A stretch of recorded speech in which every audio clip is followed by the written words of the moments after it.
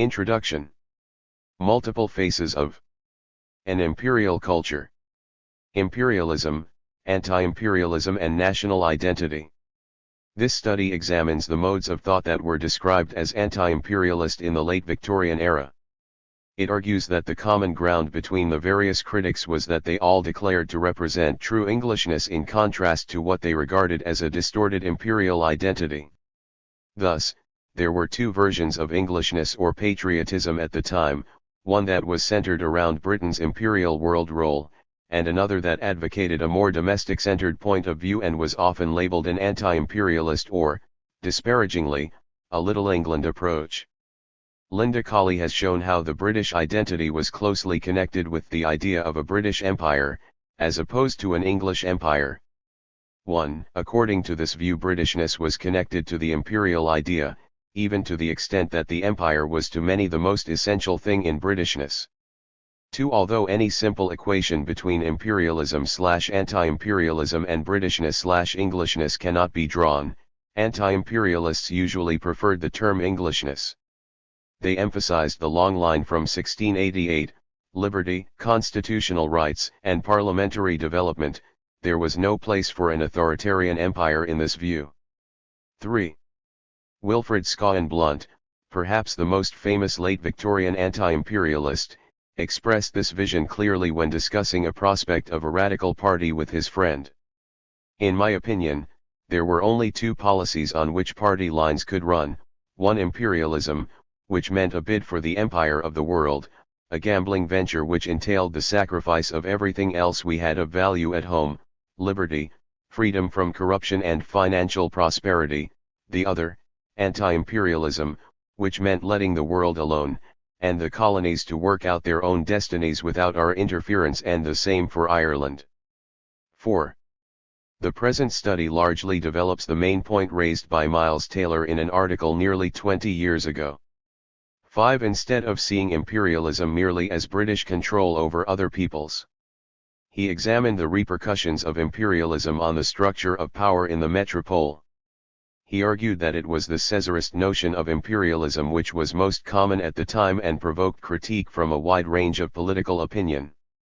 The main concern was always how dominion over distant territories affected English character and English institutions. 6. Taylor pointed out that the main concern in the anti-imperialist debate throughout the 19th century was not the process of British expansion overseas as such, but the status of liberalism at home. When liberalism seemed to be weakening domestically, the radical critique of the empire revived, as happened in the age of Palmerston in the 1850s and Disraeli in the 1870s. This study is mainly a contribution to British intellectual and political history. In addition to analysing the intellectual and political arguments, it also vivifies the picture of late Victorian moral and cultural attitudes. This era is too often seen as characterised by monolithic imperial culture, when there actually was a rich cultural environment, consisting not only of imperialism but also of various anti-imperialisms with various agendas. British attitudes towards the empire were not simple and straightforward. The campaign against the slave trade and the parliamentary 2-3 debates on the East India Company's governance of India from the late 18th century onwards brought a strong humanitarian critical element forward. However, in the latter part of the 19th century, humanitarian motives were more often used in advocating imperial expansion than opposing it. 7. Only by annexing African territories to the British Empire could the slave trade be stopped, and the barbarous and cruel native customs eliminated. The expansionists argued 8. Missionary influence in particular could be so strong that it was able to draw major attention to imperial issues in Britain, thus turning the domestic culture more in favor of expansion. 9. The Aborigines Protection Society, established in 1837 and active throughout the century, was never against or for imperialism. As such, it concentrated on the treatment of natives and was against oppression in any form. 10. The annexation of Transvaal was approved in 1877, since it was thought to bring positive consequences for the natives. The disgraceful and disastrous Zulu War of 1879, on the other hand, was vigorously protested against, as well as the making of Rhodesia, because of the British South Africa Company's harsh treatment of native inhabitants. 11 H. Green has well described that many in late Victorian and Edwardian Britain appear to have been for the empire in the same way that many were against sin, that is, they supported a general proposition rather than a particular faith. 12 The feeling could be strong but vague, whenever more rigorous definitions were expressed, whether in regard to constitutional or economic issues, a diversity of opinions emerged. It has also been suggested that the British were not actively interested in the empire. Henry Pelling and Richard Price have argued that the working class did not care about the empire. 13 Bernard Porter has gone even further, arguing that, apart from the upper and upper middle classes who actually ruled the empire or the middle class settlers, the British were ignorant about and uninterested in their huge empire. 14 Above all, Porter shows that British opinion on the empire was far from monolithic. Even in the case of the upper-class rulers, Porter points out that their interest in the empire was not necessarily strictly imperialistic, they were already used to ruling other classes in Britain and to them governing. Indians was simply an extension of this. 15 However, the 1870s and 1880s onwards the ruling class began to need the support from the rest of British society in its imperial enterprise. The competition over colonies became more severe, which increased state expenditure, at the time when the trade depression further accelerated the fears and the electorate was expanded to include more working class people. The result was an extensive propaganda campaign towards the end of the century. 16 While some scholars regard this immense propaganda as evidence of the popularity of the empire, 17 Porter convincingly points out that it rather indicates the opposite, the magnitude of the empire's new crisis as well as the unsatisfactory state, from the imperialists' point of view, of British public opinion towards the empire up until then. 18 Nevertheless, despite the ambivalent and indifferent attitudes towards the empire, very few Britons opposed the spread of Western civilization in the world. This kind of cultural imperialism was usually opposed only by those who thought that other races were inherently incapable of progress. Educating them in Western ways was then regarded as waste of time and energy, and in many cases, especially in India, many British officials wanted to preserve the native society as it was without Western cultural influences. If no progress along the Western lines was to be expected, British rule would be permanent. In contrast to this, the concept of humanitarian and civilizing imperialism implied the eventual end of empire, for the whole ideology was based on the notion that someday the dependencies would all be like England. 19 Anti-imperialists, on their part, often considered that Asians and Africans deserved the blessings of Western civilization as much as the British did, though they still condemned the policy of forcing it upon them. These complexities are confusing even to Porter, who states that if this is counted as imperialism, then there was no anti-imperialism in Britain at this period at all. 20 However, he continues that this was as anti-imperialist as anyone in Britain got at the time. 21, i.e. opposing imperialism as they saw it. While many accepted this cultural imperialism, in today's terms, they still were highly critical of Britain's version of imperialism, and could even be deeply ashamed of it. 22. The fact is that in the late 19th century Britons did not think in terms of cultural imperialism as the term is used today. That the British were culturally more progressed went without saying to most, even in relation to other European cultures, and although it was an important underpinning in the imperial effort, labeling them all imperialists because of that would not be a fruitful approach. Clear distinctions were made at the time between imperialists and anti-imperialists, and these distinctions were not based on their views on other cultures, but on how they defined Englishness and saw Britain's role in the world. Of course, the sole fact that anti-imperialists were against imperialism because it was un-English implies a sense of cultural superiority.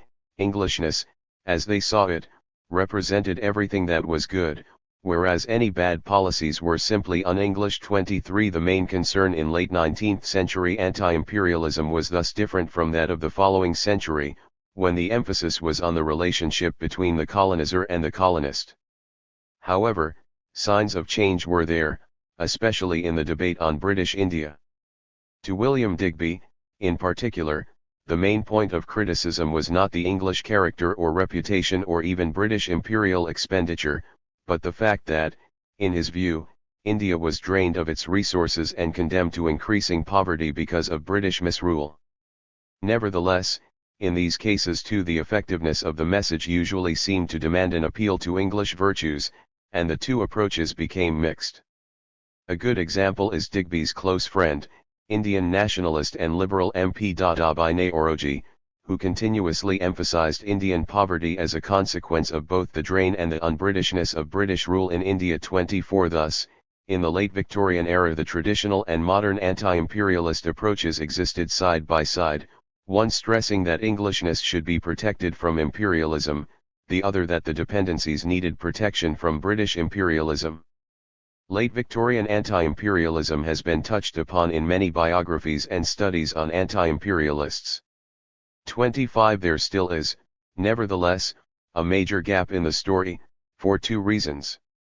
First, these people were often primarily well known for something else than their anti-imperialism, as is especially the case with the philosopher Herbert Spencer.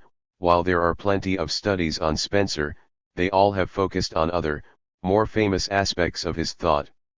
Second, and more important, while the anti-imperialisms of John Morley, J. A. Hobson, or W. S. Blunt, among others, have been studied before, it remains unclear how these criticisms related to each other.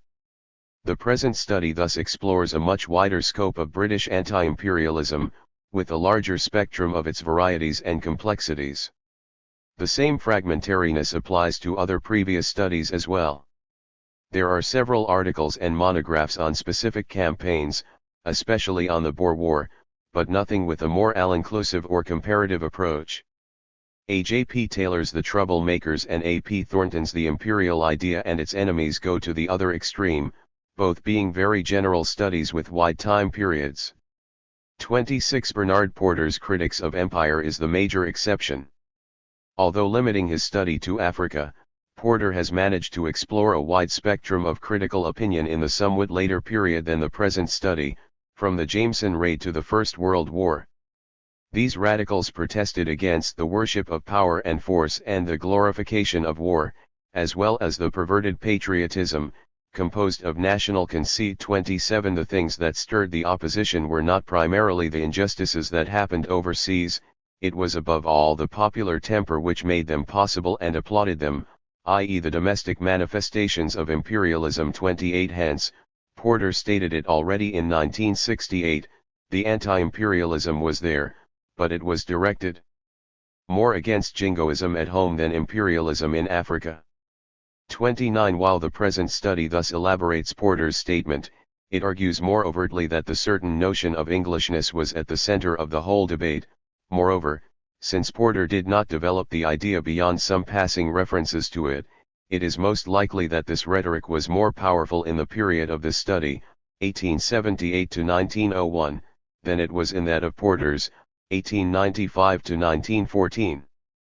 Paul Ward has employed the concept of oppositional Englishness when discussing the patriotism of the British left in this period. 30 To him Englishness represents traditional, loyal, and hegemonic views, whereas oppositional Englishness is used where alternative assumptions were taken up, especially in view of a democratic version of national identity. These definitions leave too much scope for imagination and are not put in any use in this book. Moreover, it is questionable which of the competing versions of Englishness can be described as the dominating one historically. The Constitution-centered view stretched back 200 years and could be said to be the stronger one now in the 21st century, while the empire-centered view was more powerful at the time, in the late 19th century. John W. Auld has also noted that during the Boer War the liberal imperialists were opposed on the other side of the party by an anti-imperialist section which represented a continuing tradition in liberalism. Besides being the older trend between the two liberal currents, Auld argued that it was also the more enduring one, being more indicative of 20th century radical thought concerning imperialism than did liberal imperialist nostrums. 31 The constitutional view of Englishness was without doubt the dominating one at least until 1880, as Jonathan Perry has argued. he has pointed out how the reign of Napoleon III in France indirectly contributed to the liberal dominance in Britain from the 1850s until 1874. 32. Britain's constitutional arrangements were contrasted with those of Napoleonic France, and Britain's stability and economic success were attributed to these. The liberals developed a patriotic language declaring first and foremost the importance of defending the British Constitution against continental threats to it. 33. Indeed, the campaign against French imperialism was seen as a patriotic struggle for the soul of England. 34. After Napoleon's defeat in 1870, the liberals needed another adversary, which they found in Disraeli. The result was that in the 1880 election there was a clash between two visions of patriotism, the liberal constitutional conception of Englishness on the one hand, and Disraeli's new empire-centered conception of Englishness on the other. 35. The liberal victory demonstrated the continuing supremacy of the mid-Victorian view, but from then on the constitutional definition of national identity was ever more under attack. The late Victorian era saw a prolonged competition between the two views of Englishness, whether the prevalent theme was the glory of English constitution or the glory of the empire was continuously debated, anti-imperialists and imperialists representing the extremes on both sides. A division between mid-Victorian separatism and late Victorian imperialism was rather popular among historians in the first half of the 20th century. 36. In contrast to the increasing imperialism towards the end of the 19th century, the 1850s and 60s were regarded as an era of separatism because of the Little Englanders' strong support for the self-government of the white colonies, especially Canada. However, this rather simplistic division has been challenged in historical research for several decades. 37. According to the older view, the foundation of the Royal Colonial Institute in 1868 and the Imperial Federation League in the 1880s, for example, illustrated the revitalist interest in the empire, which was taken to signify a turn from separatism to imperialism. It is, however, important to note that all this enthusiasm was always about the settler colonies, whereas the empire proper was not touched upon. India was treated, as one MP said it should be, as an embarrassment and a snare, a gorgeous richly baited trap. 38. In this case as well, it was the same liberal constitution-centered view of Englishness that generated interest in the settler colonies, which were spreading the energy and enterprise of the English character. The essential point was that they were to follow English rather than continental imperial constitutional practices, which fueled the demands for colonial self-government. Thus, because of its emphasis on freedom, this enthusiasm about the settler empire can be perceived as the opposite of imperialism, as Perry has pointed out. 39. The new empire-centered patriotism brought a change in the British monarchy as well. In earlier decades, and in accordance with the more traditional view of Englishness, the Queen was referred to only in the imperial context as an ultimate safeguard of the liberties of her subject peoples, most notably in the case of post-mutiny India in 1858. In the later 19th century, however, the crown's role as an imperial symbol became more pronounced. Royal became imperial and kingdom the empire. 40. It was in the context of the Royal Titles Bill, declaring the Queen Empress of India, that the debate on British, or actually Disraelian, imperialism emerged in the late 1870s. 41. Even British rule in India was criticised to the extent that John Morley, who was writing his biography of Richard Cobden at the time, stated that there were more people then than in Cobden's days who cannot see any advantage either to the natives or their foreign masters of this vast possession. 42. In regard to the Royal Titles Bill, John Bright wrote in his diary that the House was insincere and voting what it is secretly against. 43. The main controversy in the debate of the late 1870s was, therefore, between constitutionalism and imperialism.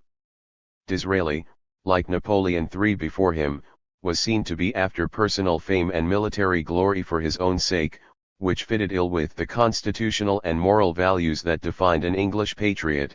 The crucial thing was, as Perry has put it, that Disraeli did not understand that an English attitude to her global responsibilities was the reverse of imperialist. 44. Disraeli's personal rule was criticized for ignoring the House of Commons when sending Indian troops to Malta, twisting The English constitutional tradition with the imperial royal titles bill and wooing a jingo mob, all this imperialism or sham Caesarism was seen in stark contrast to the English traditions of rational public debate and a respect for freedom. 45 Furthermore, the new departure in British policies, focusing on foreign India rather than the settler colonies, was largely attributed to the fact that Disraeli as a Jew was Oriental, he had Asian blood and was thus un-English or even anti-English.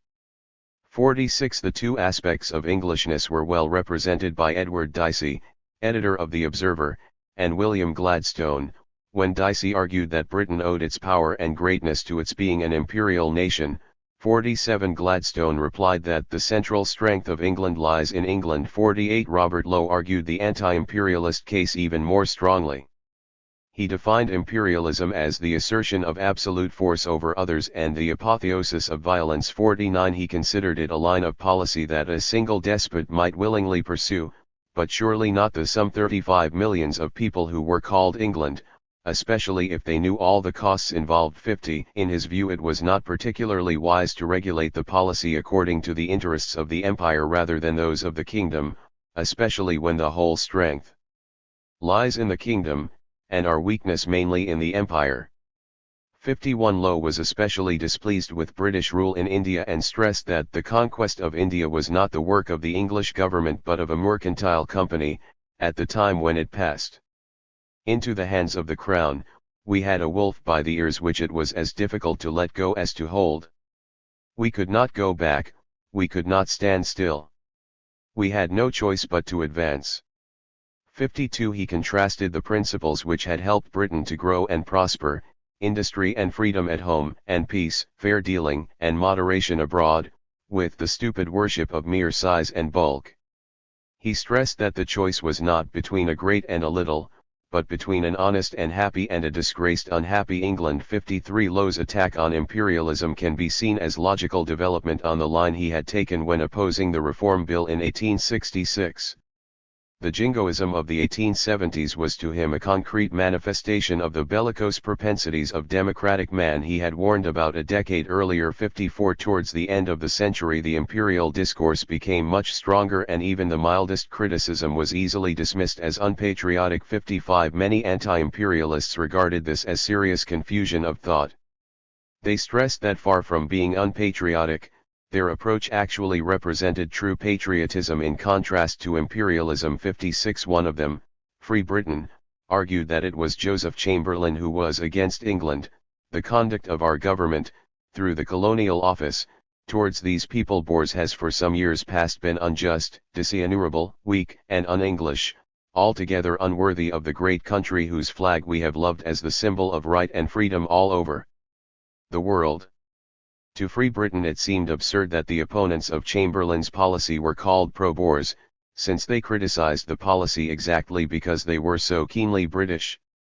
No matter what one thought of the Boers, to Free Britain it seemed clear that fraud, deceit, and corruption, extensively practiced in order to rouse our nation to war against them, are hurtful to ourselves, not to mention the sacrifice of thousands of lives, the ruin of the health of many thousands of Englishmen, the devastation of homes, the loss of £100 million of British savings, the control of the press by financial rings, the encouragement of savagery and discouragement of social progress.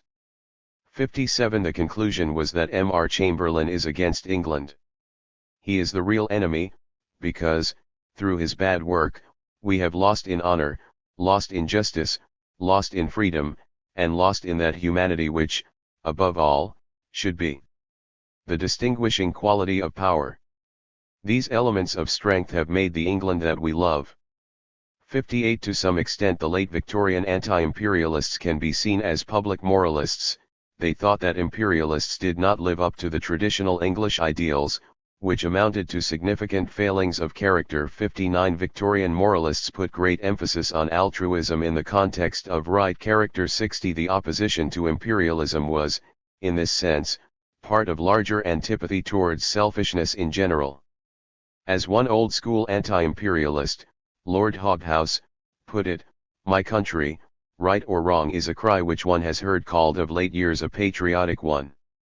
It is just as patriotic as myself, right or wrong.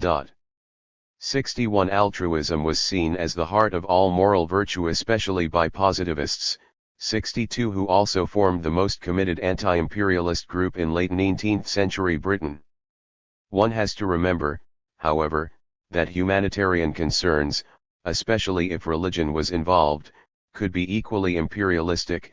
As mentioned earlier, in contrast to selfish motives, imperialist efforts became publicized as an utterly altruistic white man's burden. On the occasions of great imperial debates, the opinions of intellectual moralists were therefore divided. Conceptual and methodological clarifications. G. M. Young once wrote that the real, central theme of history is not what happened, but what people felt about it when it was happening. 63 This definition applies well to the present approach, which is to examine imperialism and anti-imperialism first and foremost in the contemporary ideological context. Thus, central to the concept of imperialism has to be how it was perceived at the time. 64 J. Lawson Walton, a Liberal MP, formulated the moderate imperialist stance in 1899 in the following terms: why are we imperialists? As well ask the owner of an estate why he is a landlord. We have inherited empire and intend to do our duty by the many peoples included within it. We are, and shall be, imperialists because we cannot help it. 65 Walton's definition was common among the imperialists, who by the turn of the century equaled their ideology with duty and vague empire pride. Anti-imperialists, however, define the situation 11.11.1. 12. Differently, by drawing a definitive distinction between imperialism and the British Empire, which, indeed, many imperialists did as well until well into the 1890s. To the critics, anti-imperialism did not mean anti-empire. Robert Lowe, for instance, formulated the common critical position by stating that the empire as such had positively expanded proper English values in the form of the settler colonies in America and Australia, and connecting imperialism only with foreign dependencies like India. 66 In many cases anti-imperialism even meant opposing imperialism exactly because it was considered harmful to the British Empire. In this sense, then, the question was simply what kind of union the British Empire should be and what principles and policies it should pursue, as long as it represented true Englishness and not imperialism. Anti-imperialists were quiet. The critics thus accepted the word empire as a figure of speech, referring to a geographical English-speaking entity and not representing any real empire signifying imperial rule. The greatest enthusiasm for the empire was expressed towards the settler colonies, which at the same time were not considered to be empire proper. Indeed, they were not even usually thought of in terms of imperialism. In this sense, the interest which the Imperial Federation League generated in the 1880s was not necessarily imperialistic as such. It might as well be interpreted as an attempt to turn the attention away from the irksome imperial issues, like Egypt, the Sudan, or India, back to the settler colonies. It was an attempt to remind what the British Empire first and foremost was really about.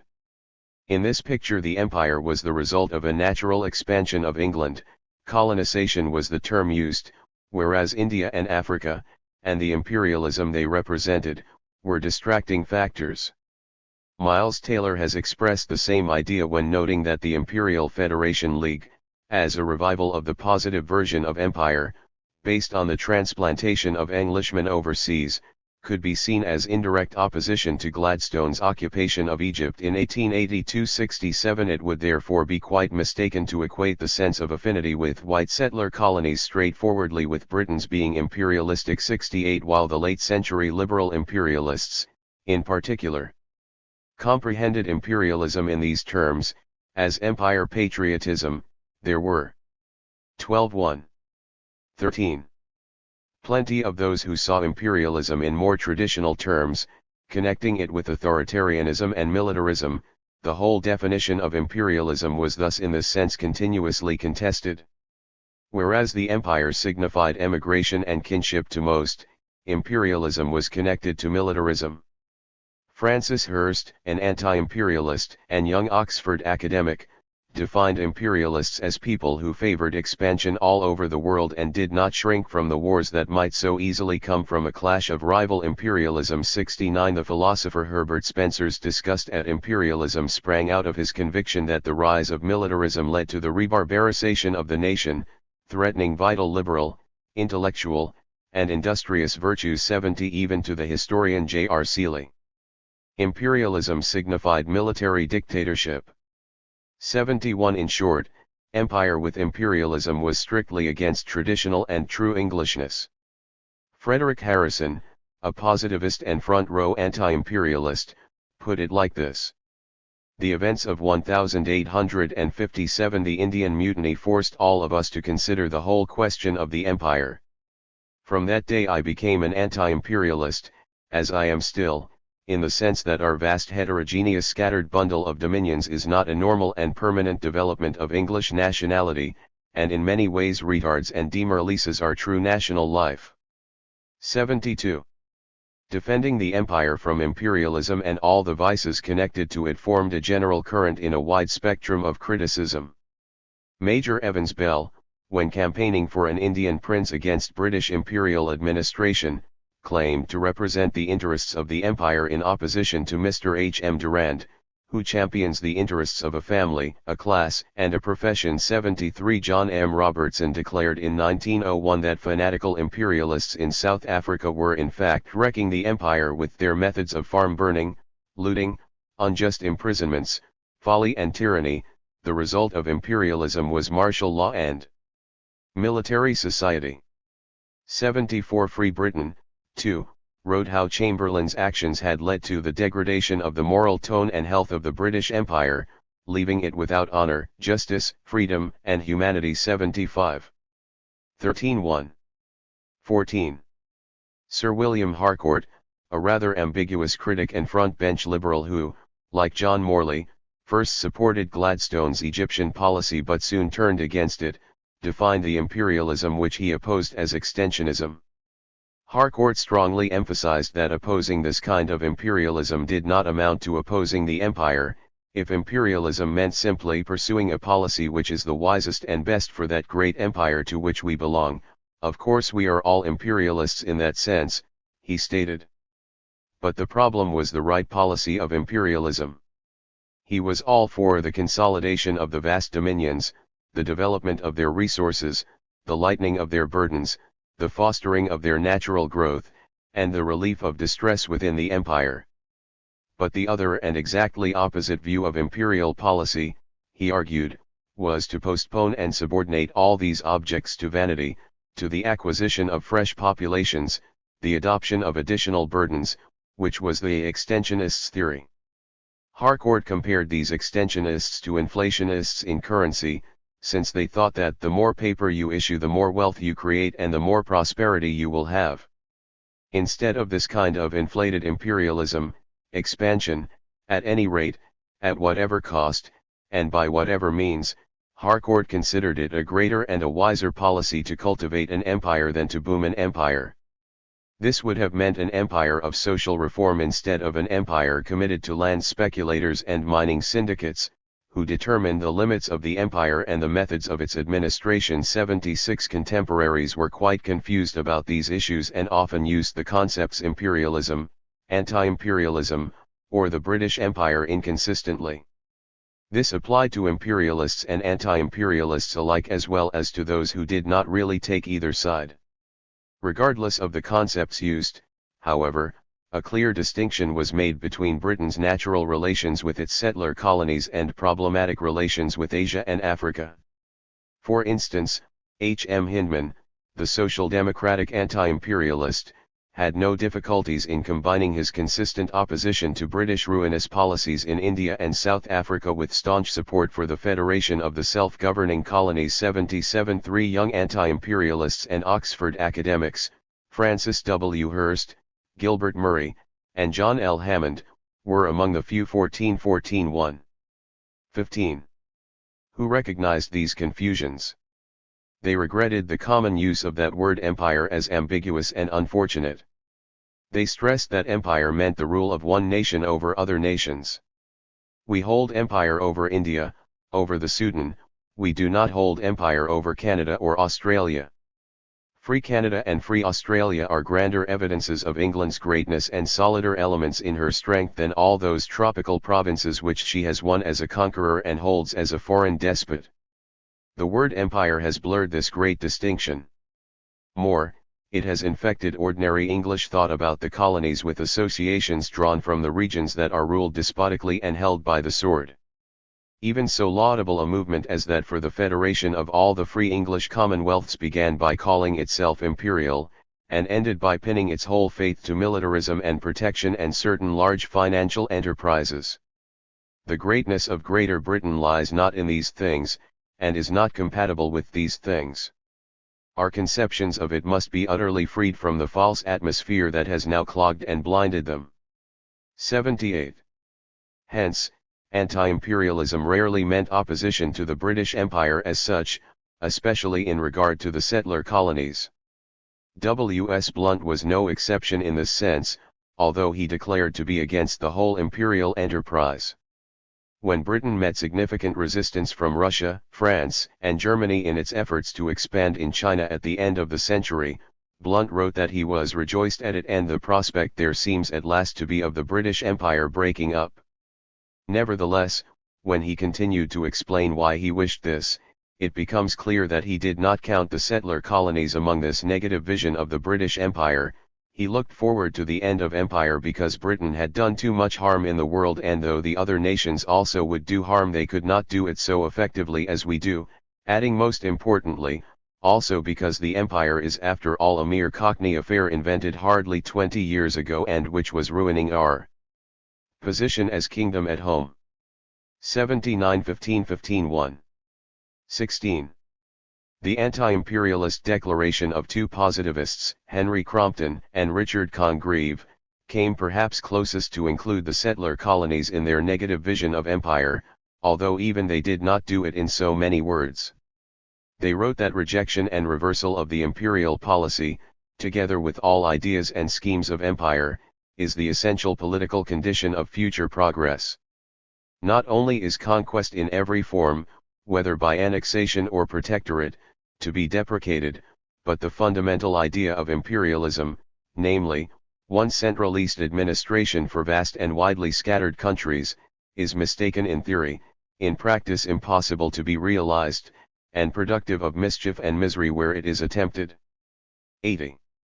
They even went far enough to point out that the liberal attacks against Disraeli's foreign policy at the time, in 1879, were not real attacks upon imperialism, but only upon particular forms and aspects of it which are thought objectionable. 81. They were appalled that even Henry Fawcett, of whom they had expected more, advocated the necessary continuity of statesmanship, maintaining that the Liberal Party, if they came into power, would not be bound to retire within the limits of our former frontier. This, in plain words, was imperialism, the cause of our wars and crimes. 82. Nowhere had Gladstone and his supporters showed that abhorrence of our crimes and wars upon lower races, which is an essential feature of the anti-imperialists. 83. It is also interesting to compare how anti-imperialism was seen in the United States at the same time. 84. The main theme was very similar to the one in Britain. Imperialism represented a flagrant violation of the fundamental principles upon which the government of the United States was based. The American anti-imperialists opposed imperialism because, in their view, the role of the United States was to stand as the champion of liberty, democracy, equality, and self-government throughout the world, whereas imperialism, by its very nature, was a denial of the universal validity of these tenets. 85. The most interesting connection is that they were greatly influenced by the British example, from Adam Smith and Richard Cobden to contemporary 1616 October 28, 2010, 2:13 and 38 seconds p.m. October 28, 2010. 2:13 and 38 seconds p.m. 17. Anti-imperialists like John Morley. 86. The interaction was close on the imperialist side as well, as it is well known. Rudyard Kipling wrote his famous poem urging the Americans to take up the white man's burden in regard to the Philippines in 1899. 87. Like the British, American anti-imperialists did not oppose cultural imperialism as it is understood today. They did not challenge the more subtle, though more prevalent and important, ways in which the United States sought to impose its values and institutions on the Third World, and they were all for American trade expansion. It has been stated that it was this combination which led to the curious American policy of imperial anti-imperialism, referring to the huge American economic and cultural influence around the world, to one of the greatest empires in history, almost without any formal empire at all. 88 It is easy to assume that there was no anti-imperialism in this period because there was no significant anti-imperialist movement in Britain. This, however, was mainly due to the diversity of the whole ideology. Besides their anti-imperialism, the various critics had often little in common. This was the case even inside the Liberal Party, for the intellectual John Morley despised undisciplined radicals like Harcourt and especially Henry Labouchere despite their shared anti-imperialism. 89 Furthermore, H. M. Hyndman, who approached the issue from a Marxist point of view, was, due to his socialism, quite extensively rejected by every other anti-imperialist. On the other hand, to a certain extent anti-imperialism was able to unite people who otherwise had little in common, especially when the debate became violent during the Boer War. It seems that at some point or another they all were in contact with each other, some more and some less closely.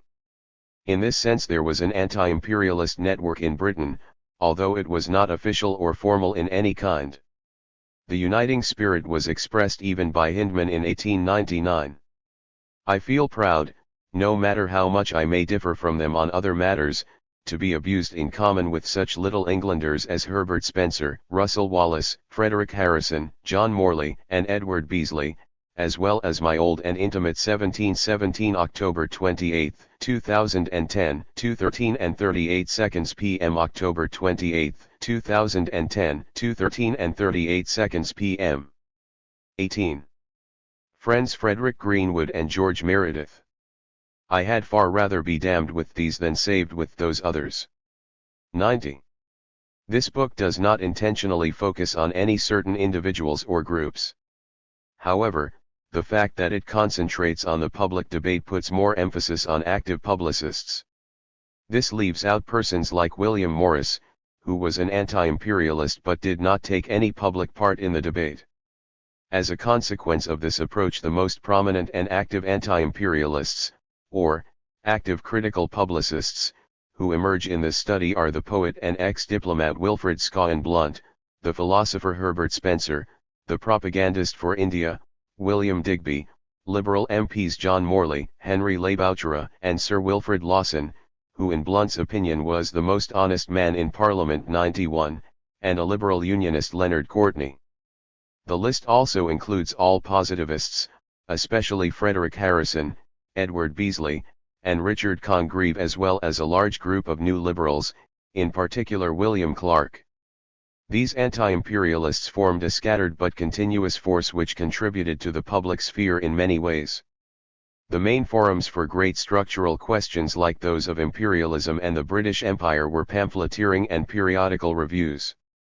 The reviews provided an important platform for more detailed exposition of views and debate than the newspapers and were characterized both by high quality and high price. The thoroughly prepared articles were written by influential and leading individuals, who, in contrast to the anonymous journalism of the daily press, signed them. All major reviews, 19th Century, Fortnightly Review, and Contemporary Review, published quite regularly articles criticizing British imperial policies, even if not often advocating any anti-imperialism as such. Contemporary pamphlets, books, and articles thus provide the major source material for the study, and citations from them are used extensively to illustrate the important rhetoric of Englishness. A large number of manuscripts have also been consulted and are used whenever relevant, but the major emphasis is on the public debate. In articles, pamphlets, and books the thoughts were more thoroughly developed and expressed than in private correspondence or diaries. 1818 October 28, 2010, 2:13 and 38 seconds p.m. October 28, 2010, 2:13 and 38 seconds p.m. 19. Which, on the other hand, often shed light on the background stage. Parliamentary papers are used to some extent, but not systematically. Many critics seem to think that whereas MPs represented public opinion, journalists and publicists formed public opinion. Two frontbench anti-imperialist intellectuals, Herbert Spencer and Frederick Harrison, refused to stand for Parliament.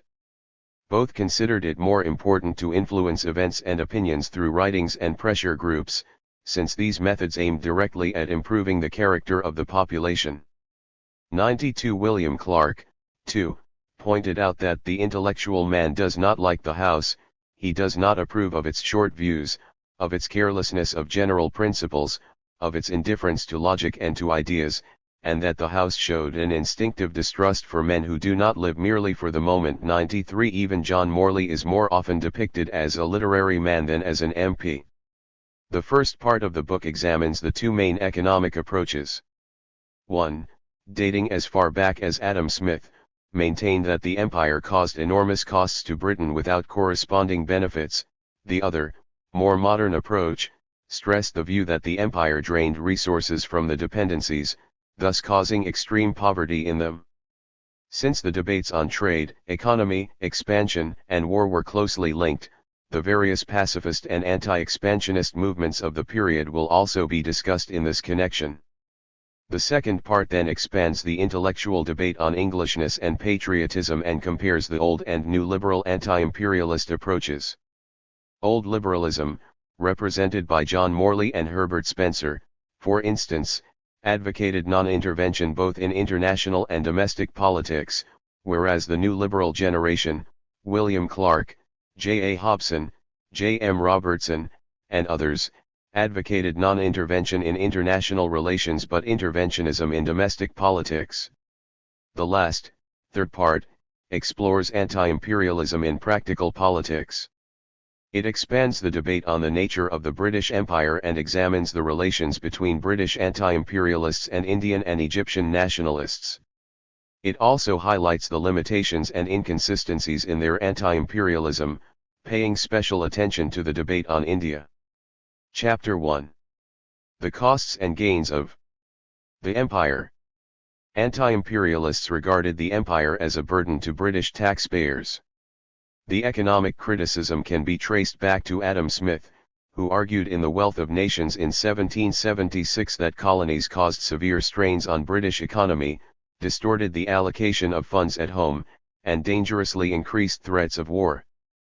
Smith and his followers put their faith in the development of free trade, which would increase prosperity throughout the world through a mutually beneficial international division of labor, thus naturally excluding monopolies and empires. 2. The belief in the international harmony of free trade led many to think that every penny spent on imperial campaigns was a penny lost. Moreover, the free trade principle of non-intervention led to strong opposition against militarism and imperial expansion in any form. Richard Cobden and John Bright are the best-known mid-Victorian protagonists of this view. 3. And John Morley, in particular, is a good representative of this old liberal school at the end of the century. For William Gladstone, too, before his reluctant imperialism of the 1880s, denounced the policy of imperial expansion in these terms several times in his famous Midlothian speeches in 1879. 5. Nevertheless, late Victorians, in the 1880s and 1890s, found themselves in a situation where continuing adhesion to free trade led to further imperial expansion. A larger empire seemed to provide the best way for trade expansion at the time when Europe and the United States turned to protectionism. 6. By the early 1880s even the Cobden Club was inclined to support British military expansion overseas. 7. And by the 1890s the policy of free trade was closely linked to the idea of a strong British Empire. 8. Antipathies towards military expenditure and imperial expansion remained largely prominent, but there was a new sense of inevitability in the whole imperial enterprise. Sir David Wedderburn, a Liberal MP, stated that Britain had become involved in a course of action contrary alike to our notions of justice and of expediency, and it was indeed certain that a large proportion of our conquests and annexations would never have been made, if the British nation, or even the British government, had been fairly consulted in the matter. 9 Sir George Campbell, another Liberal MP who had made a long career as an administrator in India, expressed the regrettable inevitability even more clearly in 1887. I think there is no people whose lot one feels more inclined to envy than the Swiss. It is not only that they are comfortable and content in their own democratic way, but with no great wealth, moderate taxation, and a small revenue, more seems to be done for the people than elsewhere. In respect of roads and railways, they are behind none, nor in hospitals and other public institutions. In an efficient system of public education they are far ahead of us, and in most modern improvements, they seem to be ahead of almost any other people, certainly very far indeed ahead of us. 10 We are not so fortunate. In spite of our enormous wealth and great revenue, so much seems to be absorbed by debts, and naval and military armaments, and wars, and operations, and complications of all kinds, that we are almost niggardly in expenditure for the benefit of our own people at home, compared to the Swiss, for instance. In truth, our empire is attended with many cares and anxieties, alarms and troubles, and a heavy expenditure. Yet we cannot shake off these responsibilities if we would. Citizens of a great empire we are and must be. 11. It is largely agreed that British imperialism was mainly driven by economic and financial causes rather than strategic considerations, although both were important. 12 Lance E. Davis and Robert A. Huttenbach, among others, have examined in detail the economics of the empire, the flows of capital, imperial expenditure and investment, as well as the groups who paid the costs and those who gained the financial benefits. 13 They have argued that Imperial Britain was the most heavily taxed nation in the world. 14 And that the tax burden fell extensively to the middle class while the profits of empire went to the upper class. 15 Their conclusion was, therefore, that being part of the empire was economically profitable to individual investors and the colonies, but not to Britain. 16 They calculated that during the period of 1860 to 1912 British military expenditure was about 2.5 times as great as that borne by the citizens of a typical developed country and almost twice that of the French and Germans, while the British colonies and dependencies faced only a quarter of the expenditure which their developed or underdeveloped equivalents did. 17 In addition, Britain had to spend large amounts of money for the non-defense components such as general infrastructure. In support of British businesses overseas, telegraphs, or subsidized interest rates. 18 On the other hand, Paul Kennedy has given his support to the traditional imperialist theory, stating that if those costs had not been met there would almost certainly have been other costs to pay. 19 Moreover, as Avner Offer has illustrated, any balance sheet of empire depends crucially on the imaginary alternative or counterfactual which is chosen for comparison. 20 Nevertheless, despite these reservations the fact remains that, as Patrick O'Brien notes, modern research in economic history now lends rather strong empirical support to Cobdenite views of Britain's imperial commitments from 1846 to 1914, 21 i.e. to the views which the late Victorian anti-imperialists shared.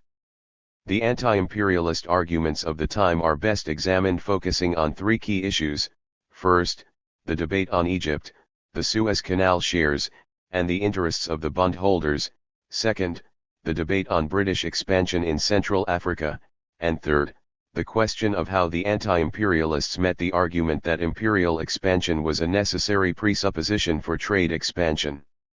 Egypt gained enormous debts during the rule of the Khedive Ismail in the 1860s and 1870s.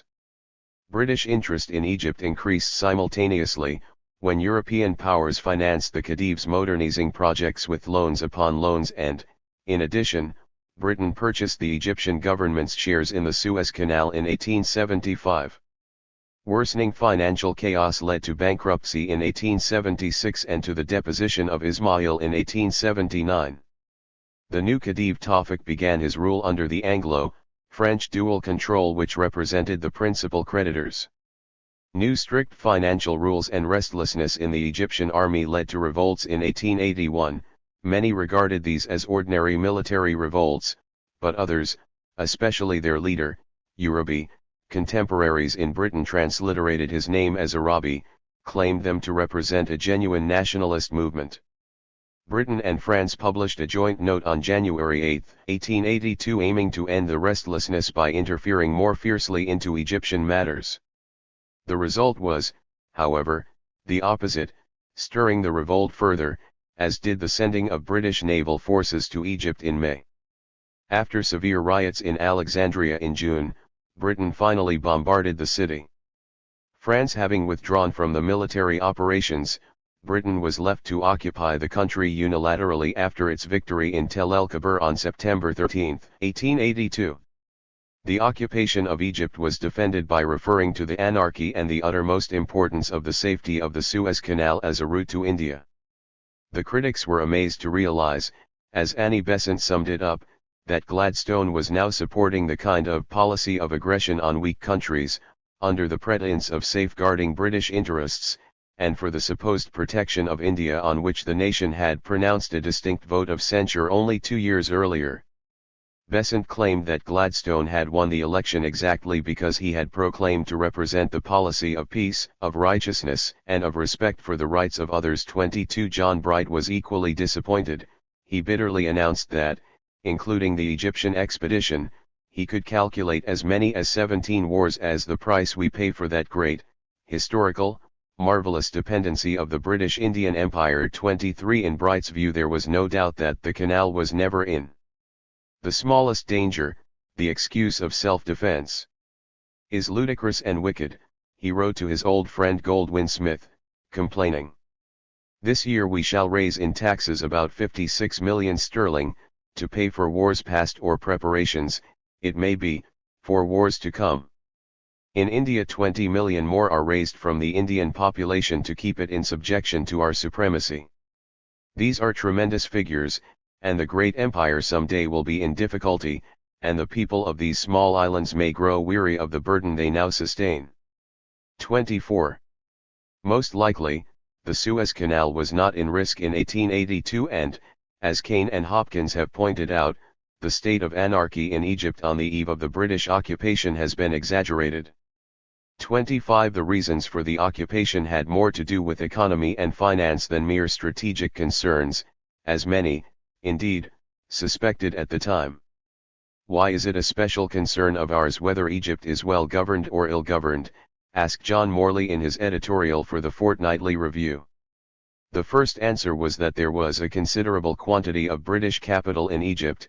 Morley continued, as a matter of future policy the British people should be told that if they choose to risk their lives or their property in unsettled countries, they do so at their own risk and peril. 26.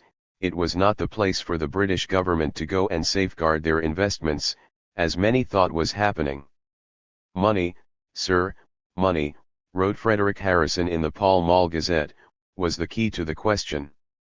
Anything that jeopardized the safe capital returns for the investors was being called insurrection, disorder, or terrorism, while anything that secures their dividends a few years longer is civilization, he declared. 27 Harrison stated that all the idle talk about international duties, about the canal, and the interest of England in her Indian Empire was wide of the true facts, since no one had threatened the canal which was more than 100 miles from Alexandria. Even though it was in British interests to safeguard the canal, it did not follow that the rulers of Egypt were to be mere puppets who the British could unmake when they did not feel quite satisfied that they were looking after their money. 28. Sir George Campbell, although not an anti-imperialist like Harrison, put it even straighter: practically we only hold our present position there on condition of paying the interest of the debt, which we cannot do without great sacrifices on our part. While the revenue goes to pay the bondholders, we defend Egypt, and the British taxpayer pays for that defense. 29 Alexander Johnstone Wilson, a journalist who specialized on issues of finance and commerce, claimed that ever since the purchase of the Suez Canal shares the British government had at first shamefacedly, and then openly, taken the Egyptian bondholders under protection. Furthermore, the bondholders had contrived to get Ismail Pasha into their debt in the first place, since they should have known that the Khedive had no right to pledge the credit of his country.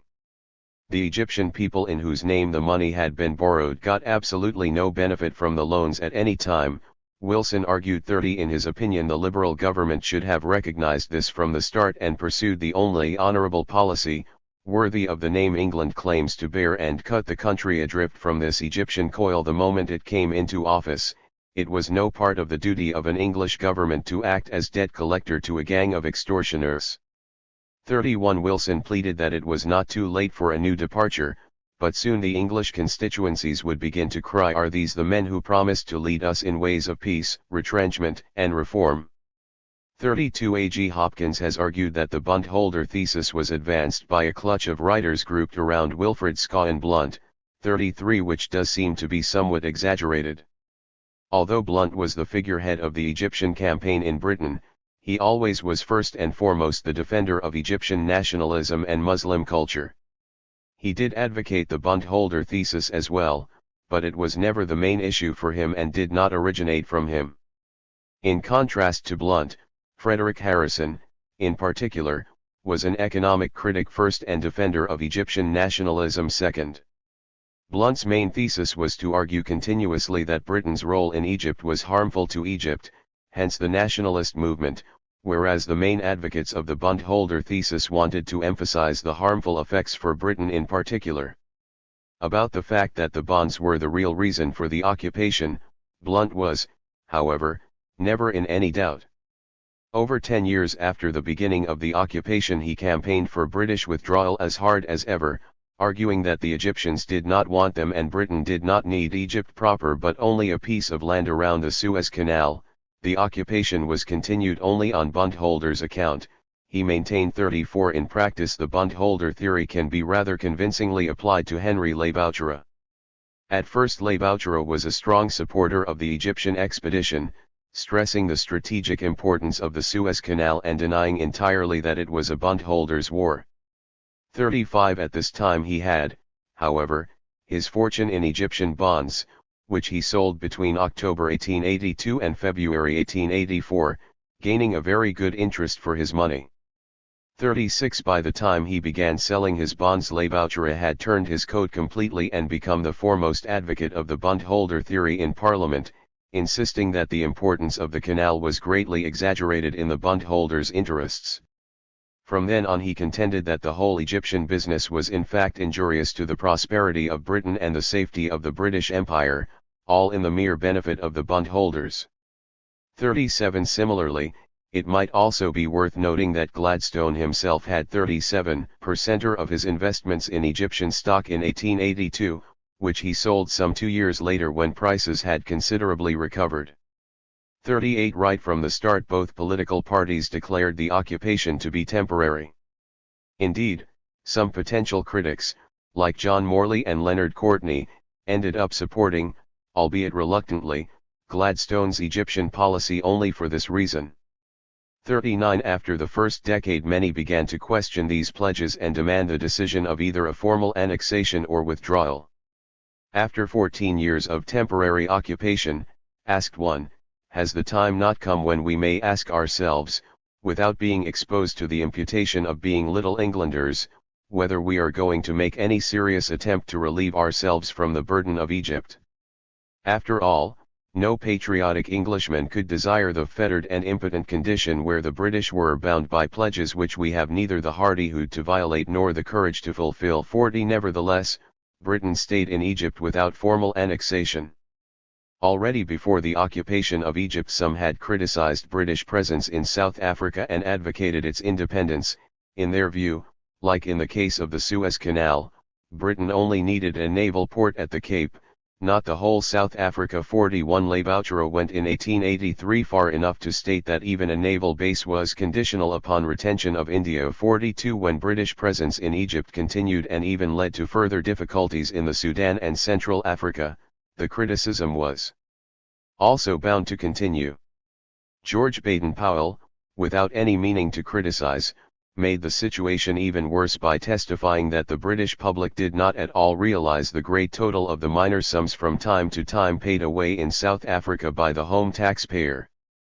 The various native wars alone have cost very many millions, and as I write, at the least £100,000 of English taxes is still being paid each month to assert English supremacy in Bechuanaland. 43 South Africa was, of course, to stir hot debate by the late 1890s, but between the occupation of Egypt in 1882 and the Jameson Raid in 1895 the main attention was focused on the confusing scramble in Central Africa. Interestingly, British expansion there was opposed by various people, not only by overall anti-imperialists like in the case of Egypt. In fact, critics like Frederick Harrison and Blunt hardly participated in this debate at all. Even the well-informed Sir George Campbell, Member of Parliament and the India Council, confessed in 1887 that the territories attached to British African settlements were very ill-defined, and do not seem to be very populous and important. We seem to be continually adding to them small strips of sea coast, or small protectorates over chiefs on rivers, with the result that Britain's position in Central Africa was difficult to understand. 44 Furthermore, Sir John Pope Hennessy, a former colonial governor who was in strong disfavor at the colonial office, argued that Africa had no value to England whatsoever, it all was a big prestige game against Germany and France. 45 Sir Henry Hamilton Johnston, another colonial administrator with experiences from Central Africa, was ready to contradict Hennessy's view, stating that tropical Africa was of value to the British nation and even a necessity to the expanding enterprise of the empire.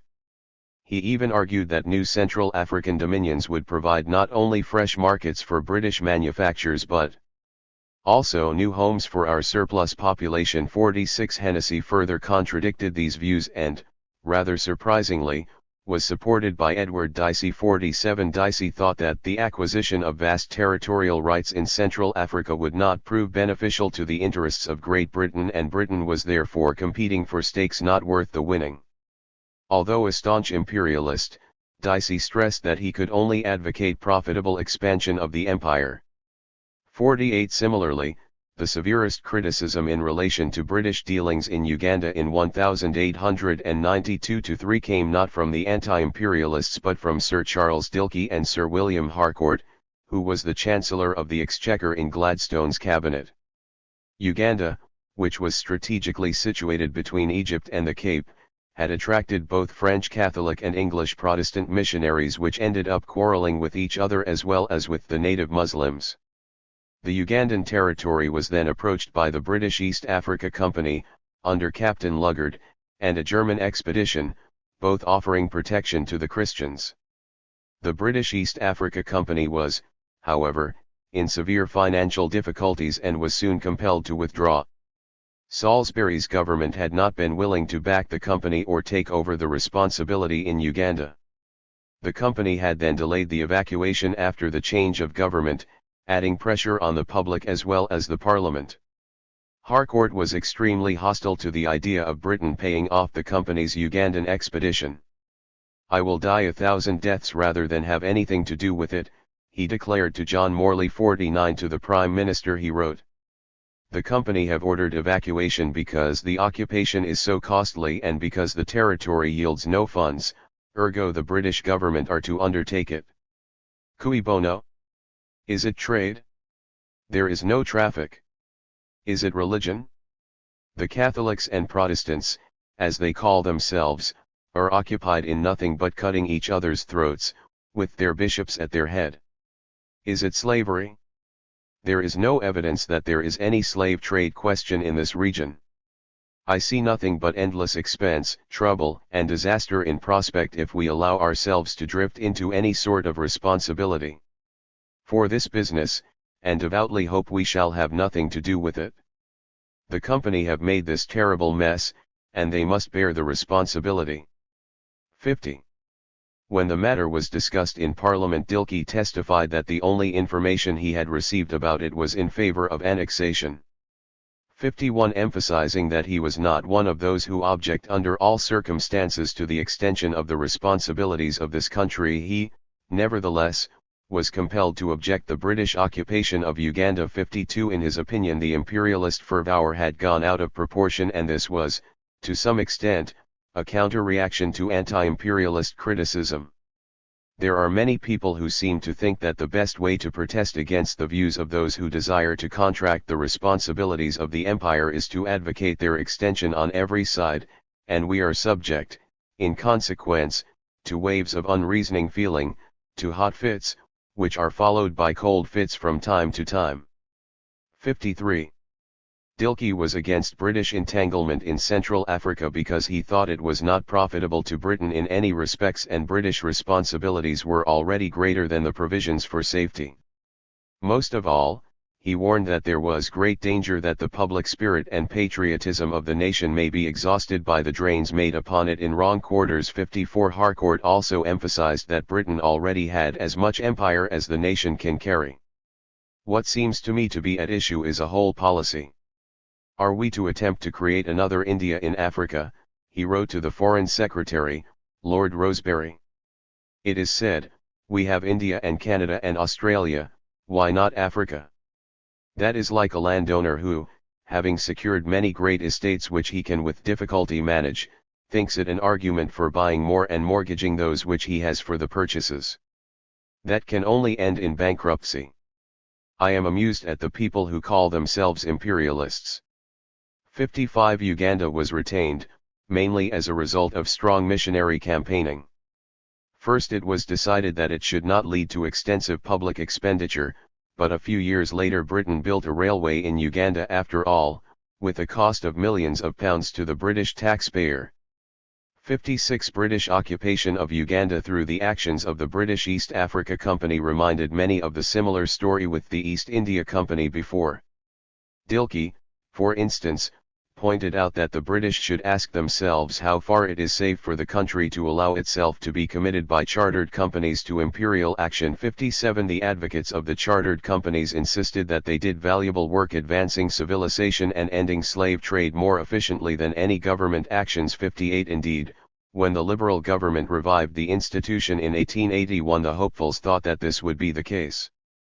By the 1890s, however, it had become clear that the institution did not work much better in the 19th century than it had done a century before.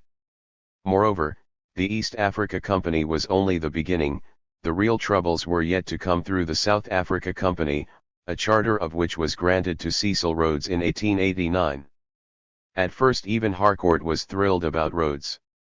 Even jingoism was tolerable when it was done on the cheap, he declared after meeting Rhodes while visiting Lord Rothschild in 1892. According to the account of the meeting, Rhodes was willing to take over Uganda and work it as a province of the South African Company for £24,000 per annum, though the East African Company want £40,000 per annum to keep it on. He also wants to take over the administration, as part of the Cape, of the Bechuanaland Protectorate from H. Locke, who is spending £100,000 per annum of British money in it, while Rhodes would run it for £40,000 per annum. 59. Rhodes's proposal was rejected, but his eagerness to gain control over Bechuanaland began a new wave of expansion in South Africa.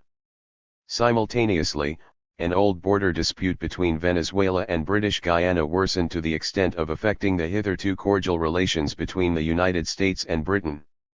After that had been settled, Britain was soon facing the danger of war with France when the countries collided in Fashota, Central Africa. Strained international relations were seen as a consequence of British advancement in Central Africa, which, many thought, had resulted from the occupation of Egypt. 60. When Britain was in 1896 once more advancing in the areas south of Egypt, Wilfred Scawen Blunt was at pains to explain that it was in no way due to Egyptian or Anglo-Egyptian initiative. In contrast, the campaigns were generally condemned in Egypt. 61. It was all due to a changed atmosphere in Britain, he maintained. Similarly, a few months later another staunch anti-Jingo, Goldwin Smith, wrote to a like-minded friend, John X. Merriman, that jingoism is evidently rampant in England. Smith thought that Disraeli was to blame. It is surprising that his Hebrew flashiness should have so dazzled a practical nation. I suppose he amused them, but they have paid pretty dearly for their amusement. The world is becoming embroiled in all quarters and upon all questions. Everybody shrinks from the unknown and dreads possibilities of a war with the new weapons and ships.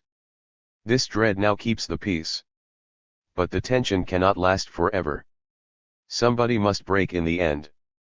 62. In economic terms, all the expansion was explained away by arguing that the empire provided safe and exceptionally profitable outlets for British capital. The reality was, however, different. From the 1880s onwards, both foreign and especially domestic investments provided better capital returns than the empire. 63 Moreover, in practice, even at the age of high imperialism in the 1880s and 1890s, British investments went largely outside the formal empire, especially to the United States and Latin America. 64 Patrick O'Brien has suggested that the only reason for the persisting belief in high capital returns from the empire was the growth of imperial sentiment and propaganda, which created illusions of security and false expectations. 65 Besides this, the fact that until the early 1880s the capital returns from the empire had indeed been greater than from the domestic or foreign sector. 66 Undoubtedly maintained the faith in high imperial returns. Even more popular, and equally flawed, argument for imperial expansion was that trade followed the flag. Anti-imperialists argued that new conquests did not bring increases to the amount or value of trade, and that there was no need for Britain to possess the territories with which it wanted to trade. As Richard Congreve, among others, stated, Britain had had commercial intercourse with India before British rule, and it would equally continue after British withdrawal. 67 Furthermore, the late-century competition for commercial spheres of interest in China was thought to stir international tension far more than advance trade. 68 Lord Ferrer, a civil servant and a committed defender of free trade, who deeply resented the evil spirit of jingoism which had taken the form of lust of an extended empire, argued that Britain's economic decline and diminishing influence in the world had led to enormous military and naval spending and to a readiness to quarrel with the rest of the civilized world for any waste corners of the earth which are still left to scramble for, and for every sphere of influence, however worthless. 69 He reproduced a bunch of statistics from a Board of Trade returns showing that these new markets did not compensate for their cost and that the existence of these markets did not even depend on British rule. He illustrated that during a 50-year period, from 1854 to 1895, the proportion of trade with Britain's imperialist rivals had slightly increased while the proportion of trade with British possessions had slightly diminished. 70 In regard to Egypt, for instance, Ferrer noted that Anglo-Egyptian trade had increased substantially both in quantity and in proportion until 1870, after that British trade with Egypt somewhat diminished and since the late 1870s had remained stationary, the occupation of 1882 bringing no changes. 71 Lord Masham, an inventor of textile machinery, was quick to denounce Lord Ferrer's figures.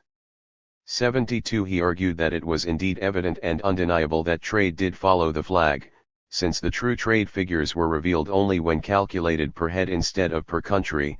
In his opinion, the point was not that in 1897, for instance, Britain exported goods worth £21 million to the United States and only £5.5 million to Canada. What mattered was that when the populations of those countries were compared, it emerged that Britain in fact exported more than 3 times as much per head of the population to that under our own flag. The case was even clearer in Australasia, where the figure was 12 times more per head than in the United States. 73 Besides this peculiar way of calculating profit, it is worth noting that Masham's examples are from the settler empire and not from the areas where the expansion was supposed to advance trade. William Clark, who was one of the most committed anti-imperialists in late Victorian Britain, continuously, especially as the editor of the New Liberal Progressive Review in the Review's short lifetime, 1896-7, accused the financial class of encouraging aggressive imperialism and militarism for its own benefit and at the financial and moral expense of everyone else. He scorned the imperialists' view that the British Empire was a valuable commercial asset, stressing that it was only natural that every British colony and dependency should wish to manufacture for itself and buy in the most convenient market, which put the mills of Yorkshire and Lancashire in the same line with those in Germany. The various countries composing the British Empire could only be said to have common economic interests in the sense that the whole planet may be said to have a common economic interest.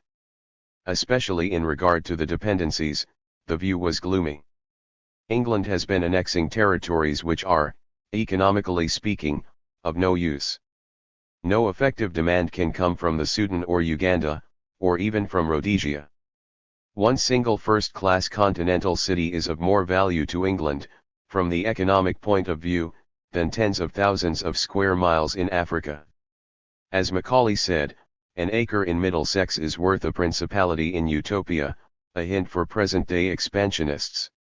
74.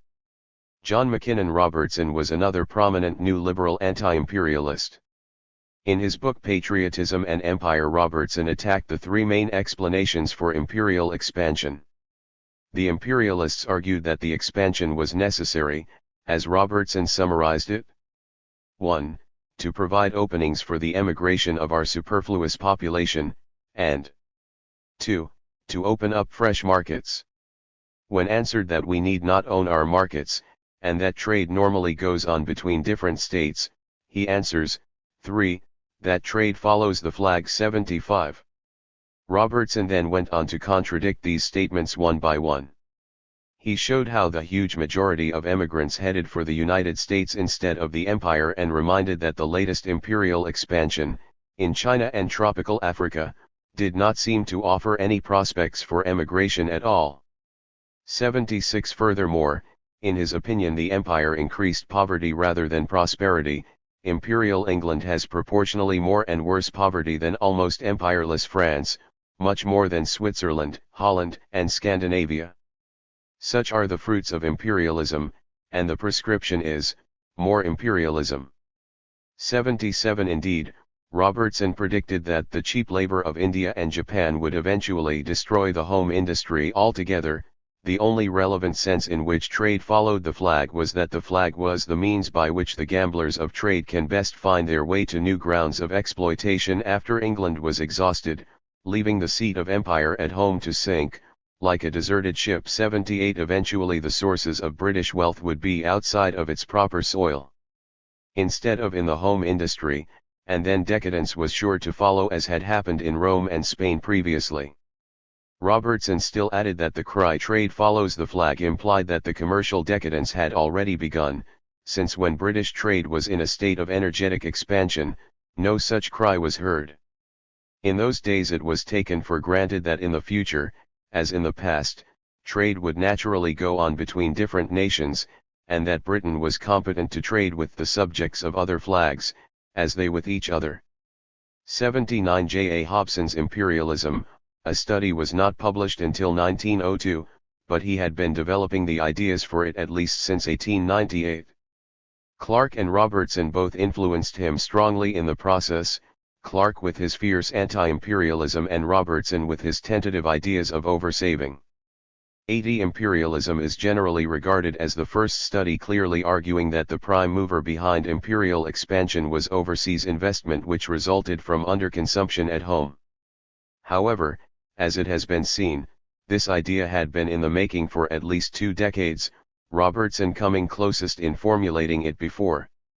Moreover, besides the city financiers, Hobson pointed his finger at militant aristocracy, religious missionaries, and armament industry, and this sort of anti-imperialism had even longer pedigree.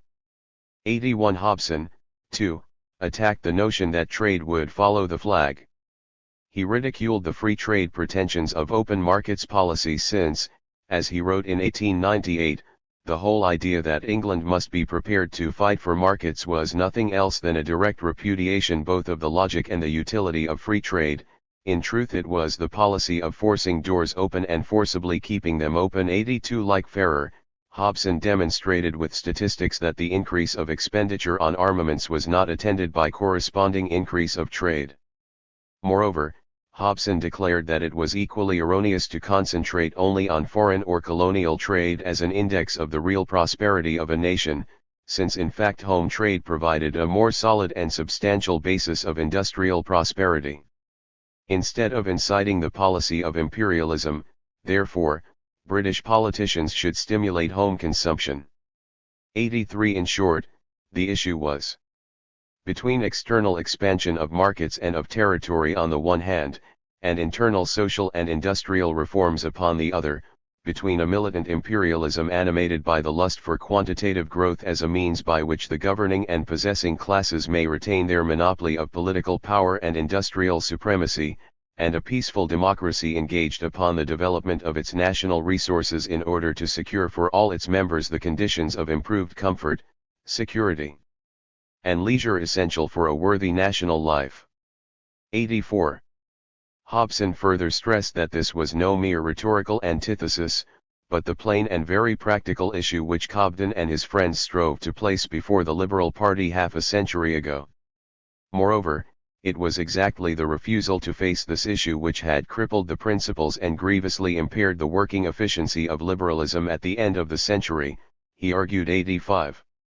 The South African War gave Hobson, who was the on-the-spot reporter of the Manchester Guardian, more insight into the workings of imperialism.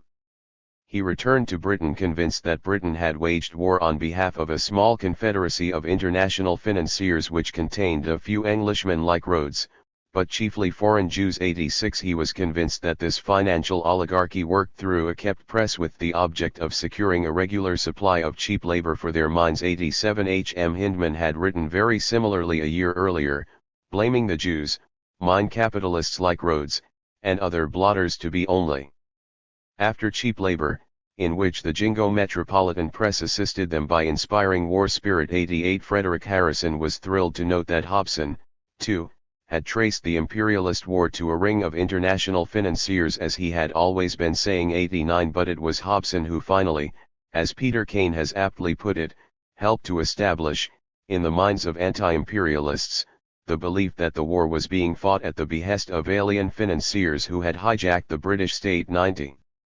This interpretation, however, widely accepted at the time as it was most likely not correct. After meticulous research, Ian R. Smith has come to the conclusion that there is no convincing evidence to suggest that the British government would have gone to war to support the gold mining industry or capitalists. Instead, the real, and simpler, reason was the British government's determination to establish firmer long-time supremacy over South Africa in general and the Transvaal government in particular. 91 M. Chapter 2. Anti-aggression and anti-war movements. Wars are made, in short, by financiers and heads of trusts using the old words about patriotism and loyalty to cover their own practices and to throw dust in simple people's eyes. 1. William Clark in 1901. It is often assumed that there was no anti-imperialism in the late 19th century because there was no significant and coherent movement of protest against imperialism. While the latter statement is correct, it nevertheless requires two clarifications. First, there was no coherent movement because the whole ideology was so diverse. There were various anti-imperialisms, represented, for example, by intellectuals like John Morley or Herbert Spencer and practical propagandists like William Digby. Second, while none of the many late Victorian movements declared to be anti-imperialist as such, two came very close, the Anti-Aggression League in the early 1880s and the Increased Armaments Protest Committee in the mid-1890s. The first was inaugurated by Herbert Spencer and Frederick Harrison and the latter by Sir Wilfrid Lawson and the journalist and peace campaigner George Herbert Paris. Late Victorian anti-imperialism was not far from anti-militarism.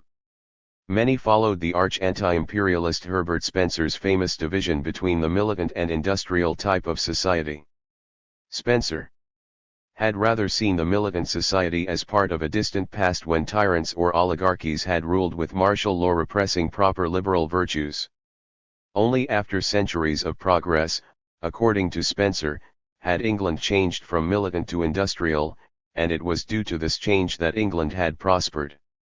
In the late 19th century, however, this progress seemed to come to a halt and even turn into degeneration, when good old liberal and industrious England was fast becoming militant and imperialist Britain.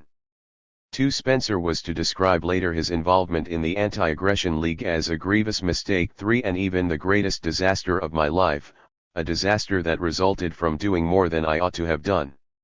He had recently spent many years writing his Principles of Sociology and focusing on the relation which exists between militancy and a social organization, despotic in form and barbaric in ideas and sentiments, noting clearly the relation which exists between industrialism and a freer form of government, accompanied by feelings and beliefs of just and humane kinds.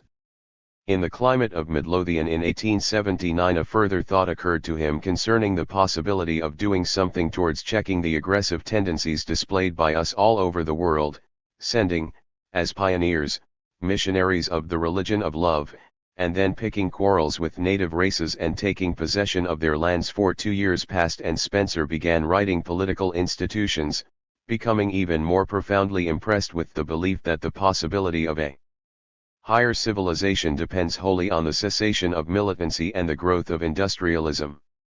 In the summer of 1881 Spencer, strongly encouraged by Frederick Harrison, finally began organizing a movement from these premises.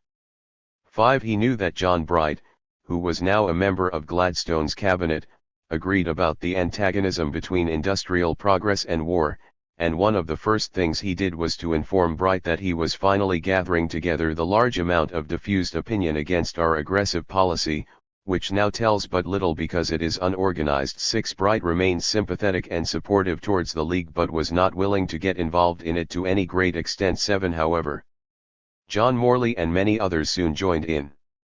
Spencer drafted the League's first address, in which he mainly aimed to differentiate the Anti-Aggression League from the Peace Society by stressing the difference between the Peace Society's untenable doctrine of non-resistance and the League's tenable doctrine of non-aggression. 8. Whereas the Peace Society represented an intransigent pacifist position in its opposition to all wars, even defensive ones, the Anti-Aggression League represented pacificism in its stand that most defensive wars should be supported until permanent peace was achieved.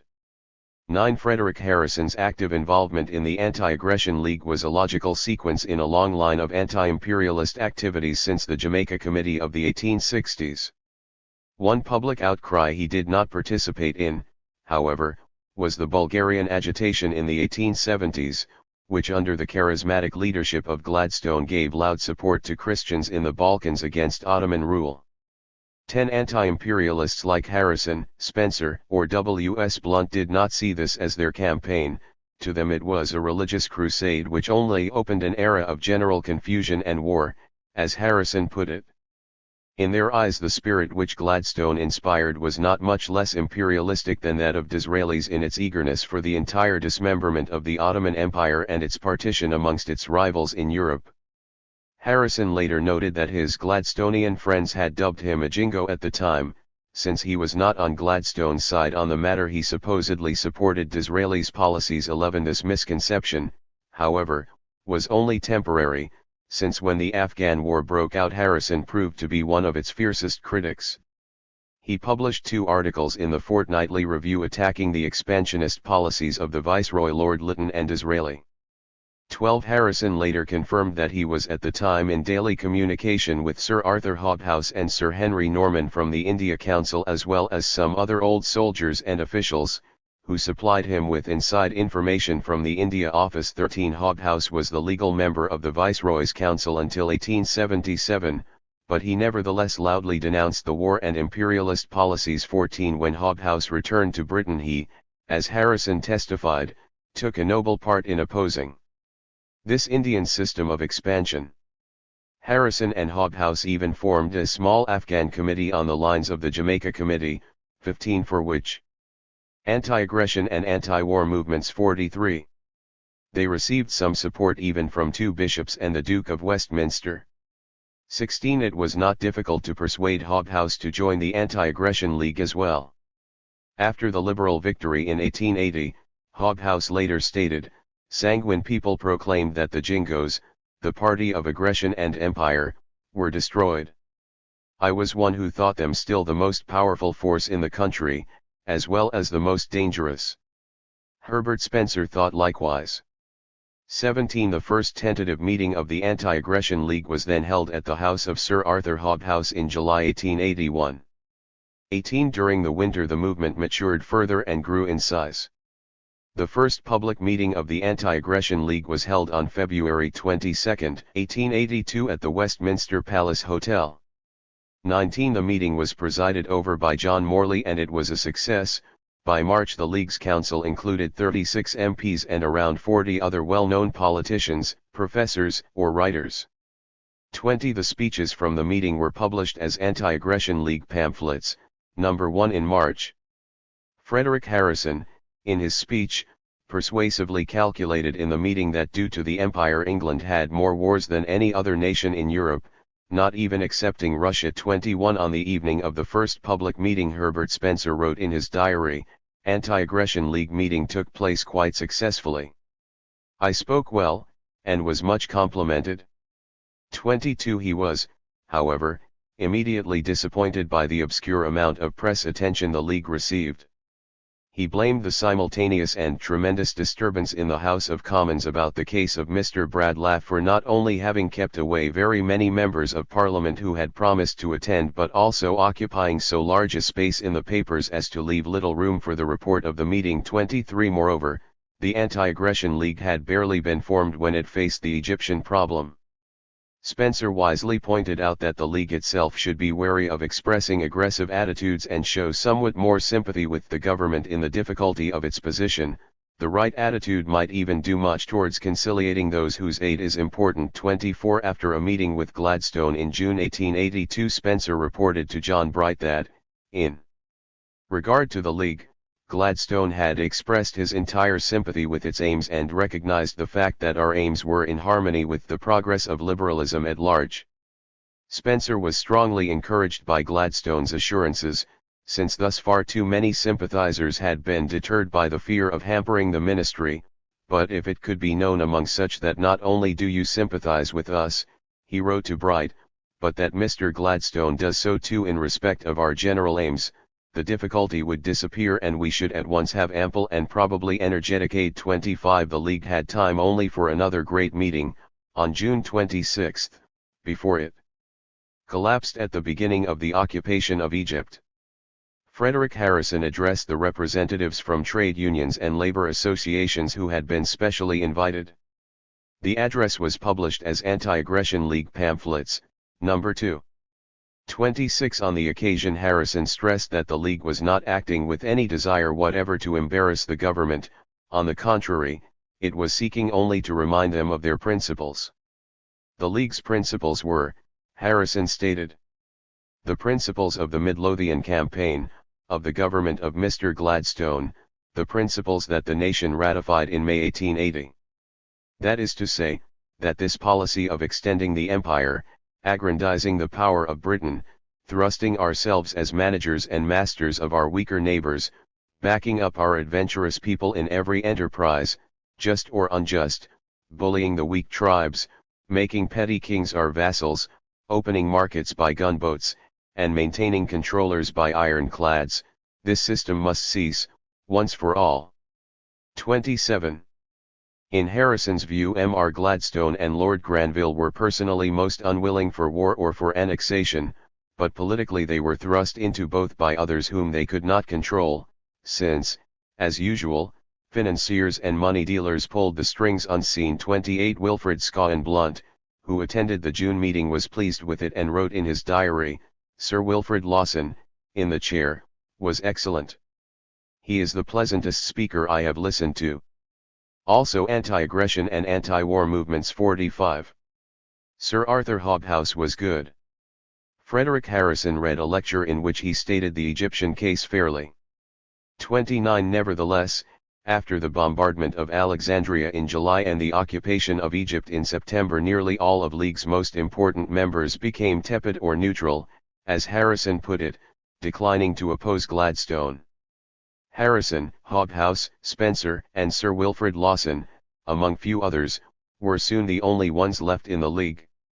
Harrison bluntly concluded, from that day we have known that no member of the Liberal Party, whether politician or publicist, could be counted on to resist unjust war and imperial expansion. 30. Herbert Spencer's gloomy judgment was that nothing at any moment came of our action. Though year by year filibustering colonists and ambitious officials, civil and military, were everywhere laying hands on the territories of neighboring weaker races, annexing the wise call it, though consequent chronic hostilities, and multiplying salaries to new governors and their staffs, were continually swelling the national expenditure, yet the elector at home, preoccupied by disputes about local option, hours of closing public houses, employers' liabilities, preferential railway rates, and countless small questions, would give no attention to the fact that his burdens are being perpetually made heavier, and his risks more numerous, without his assent or even his knowledge. 31.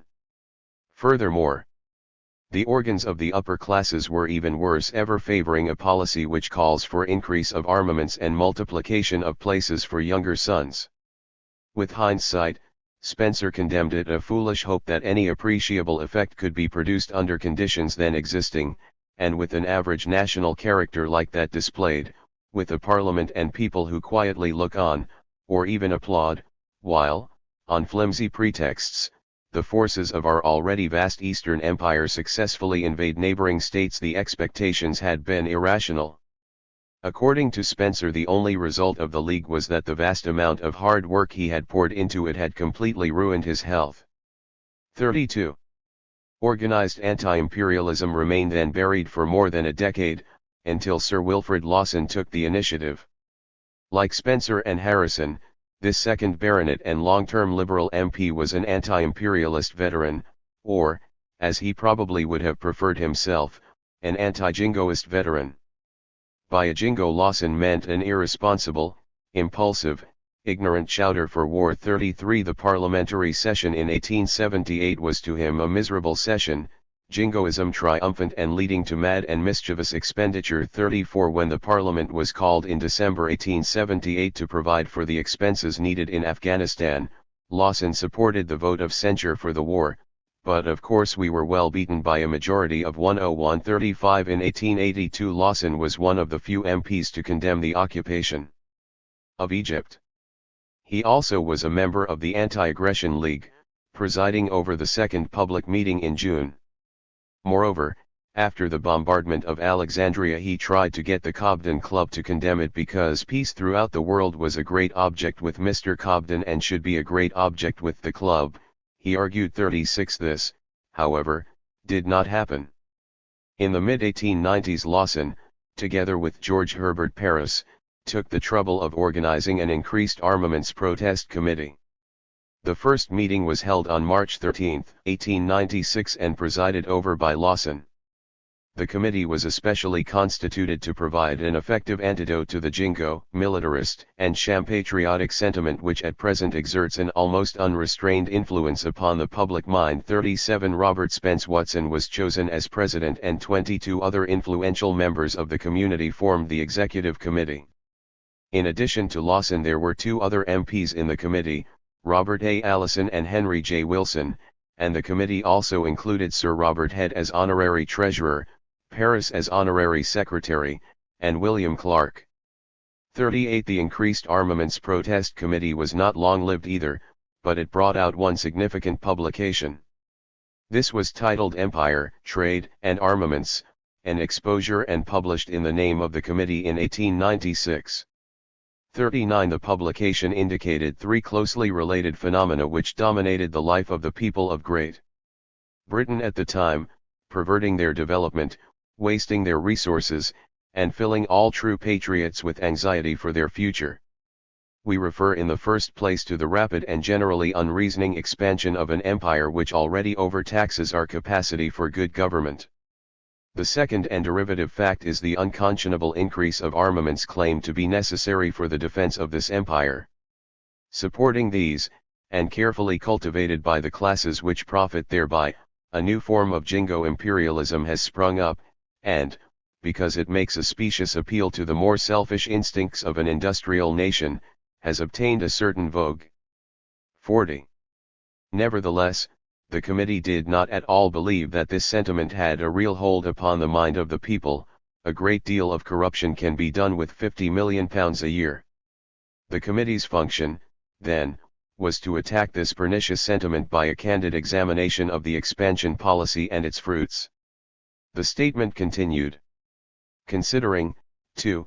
The systematic misrepresentation carried on behalf of this conspiracy of financiers, speculators, politicians, and aristocrats, considering the superficial attractiveness of the commercial arguments with which Mr. Chamberlain and others have superseded the old-fashioned jingoism of Lord Beaconsfield, it is hardly surprising that it should have obtained an apparent popular support. But we do not believe that the teaching of Cobden, Mill, Bright, and Gladstone is forgotten in the country that owes so much of its prosperity to those great statesmen. 41. Empire, trade, and armaments explored the two major interrelated issues of the 1890s, the increasing cost of armaments and the thesis that trade followed the flag. In regard to the first, the committee pictured the prevailing Cold War climate with the expanding military budgets and the hardening international competition for armaments, as well as the argument that armed peace was not a real peace but in fact civil war. 42. The mantra of the trade and the flag was confronted by statistics showing only stationary trade in a bloated empire. 43. The committee argued that no one had even attempted to defend the increases of British armaments with reason. Instead of reasoning, we have had appeals to national cupidity and conceit, veiled threats, and the seeds of panic. 44. The panic had resulted from some vague fears of invasion and the bogey of our trade in danger, but, the committee asked, did anyone know what part of our commerce is in danger, and from whom? In strong contrast to the imperialists who argued that the expansion of the empire increased trade. The committee argued that the expansion only resulted in the disproportionate growth of armaments, which formed an increasingly severe strain and tax upon trade and industry. Moreover, in contrast to the jingo enthusiasts, the committee stressed that British labour was losing, and not gaining, and will probably lose still more heavily by the extension of the empire. The terse conclusion was that we are suffering in both these ways. Imposition at home and exasperation abroad is an excellent summary of the double-faced policy of jingo imperialism. 45. The problem was, however, that imperialism, and especially the mob jingoism, was not an ideology to be discussed by appealing to reason. It was a strong and emotional faith, as the late-century anti-imperialists noticed in exasperation. Anti-imperialist reasoning with statistics could always be encountered with imperialist reasoning and statistics, interspersed with patriotic emotions. Herbert Spencer's diminishing lack of faith was noted earlier, and even Lawson's old confidence in the political common sense of the people was shaken towards the turn of the century. He wrote bitterly, "It may be laid down as a rule that all wars are popular in England. The longer I live the more incomprehensible does it appear to me, how people who call themselves Christians can take a pride and pleasure in war, which the Times newspaper once said was nothing more than ornamental murder." 46. Lawson began expressing himself more through satirical poetry instead of practical political action. An example from Easter 1898, when the partition of China reached one peak after the British occupation of Weihaiwei, illustrates well his touch. Ye jingos, shout your very best. Ye grumblers, cease to cry. The East is conquered by the West. We've taken Weihaiwei. We none of us know where it is. But that's no reason why we should not feel heroic zeal at taking Weihaiwei. George Curzon once has seen the spot. And George is pretty spry. And George declared it must be God. We must have Weihaiwei. German and Russian fleets, aha! Who cares for you, small fry? We laugh at all your warlike feats. We're safe in Weihaiwei. 47. Paris and Lawson were leading figures in the late Victorian peace movement. Other major peace activists included the trade union leader Thomas Byrd, Gavin Brown Clark, William Randall Cremer, who won the Nobel Peace Prize in 1903, Hodgson Pratt, and Henry Richard. 48. As Paul Laity has summarized, the late Victorian peace movement protested against imperial wars and pressed for arbitration, democratic control of overseas policy and limited arms spending. 49. The gap between the peace activists and anti-imperialists was thus not wide, and especially at the times of major imperial wars the peace campaigners often joined forces with anti-imperialists. During the Zulu War in 1879, for instance, the Peace Society's protest to the Colonial Secretary was signed by, among others, John Morley, Herbert Spencer, Frederick Harrison, Lord Ferrers, Sir Arthur Hobhouse, and even Joseph Chamberlain, whose jingo days were yet to come. The First Boer War generated a Transvaal Independence Committee which was formed independently of peace associations in January 1881 and had the radical Scot Dr. Gavin Brown Clark as its principal spokesman. 51 Lawson was also active in these anti-Transvaal war activities, declaring that if self-defense were right in war, then the Boers were right and we were wrong, for we were attacking them, and they were defending themselves. 52 Leonard Courtney was another prominent MP to take a leading part in these so-called pro-Boer activities from the late 1870s and early 1880s onwards. 53 Many activists belonged to the International Arbitration and Peace Association or the International Arbitration League.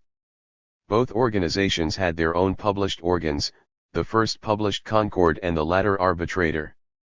The International Arbitration and Peace Association was founded in 1880 by Louis Appleton as a secular and pacifist alternative to the Christian Pacifist Peace Society.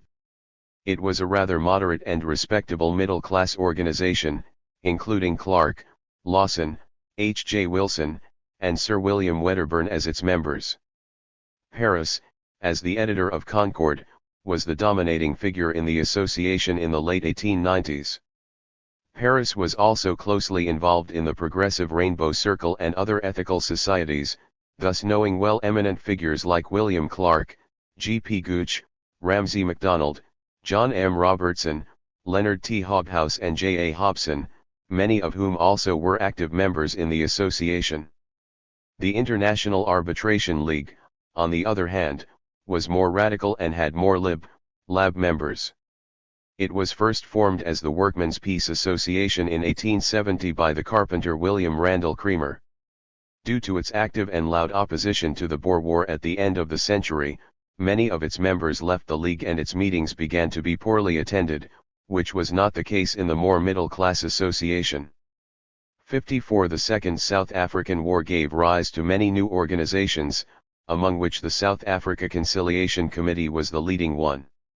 Leonard Courtney was the committee's president and Frederick Harrison and Lord Hobhouse were active members.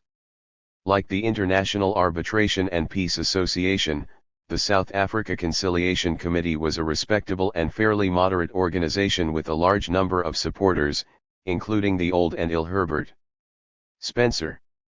55 In its manifesto the committee deplored the expenditure of blood and money in South Africa which brought misery to our colonies at the Cape and grave peril to the Empire. The committee was formed to disseminate accurate information on the whole dispute and to advance, as soon as a proper opportunity arises, some peaceable settlement of the great conflict between this country and the Boer republics. 56 The committee looked forward to a time when, after the war, the British and the Dutch would govern together the natives in South Africa at least as justly as was done in British India. With this end in mind they demanded the chartered British South Africa Company to be deprived of its powers, just as we put an end to the East India Company in 1857. Frederick Harrison, though actively supporting the committee, must have found it very tame. Only few months earlier, in October 1899, he had grinningly written the rejected draft of a Queen's speech which anticipated a scheme that Victoria would be one day proclaimed Empress of Africa as well as of India. 58 Those who found the South Africa Conciliation Committee too moderate, like Sir Wilfrid Lawson, found their place in W. T. Stead's Extreme Stop the War Committee. 59 Stead, perhaps the best-known journalist of his time, might equally have been thought of as a radical imperialist. In the 1880s he was the leading exponent in the campaigns for strengthening the navy and sending General Gordon to the Sudan, and he was also a close friend and admirer of Cecil Rhodes. 60 The arms race of the 1890s worried Stead mainly because it seemed to jeopardize Britain's naval superiority, and it was thus logical to him to continue his Navy scare campaign of the 1880s with a peace crusade a decade later. He was a strong supporter of the Hague Peace Conference and became a fierce opponent of the Boer War, for which he blamed Chamberlain and in which, unlike the majority of critics, he saw Rhodes as a victim. Stead's committee's only aim was simply to stop the war. 61 The radical ideology of Stead's committee attracted W.S. Blunt, too, although he was seemingly confused about the various anti-war bodies. In January 1900 Blunt wrote in his diary that he had written to Leonard Courtney, sending £50, to say he wanted to join the Stop the War Committee. This fierce anti-imperialist still added, this though with some qualms of conscience, for, if the war goes on another 6 months, it really may smash up the British Empire. Blunt noted that while the British were fighting in South Africa, the Russians were advancing on India, where a huge famine is going on, and there were signs of change in Egypt as well. 62 Had Blunt fully realized how moderate Courtney's organization was and that the more extreme organization was in fact led by Stead, he might have saved his money, for Blunt was always suspicious of Stead and his motives. Even after Stead perished in the Titanic in 1912, Blunt wrote in his diary, "I cannot say I ever liked or respected Stead, he was too much of a charlatan. It is impossible that a man who has made himself the agent of the Russian autocracy, who has intrigued for the restoration of the ex-Khedive Ismail, and who has been named by Cecil Rhodes executor of his will, all the whole calling himself a friend of liberty, can have been quite honest. The Irish always refused to trust him, and they were right." 63. In February 1900 yet another new organization saw daylight, called the League of Liberals Against Aggression and Militarism. This reputable league consisted mainly of liberal pro-Boers. The inaugural meeting declared that the League aimed for a clear lead to the Liberal Party on the lines of Cobden, Bright, and Gladstone, and was against imperialism and increased state expenditure. 64 Liberal imperialists, on their part, responded with a counter-organization, the Imperial Liberal Council. A few months later 65 The various anti-war or anti-military movements at the time of the Boer War were also overlapping to a great extent. Many were members in many organizations. Paris was in charge of press affairs for the Stop the War Committee, and other representatives of the International Arbitration and Peace Association's executive helped to form the Transvaal Committee in 1899.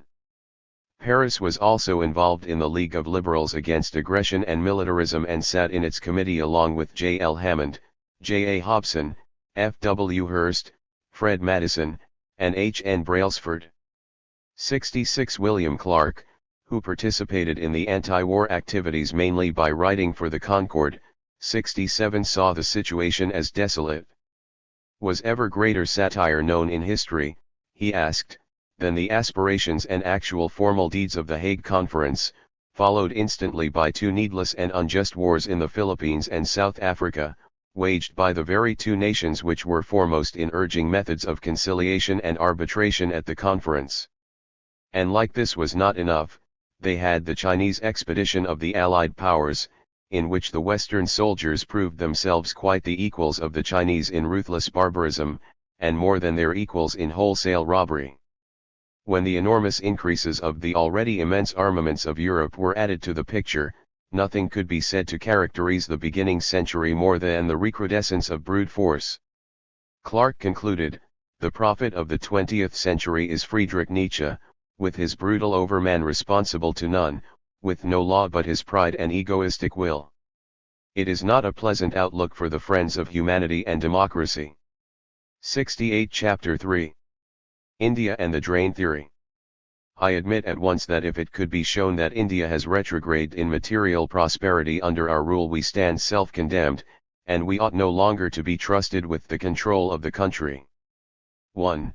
Lord George Hamilton, Secretary of State for India.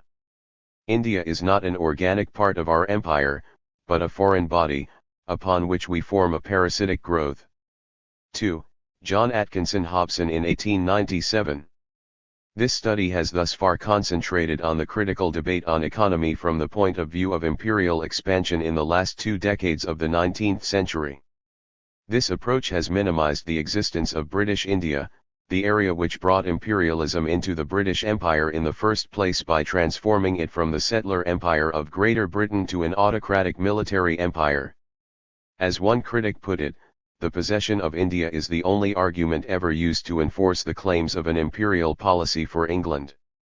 It was in India that the Queen was made to make herself empress. 3. Frederick Harrison pointed out how England is not herself, whilst she is forced thus to keep anxious and suspicious watch across Africa and Asia over her huge and precarious prize, British India. This watch was carried out only at the sacrifice of all that is truly great in England, since everything was subjected to the general rule come what may, the empire must be saved. This, according to Harrison, amounted to a system of slavery where England was the slave for at the same time. However, the British involvement in Indian affairs had come to the point that very few saw it possible for the British to withdraw immediately. No matter how much they were against British imperialism in India, they did not advocate that British troops should leave the subcontinent tomorrow. Since the British had caused damage there, they had to repair the damage before leaving, the argument ran. Harrison expressed the thoughts of many when he said, "We have no crude project for abandoning the empire tomorrow like a leaky ship, or handing it over to confusion or chance, as a prey to new conquerors. We do not pretend that the blind conquests of former ages can be resettled in a day, or that we ought to fling off the tremendous responsibilities with which ages of history have burdened us. But this we do say, the heterogeneous empire must be regarded as a passing responsibility, and not as a permanent greatness of our country. To increase its burdens and its limits should be a public crime." 5.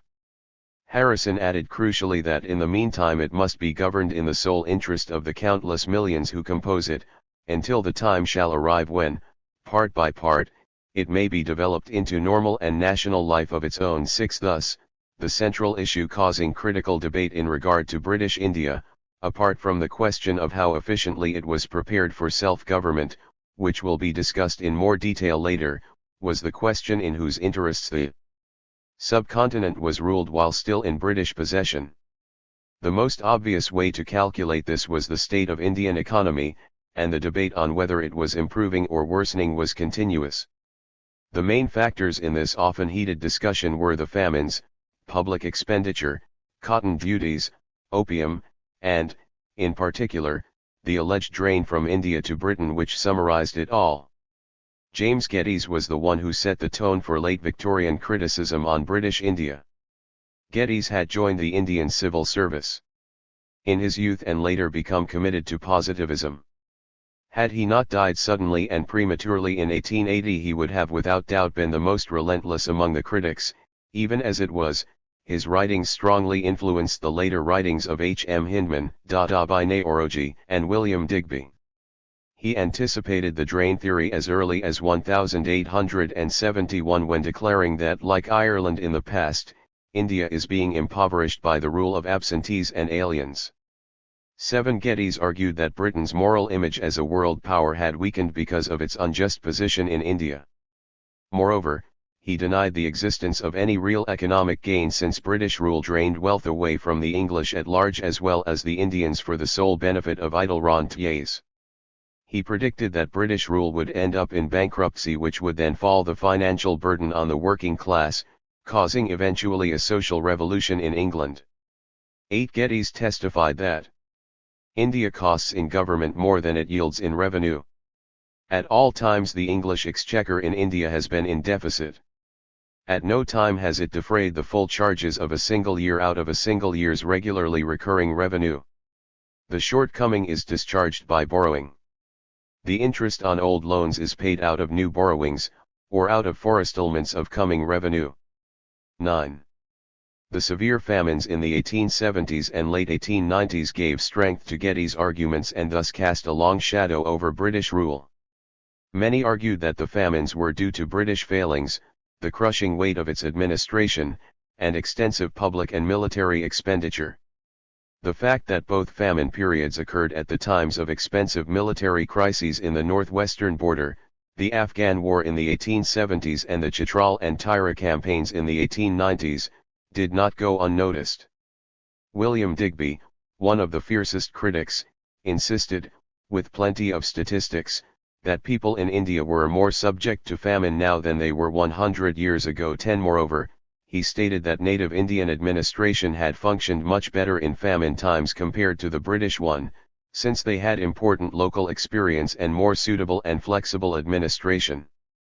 He even argued that famines were more frequent in British provinces than in Indian states, aiming to convince his audience that India was overall much better off without British rule. 11. Digby, a radical political organizer from Cambridgeshire, was quite a convincing critic of British famine administration, of which he gained first-hand experience in southern India in 1877-9. He had settled in Madras as the editor of an influential daily paper, Madras Times, in 1877, and before that he had lived 6 years in Colombo as the sub-editor of the Ceylon Observer. The horrors of famine he witnessed led Digby to question the rationale of British rule in India. He wrote his first major book on the famine campaign and used the Madras Times extensively, as well as the Times of London, to stir both the bureaucracy and the British public. As a result, the Indian government began to organize public works and food shipments to southern India, and a substantial relief fund was launched in London. 12. After the famine campaign, Digby, who had lost his wife in India, returned to Britain and launched a major campaign for Indian reform. Among the first things, he went to meet John Bright, whose diary tells that they had much conversation on India and that Bright considered Digby an intelligent and pleasant man. 13. Digby became an active leader figure in the Indian campaign, publishing ruthless statistics on the impoverishment of India under British rule until the early 20th century. 14. Critics suggested that the famine of 1877 was mainly due to too high land assessments, which formed the basis for land taxation. 15. Anglo-Indian officials, however, defended the assessments on account of native laziness. Strict taxation of land was the best way to make Indians work at all, the officials insisted. Sir Richard Temple, who administered the famine in South India rigorously in 1877 and became governor of Bombay the same year, assured the Famine Commission in 1880 that the obligation to pay has a stimulating effect on the apathetic native character. 16. Temple's opinion was opposed by James Caird, member of the commission but strongly supported by Lord Lytton and Sir John Strachey, the Viceroy and the finance member of Viceroy's Council at the time of the famine. 17. Lord Northbrook, a previous Viceroy, confided privately to the new Viceroy, Lord Ripon, that he had always had his suspicions that the land revenue has been overassessed, and always treated with great suspicion the opinion of Sir John Strachey, who was all for screwing up the land revenue.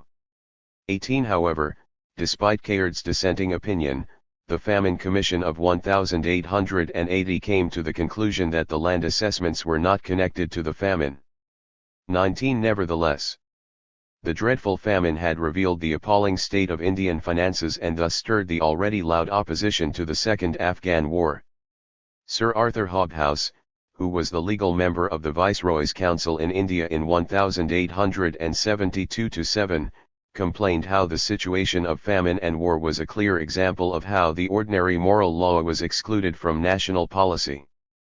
The British had been led by the excitement of a struggle for empire with Russia into wasting the resources of India, forgetting that our duty and our interest in India are confined to the good government of that country. He was, however, partly pleased that the problems finally came into daylight and the question of imperial policy was fairly before the British nation, as well as the fact that India, which had always been a real burden to Britain, had become so visible a burden as to require help from the British Exchequer. Hobhouse also pointed out that mere power was not enough for British subjugation of Afghanistan, it required plenty of money. This money, he emphasized, could not be drawn from the resources of India but had to be paid by Britain, with the result that we shall be poorer, we shall be weaker, we shall be more degraded, as those are who have set up a false ideal of national greatness. 20. Frederick Harrison, W. S. Blunt, and John Morley, who all detested the British conduct in Afghanistan, were also close friends of the Viceroy, Lord Lytton, who was the main target of criticism. These relationships were somewhat strained because of the differences, but in the end even Blunt managed to maintain cordial relations with Lytton. When Lytton returned to Britain in 1880, Blunt confided in his diary that the whole episode gave him a feeling of sorrow. Yet he was reluctant to personify the issue by joining those who cry out on Lytton's policy since, Blunt rather inconsistently stated, this policy was a necessary one and its execution was bold and successful. 21 Blunt was a staunch Tory at the time, which, apart from the friendship with Lytton, may explain at least part of his inconsistency. Indeed, using poor India's revenues for a war was an easy target at the election campaign in 1880. William Gladstone led the way by blaming the government for increasing Indian taxation in the name of famine and then spending all the money on the ruinous, unjust destructive war in Afghanistan instead. 22 Henry Labouchere used even stronger expressions in his campaign when insisting that the war should be paid by British taxpayers instead of the Indians who were not represented in Parliament in any way. 23 After the election, however, Labouchere was content with the government's decision to leave the costs generated by the Afghan war to be paid by the Indians as well as those generated by the employment of Indian troops in Egypt in 1882. 24 India faced enormous military expenditure within its own subcontinent already, but in addition to this, India de facto ended up supporting a military reserve for the entire British Empire. Lord Ripon, the Viceroy, opposed vehemently the Parliament's decision to make India pay the costs of the Egyptian campaign. 25 But the Secretary of State for India, Lord Kimberley, pointed out the ultimate Indian responsibility of the occupation by answering to the Viceroy, "But for India, I feel certain that no Egyptian expedition would ever have taken place." 26 The officers and soldiers of the Indian Army as well as the civil servants were all paid by the Indian Exchequer. Thus, unlike any other British possession, India was responsible for all of its administrative costs itself. 27 As B.R. Tomlinson has put it, India was in the late Victorian era the largest purchaser of British exports, a major employer of British civil servants at high salaries, and the provider of half of the empire's military might, all paid for from local revenues. 28 In these circumstances it was not surprising that something like the drain theory, arguing that there was a constant drain of wealth from India to Britain, would develop. William Digby, Dadabhai Naoroji, and H.M. Hindman were its most committed advocates in Britain. Hindman, in particular, had drawn his ideas from Geddes, as can be seen in his rather pessimistic writings on the finances of British India in the late 1870s. 29 Naoroji, too, had very likely read Geddes while developing the drain theory, first published in London in 1878. Naoroji argued that a large proportion of the yearly revenue that was raised in India was carried away to England, which resulted in continuous diminishing of the Indian national capital. He compared the situation to that of medieval England, which, as a tributary to the Pope, had suffered from a steady drain of money from every realm. 30 According to the drain theorists, the drain's cause was the existing un-British rule. The public expenditure on the day-to-day bureaucracy and basic infrastructure was immense, and due to the regressive system of taxation the main burden fell on the rural poor, causing internal drain. The most important factor behind the external drain, Naoroji and Digby argued, was the fact that the huge Indian Empire was administered by Britons, whose salaries and pensions were paid by Indian taxpayers but who then retired to spend their earnings in Britain. Thus, the cure for ending the drain was to establish benign British rule instead. Better, fairer, and Indianized government with more moderate taxation and less obstacles for capital accumulation would show the way to the prosperity of India. It was pointed out that employing more Indians in the Indian government would be beneficial in two ways. Indians received notably smaller salaries than the highly paid British, and the money would stay in India. 31 William Digby made it his special project to challenge the widely held view that India had no cause of complaint against Great Britain, as she was not made to contribute anything to this country. In a pamphlet in 1881 Digby declared that England was draining India, not simply of its surplus, but actually of its very lifeblood. 32 As an example of this unequal partnership he listed 7 occasions when India had been made to pay for English wars, when Britain had borrowed Indian troops for its imperial undertakings and India paid. In contrast, when reinforcements had been sent from Britain to India in the 1840s and 1857, India had been made to pay every fraction of the pay of the troops from the moment they left England. 33 2 years after Digby's pamphlet John Seymour Key, who had made a successful career as a banker in India and returned to Britain in 1882, published the first of his 3 articles supporting the drain theory. 34 Following Digby, he blamed Britain for overtaxing the Indian people in order to make them pay for British wars. This he attributed to British greed for taking advantage of its stronger position. As Sir Charles Trevelyan had put it 10 years earlier, we charge Canada, Australia, the Cape of Good Hope, and the whole round of the British colonies, nothing. Why should we charge India anything? The only real difference is that Canada or Australia would not hear of it, whereas India is at our mercy, and we can charge her what we like.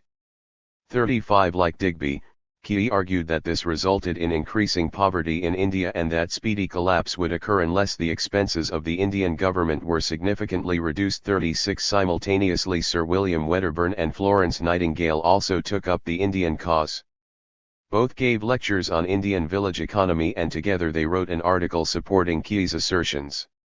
37 Furthermore, Blunt made an extensive tour in India in 1883-4 and subsequently wrote several articles for the Fortnightly Review, which were republished as a book in 1885. Blunt, too, testified the overwhelming poverty of the poor, the ever-increasing burden of taxation, and the ever-increasing selfishness of those charged with the expenditure. 38 Moreover, Blunt felt quite certain that the official statistician Sir William Wilson Hunter's figures in his official handbook about India were enormously wrong in regard to the burden of taxation. According to Blunt's calculations, the only lightly taxed land was found in Bengal, which, consequently, was nearly the only prosperous part of India. 39 Elsewhere in British India, Blunt found hardly a village which was not deeply, hopelessly in debt. It is certain that all native opinion is against us, and that our present system is bringing India very near to ruin, Blunt warned. 40 When the Liberal MP Samuel Smith visited India in 1885-6, he prepared for his task by reading Digby's recent book India for the Indians, and for England and Key's articles. 41 He later wrote that he was staggered at the information he got. On his voyage home, Smith wrote out his conclusions, which were published as 2 articles in the Contemporary Review and soon also as a pamphlet. 42 In contrast to the general opinion that India was enormously indebted to British rule and poverty was giving place to plenty, Smith testified that what he found in India was great dissatisfaction, and a widespread belief that India is getting poorer and less happy. 43 Sir Mountstuart Elphinstone Grant Duff, a recent governor of Madras, responded by ridiculing Smith's arguments and insisting that India was getting more prosperous. 44 Smith urged that some Indians should answer Grant Duff's articles instead of him. 45 Nehoroji then took the task and prepared thorough counter-arguments, published in 1887. He stated that the present material condition of India was the natural result of the non-fulfillment of the great pledges of 1833 and 1858, which had promised to make the Indians equal to the British. He then illustrated with statistics that India was getting poorer, due to the drain which prevented India from acquiring any capital of its own. 46 These accusations, that Britain had impoverished India and done it even in direct contravention of its own pledges, sensitized the Indian government. Especially provincial governments became eager to assure both the world and themselves that India was not poor or disorderly. Official reactions were particularly strong in South India. 47 Nehoroji was pleased with the result. Friends now begin to ask me after reading my papers and those of Sir Grant Duff what I wanted, and that I should lay down some practical proposals. This, then, is a stage gained. 48 During the 1880s the land assessments continued to rise further. An Indian newspaper wrote ironically in 1888, "There are, however, some things which are yet to be taxed, so that the triumph of the English may be complete. Among such things may be mentioned the skin of the Indian people and their atmosphere." 49 Some Anglo-Indian officials, too, criticized the British Indian policies, most notably Wedderburn and Allen O. Hume. Sir C. H. Ison, the Lieutenant Governor of Punjab, also saw the crushing effects of increasing land taxation firsthand but was unable to resist the Indian government in its revenue demands. 50 After he retired back to Britain, he criticized the policies of the Strachey school severely in his biography of a former viceroy and his hero, Lord Lawrence. 51 The Indian cotton duties issue made the already bad situation worse. It was no coincidence that the determined battle to abolish the cotton duties had occurred simultaneously with the Afghan War. Amidst all the criticism, Lord Salisbury thought that pleasing the Lancashire lobby in the cotton question was a good chance to detach the cotton lobby from the anti-imperialist front, drawing it into a conservative alliance committed to retention of the Indian Empire, as Clive Dewey has put it. His most trusted counsellor, Sir Henry Maine, formulated his views as follows. Amid all these disadvantages, what are the motives for preserving the connection? National pride in an empire once acquired is a strong one, so also, let us hope, is the sense of great benefits conferred by the British dominion on a huge portion of the human race. But after all, the one solid, tangible, material interest which Great Britain has in India is its interest in Indian trade. The importance of that trade has greatly increased. As market after market is blocked or closed by the reviving protectionism of the world, the Indian market becomes increasingly valuable. It is impossible to say what might happen if, in a great emergency, the English people formed, upon careful consideration, the opinion that they had no material interests of any kind in India. 52. Subsequent Secretaries of State for India, like Lord George Hamilton, believed equally in the policy of binding England and India together through commercial links. 53. This, indeed, was successful, to the extent that the Anglo-Indian cotton trade remained vital for Britain's balance of payments in foreign trade until the First World War, with the result that, in Dewey's words, no one could argue that the Indian connection was unprofitable to England. Manchester-style anti-imperialism was dead. The other result was, however, that the policy of favouring Lancashire alienated educated Indian nationalists from British rule. 54. Ever since the Indian import duties for cotton were abolished in 1882 under pressure from Manchester, the Indian nationalists advocated their reimposition. The principle of free trade cost an important source of revenue for the Indian government and forced the undeveloped Indian industries into a premature competition with the highly developed British industries. 55. Digby criticized the decision severely. In his opinion, it stimulated the destruction of Indian industries, which led to the British monopolization of Indian trade and subsequently increased the drain. 56. Blunt concurred. 57. But most liberal friends of India did not.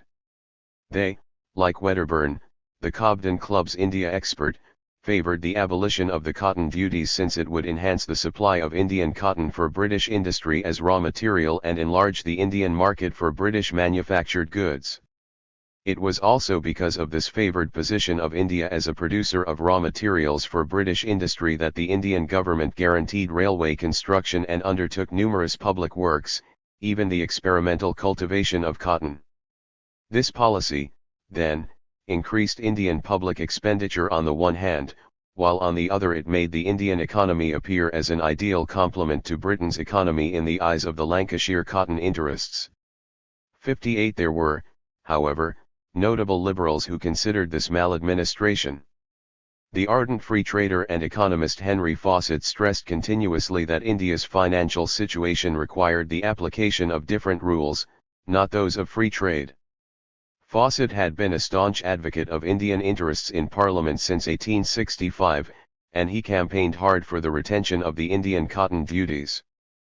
59. As Lawrence Goldman has well put it, Fawcett was no anti-imperialist, but he was passionately concerned that British rule in India should be competent, cheap, and fair to the native population. 60. Fawcett's main reason for the defence of the Indian duties was in fact non-economic, for he did not want Indians to think that they were unfairly treated in order to please English manufacturers. John Bright was another prominent politician who considered India's interest more important than British economic advantage. He continuously emphasized that India was not committed to British control to be held as a field for English ambition and for English greed, 61 and that it was vital to convince Indians that they were not governed for mere selfish objects. 62 Our right to India and the rule of it at present must depend upon the services which we render to the millions of her people, Bright declared. It cannot depend permanently on our imports from India of rice, jute, tea, cotton, and wheat, or exports of calico from the mills of Lancashire.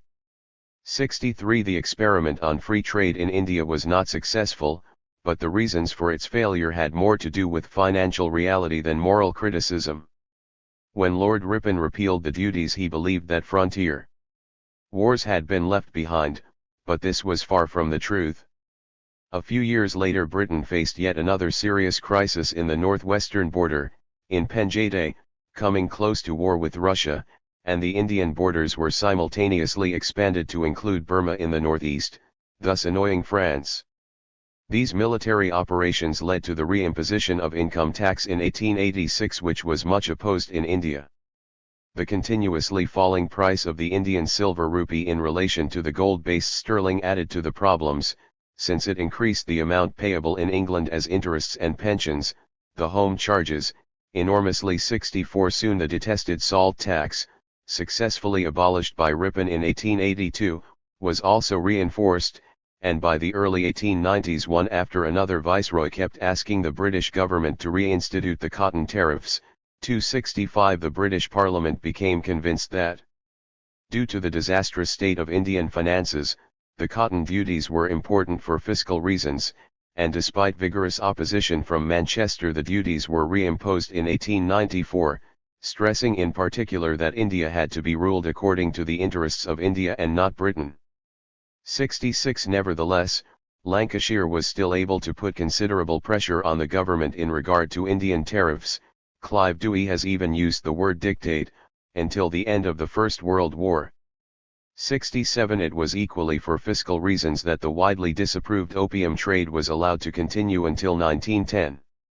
The revenue from the opium trade between India and China formed the second largest source for the Indian government after the land revenue. 68 Indian nationalists defended the trade together with Anglo-Indian officials on the ground that if the opium trade were ended other financial sources had to be found, which would most probably mean new heavy taxes. Anti-imperialists, however, insisted that the money gained from the opium trade could easily be saved if only the political will were found. Richard Congreve, who saw that the evils of the opium trade degraded Britain's reputation in the East and jeopardized Britain's relations with China, 69 pointed out that the simplest way to end it was to transfer the home charges to English shoulders, as Congreve's close friend James Geddes had boldly advocated at the meeting of the Famine Commission in 1879-70. In this way the salt tax should be utterly extinguished, and that crime against humanity, the opium transactions of government, should be wound up, Geddes had explained. 71 Congreve noted that the sacrifice is a heavy one, so was that for the slave owners. But it is even more imperatively demanded than that was.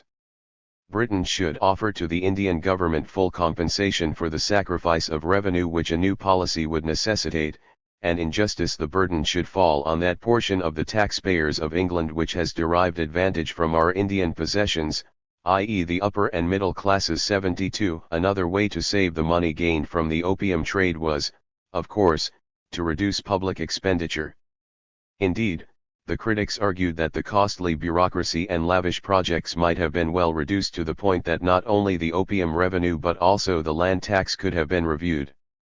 Blunt's opinion was that there was not much difference between making the starving Hindus pay for a cathedral at Calcutta and taxing Bulgarians for a palace on the Bosphorus. 73 He wrote to a friend from India in the late 1870s.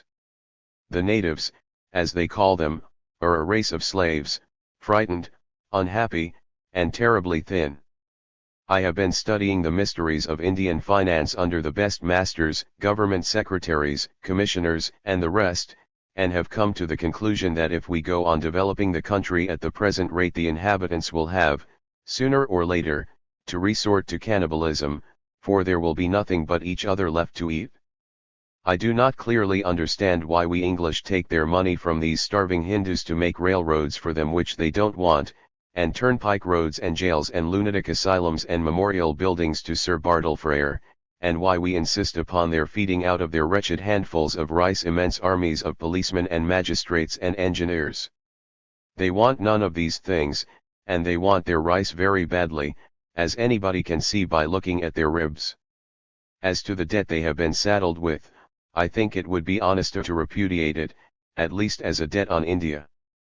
I never could see the moral obligation governments acknowledge of taxing people for the debts they, and not the people, have incurred. 74. Blunt had been mainly instructed in India by the finance member of the Viceroy's Council, Sir John Strachey, who was a leading exponent of the extension of the public works and the government's duties. In Strachey's view, it was a most imperative duty of the governors to the governed to provide an intelligent extension of the great public works which the country requires. 75. Strachey's views collided sharply with those of Digby and Nehoroji, and he was one of the severest critics of their drain theory. There was, however, one aspect which all three were able to agree to some extent: the heavy burden of the guaranteed railway system. The Indian railways were financed by British private capital with a guaranteed 5% return. The actual earnings rarely came to this, and the Indian government had to pay the difference. Thus, although India suffered from paucity of capital, the investments for railways were not welcomed by the drain theorists, who only saw further drain and increased indebtedness in the guaranteed returns. Digby was a determined opponent of Indian railways as waste of public money. 76. In which he, again, followed in the footsteps of James Geddes. 77. Strachey, on his part, argued that, while the benefits of the railway policy had been great to India, the guaranteed returns had placed a burden on the home financial administration of India that could hardly have been anticipated.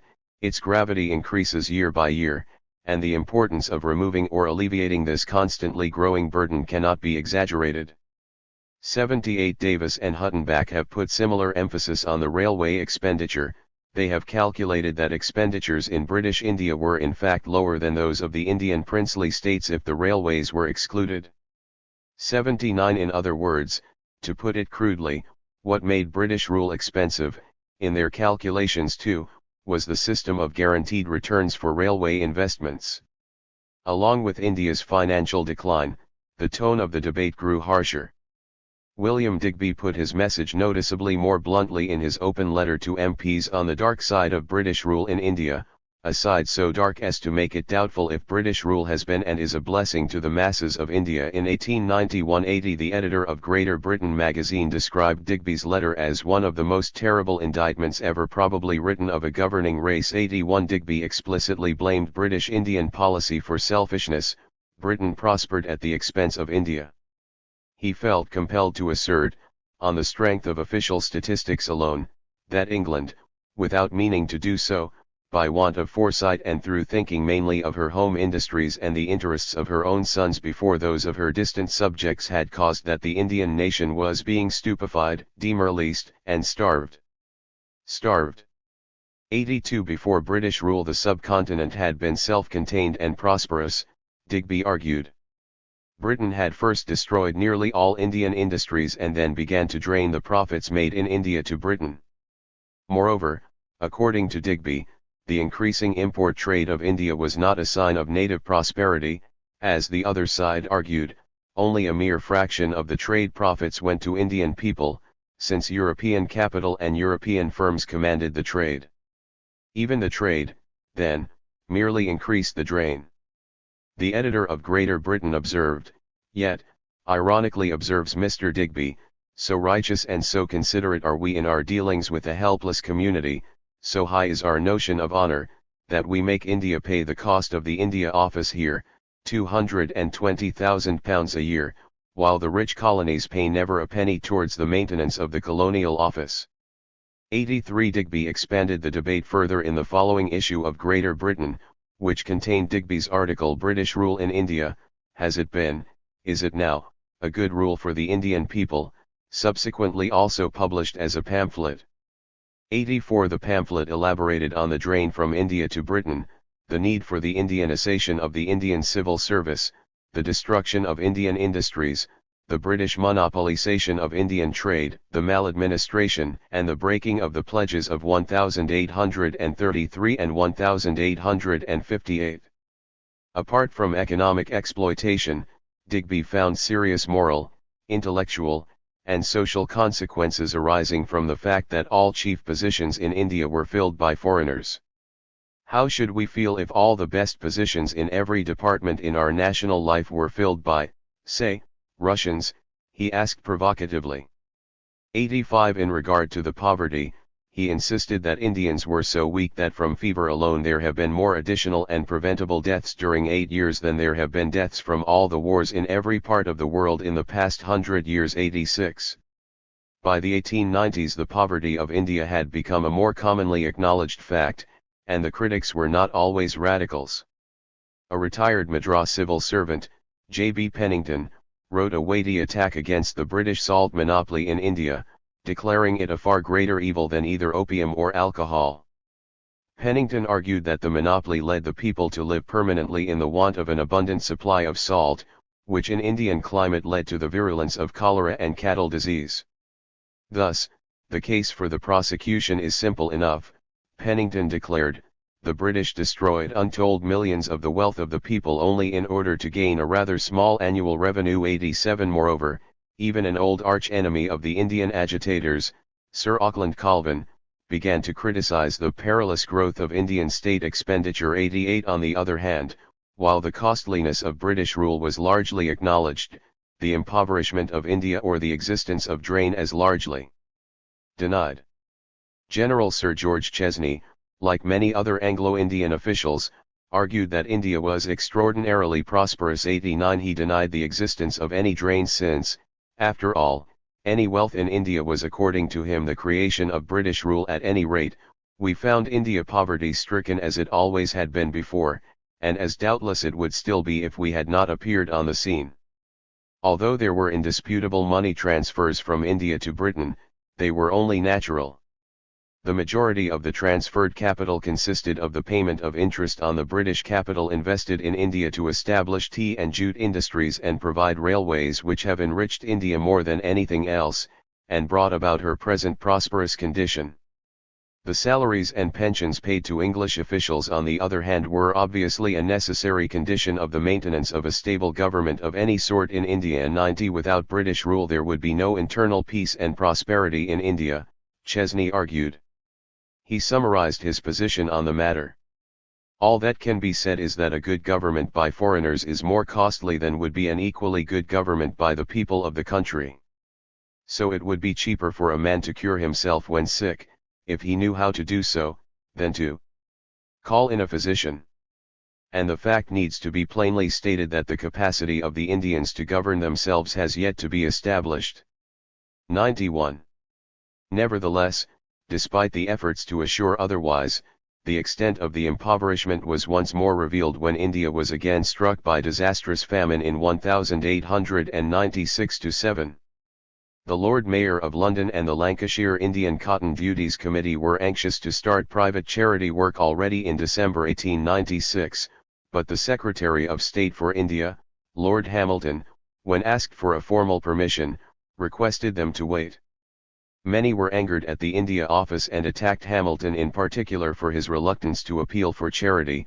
Before the end of the year even the Queen had urged Hamilton to undertake a campaign on behalf of India. 92. William Digby, who had been the Secretary of the Indian Famine Relief Committee 20 years earlier, offered his services to the constitution of a similar committee, also requesting Hamilton to start a charity fund. 93. The India Office declined Digby's offer, stating that, since the 1870s, major improvements had been made in the methods of organizing government relief and no help was needed.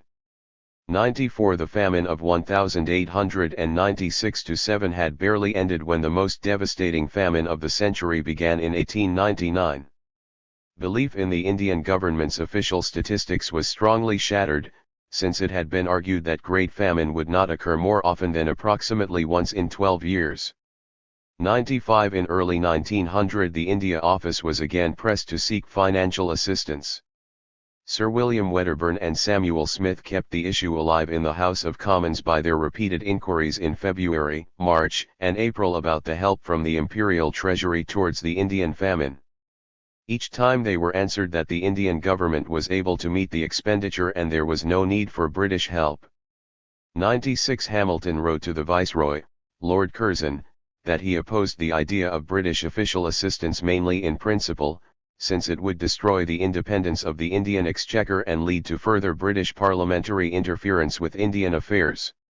97 Curzon, however, considered it odd that the British government was not willing to help India while foreign governments were contributing to the Indian Famine Relief Fund. 98 The press, too, was unhappy about the situation and quickly pointed out how the government was not willing to give a penny to India at the time of distress but was simultaneously spending fortunes for expeditions in China and war in South Africa. Moreover, many found it confusing that the Parliament could vote a grant for Tyre campaign in the Indian northwestern border, but when it came to famine the same procedure was pronounced impossible. Hamilton, however, kept insisting that Indian finance should be kept separate from the British. 99 And during the Indian budget debate in the Commons in July 1900 a motion for a grant of £5 million to India towards the famine expenditure was defeated by 112 against 65 votes. Britain was in the middle of the Boer War and suffering from a budgetary deficit of its own. 100 The refusal to assist famine-stricken India was, nevertheless, criticised by the press, which rather unanimously thought the decision would weaken the ties between Britain and India. 101 Furthermore, it was quite a tactical blunder on Hamilton's part that while he refused to appeal for charity in England and rejected Curzon's request for an imperial grant, he at the same time requested Curzon to launch an official campaign for a war fund in India due to the imperial wars in China and South Africa. 102 The situation at the turn of the century made anti-imperialists desperate. J. L. Hammond wrote in 1900, if India is to be treated as an end in herself, and not merely as a means to the aggrandizement or the enrichment of England, we have little to hope for from the hysterical, unintelligent, bombastic tumult of speech and counsel which calls itself imperialism. 103 Blunt commented in his diary that the British Empire, playing double or quits again and again, should go entirely bankrupt. It is the greatest curse the world has ever suffered and it is time it should cease to be. The famine in India is a new judgment of God upon it, and, just as in old times, the strength of the punishment falls upon the innocent. 104 In the summer of 1900 Blunt spent several days writing a letter to the Times about the Indian famine but then decided after all to let it alone. He thought it was of course a monstrous thing that the home government should refuse to subscribe a penny. He was convinced that now, at least, Britain's shameless selfishness was earmarked forever, when Britain had first upset the old economical system of India thus causing famines, and then refused to help India financially. 105 By this time Romesh Chundertud, a Bengali publicist and former Indian civil servant, had also travelled to England to advocate the drain theory alongside Digby and Naoroji. 106 In his book on Indian famines Tud listed the traditional famine remedies, the moderation of the land tax, the advancement of irrigation works, and the reduction of public expenditure and the annual drain from India by making England share the cost of the Indian Army and giving effect to Queen Victoria's Royal Proclamation of 1858, and admitting the people of India to all offices in India without distinction of race or creed. 107 Tud stressed that his criticism was not directed at British rule as such, but at its nature. He wrote, Englishmen have not done worse, but have done better, than any other nation could have done in India under any form of absolute rule. The British administrators of India are not incompetent men, they are competent and able administrators, but they have failed because a system of absolute rule must fail to secure the interests of the people. It is not in human nature for one set of people to work for the interests of another, and without some sort of representation the people of India can only be held, in the words of John Stuart Mill, as a human cattle farm, worked for the benefit of England. Even as a farm India has not prospered, the human cattle are dying, and England's trade with a famine-stricken nation is declining. 108. Digby and Naoroji, 2, published in 1901 the final results of their theses which they had been developing for over 20 years. 109 In Poverty and Un-British Rule in India. Naoroji put the finishing touches on the drain theory. Digby's satirically entitled Prosperous British India, a revelation from official records, was his most significant indictment of the financial and economic impacts of British rule. Perhaps the most notable argument in Digby's book was his notion of the nature of the drain in different periods. For this purpose he divided British rule in India into 3 phases of conquest. The first phase was conquest by trade, covering the period of 1700 to 83. At that time the British East India Company exploited India undisguisedly, naked and not ashamed. The second phase, from 1783 to 1833, was a period of conquest by deliberate subjugation, India for England first and last. The last phase, labelled as conquest by Pausta, had begun in 1833. By the expression Digby meant the contemporary show of fair dealing accompanied with the maintenance, rigidly and uncompromisingly, of Indian national inferiority. 110 The drain had thus always been there, it had only become more disguised as time progressed. The main difference between the second and the third phases was that earlier in the 19th century the British had at least been more honest in their dealings with India, Digby argued. He pointed out that the way James Mill had argued in favour of keeping the Indian people in a condition of subjection in his History of British India appeared brutal at the end of the century, when people had begun to practice smooth phrases and periphrastic disguises instead.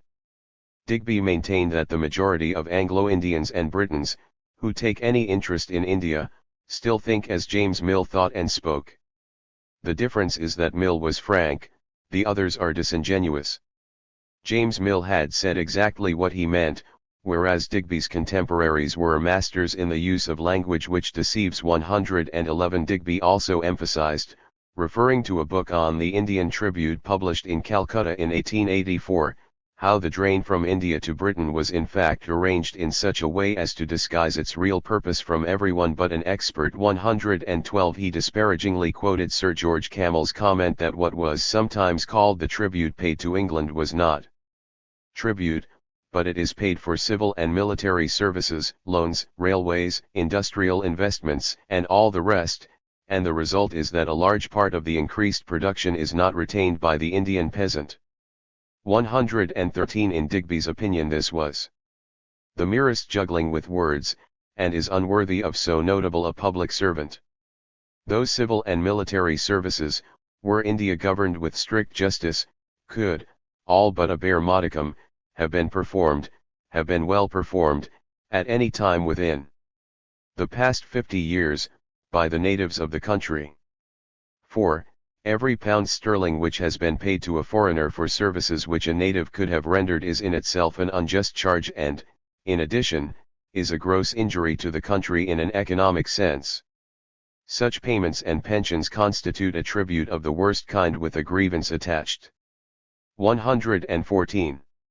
The drain theory more than anything else in the late 19th century debate on imperialism anticipated the tone of the debate in the following century. In regard to the economic dimension, the mid-Victorian generation, like Robert Lowe, criticized British rule in India from the British point of view, arguing that it was an extremely costly affair for Britain. In contrast, the late Victorian generation, like William Digby, emphasized that British rule in India was a costly affair for India, impoverishing it by draining Indian resources abroad. 115 Modern research has quite conclusively stated that the extent of the supposed drain was far exaggerated. B.R. Tomlinson has pointed out that British rule did not in fact change the structures of Indian economy as radically as may seem to have been thought at the time. In addition, quite a number of Indians gained considerably from British rule. 116 Moreover, Neil Charlesworth has argued that the conditions for Indian material development were favourable throughout the latter half of the 19th century, and whatever drain there was must have been very small. In his opinion, it would be more accurate to criticize British imperialism in India for the fact that it neglected Indian industrialization by squandering opportunities for promoting it instead of focusing on the drain.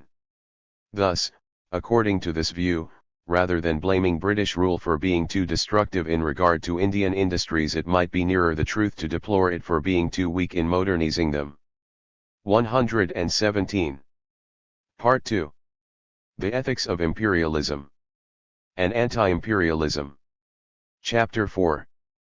Patriotism, Loyalty, and Morality. Oh! Bravo, British patriot! Your words were sound and true.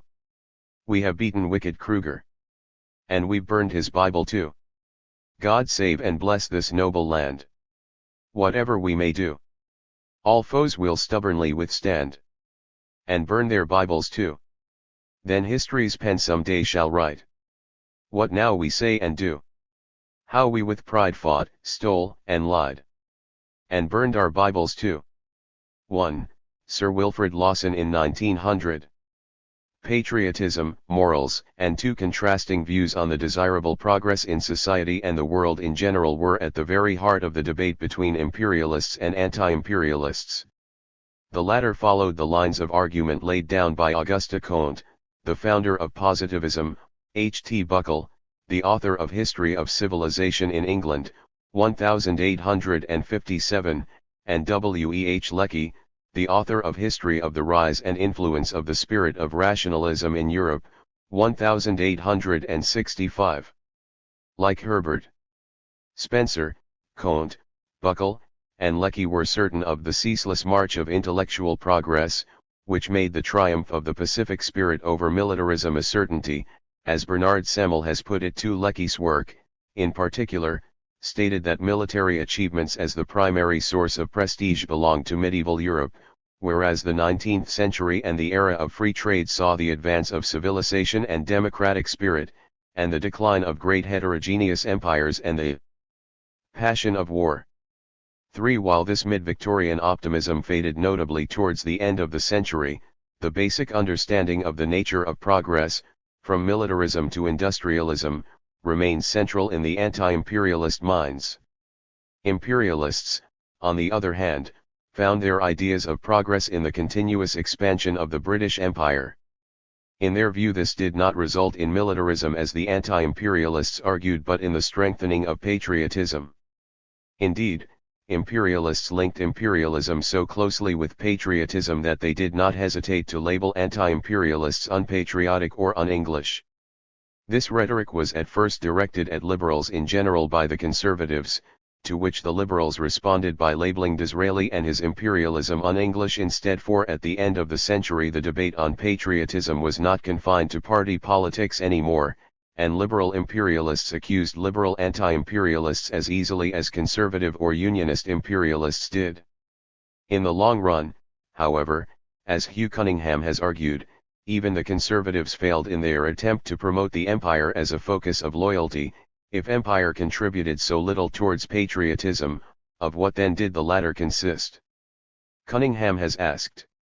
5. One answer would be to follow the more traditional line of Englishness, which defined patriotism as respect towards the English liberal virtues. The contradiction in these two definitions of patriotism, one centering on the empire and the manly military values, and the other on the humane liberal values, was more or less understood at the time. This is obvious when one looks at the amount of propaganda which was considered necessary to highlight the humanitarian and liberal elements in the imperial project, the white man's burden. Many became convinced that British imperialism was justified and even desired, but many remained doubtful, asking, like the Pall Mall Gazette did at the time of the Royal Jubilee in 1887, does our empire stand everywhere for peace, for liberty, for justice, and for right? 6. Herbert Spencer devoted in 1873 a whole chapter to the bias of patriotism in the study of sociology. 7. He stressed that anyone who entertained the sentiment our country, right or wrong, did not have that equilibrium of feeling required for dealing scientifically with social phenomena. In Spencer's view, these people were blinded by personal and national interests and thus incapable of seeing how things really stood.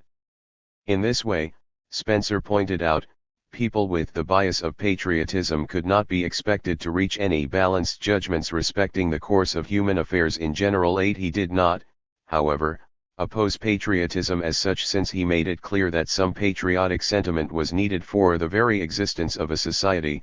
A nationality is made possible only by the feeling which the units have for the whole they form.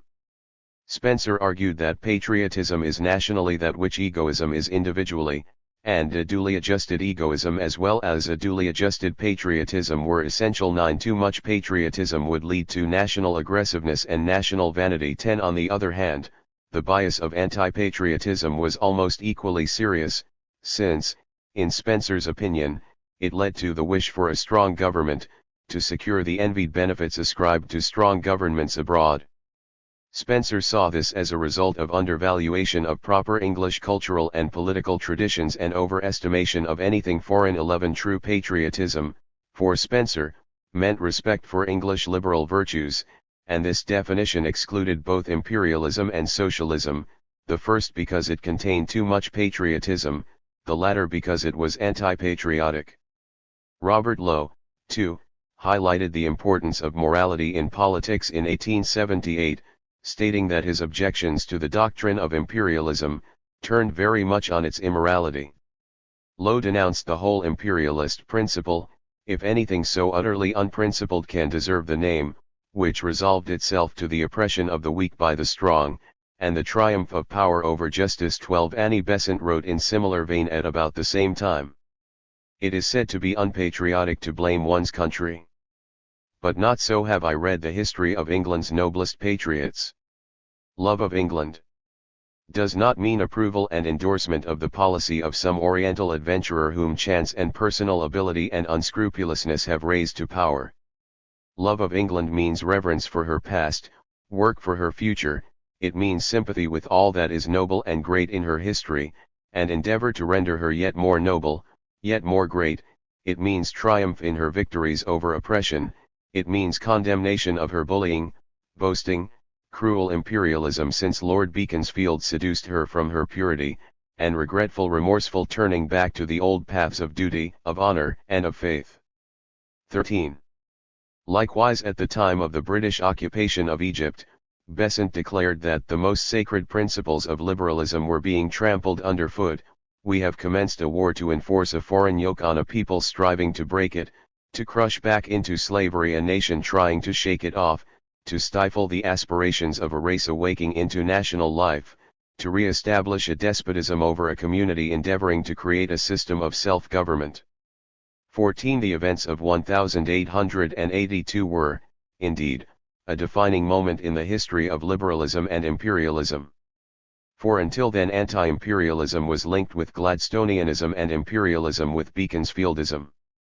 While the main lines of disagreement after 1882 were within the Liberal Party, it has to be remembered that one of the sternest anti-imperialists was the Tory poet, Wilfred Scawen Blunt. A week before the bombardment of Alexandria, Blunt wrote in his diary how he at a dinner party of some 40 people sat next to Harry Brand and had a grand row with him about Egypt. I felt myself in rather an unfriendly atmosphere politically, as most of those present were jingoes, Blunt confessed. In his drunken and not too serious after-dinner speech, Blunt declared that some served their country in one way and some in another, but that as long as one served it and did one's duty, it did not much matter what one did. 15. John Morley expressed the same idea much more eloquently in his memoirs. Chamberlain always said that Little Englandism was not a term of reproach, it only means a particular view of policy. Imperialism means a totally different view. This ought to have been recognized as true, for after all there may be two different ways of loving one's country. In Morley's opinion the contradiction was there only because in foreign affairs everybody thinks it a duty to have a point-blank opinion, and the nearer it comes to pure guesswork on complex and obscure affairs, the more violent is the point-blank.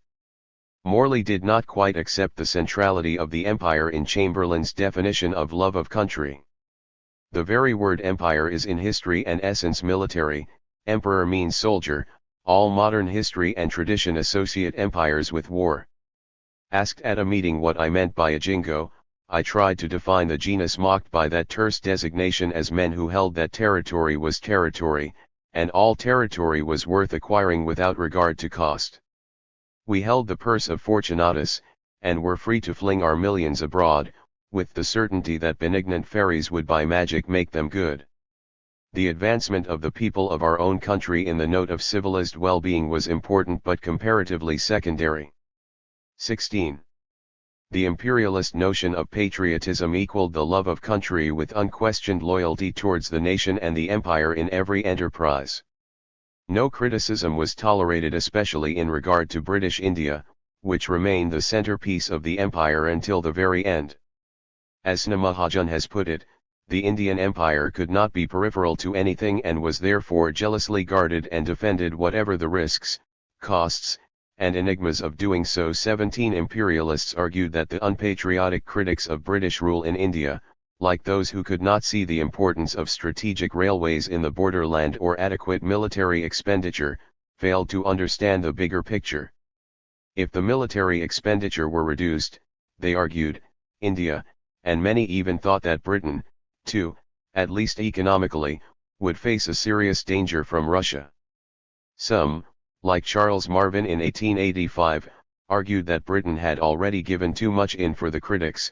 When England merely played with diplomacy, Russia was building railways near the Afghan borders. 18 The Panjshir crisis further sharpened the question of whether England was able to defend India against the Russian threat at all, like a conservative MP Ellis Ashmead Bartlett asked in 1886. Bartlett argued that it was certain knowledge that Russia means to have India, if, and whenever, she can get it, and only British troops with British statesmanship could safeguard India from Russian rule. Bartlett's pamphlet on the Russian threat was still considered topical in 1897 by the then Viceroy, Lord Curzon. 19 The Russian threat was taken seriously indeed and could be used as a counter-weapon by someone who had a grudge against British rule. A good example is the case of the Maharaja Duleep Singh, who had as a child been the Maharaja of Punjab under British guardianship. Punjab had been annexed to British India in 1849, after which the boy Maharaja had been brought to England to live the life of a country squire. Despite the generous allowance from the British government, Singh met continuous financial problems, due to his lavish lifestyle, which resulted in worsening relations and arguments with the India Office. In the early 1880s the Maharaja lost his patience and wrote angry letters to the Times. 20 Major Evans Bell was quick to defend Singh's case and testify on his part that the annexation of Punjab had been illegal and the Maharaja had been deprived of his land and fortune, including the famous Kohinoor diamond, by the misdeeds of the British government.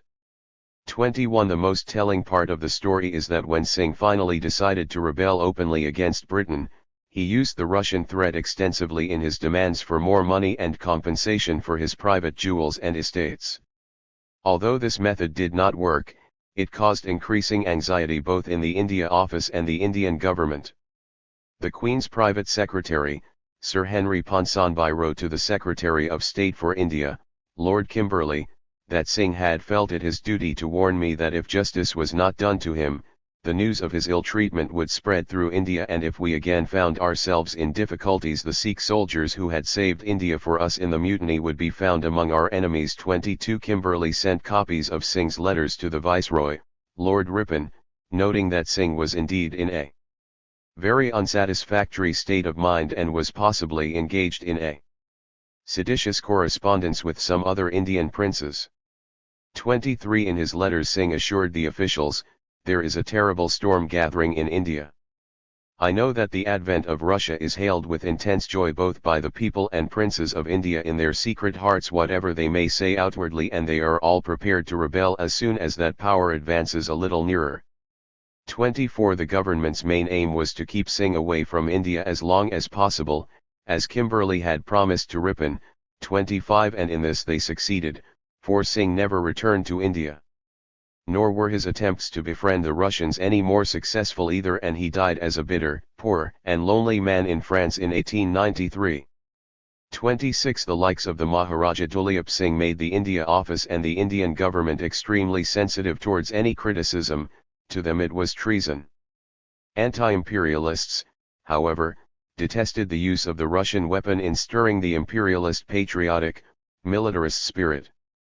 In spring 1885, when the Egyptian campaign led to General Gordon's death in the Sudan and there was extreme military pressure in the Indian borders, John Morley expressed his tiredness on the talk of inevitable wars. I utterly hate and distrust all this talk about manifest destiny and inevitable conquests. It is nothing else but the most stupid fatalism. They say the conflict is written in the stars. I do not believe in governing by astrology. 27 Henry Labouchere, on his part, pointed out that Britain was equally to blame for the strained relations between Britain and Russia.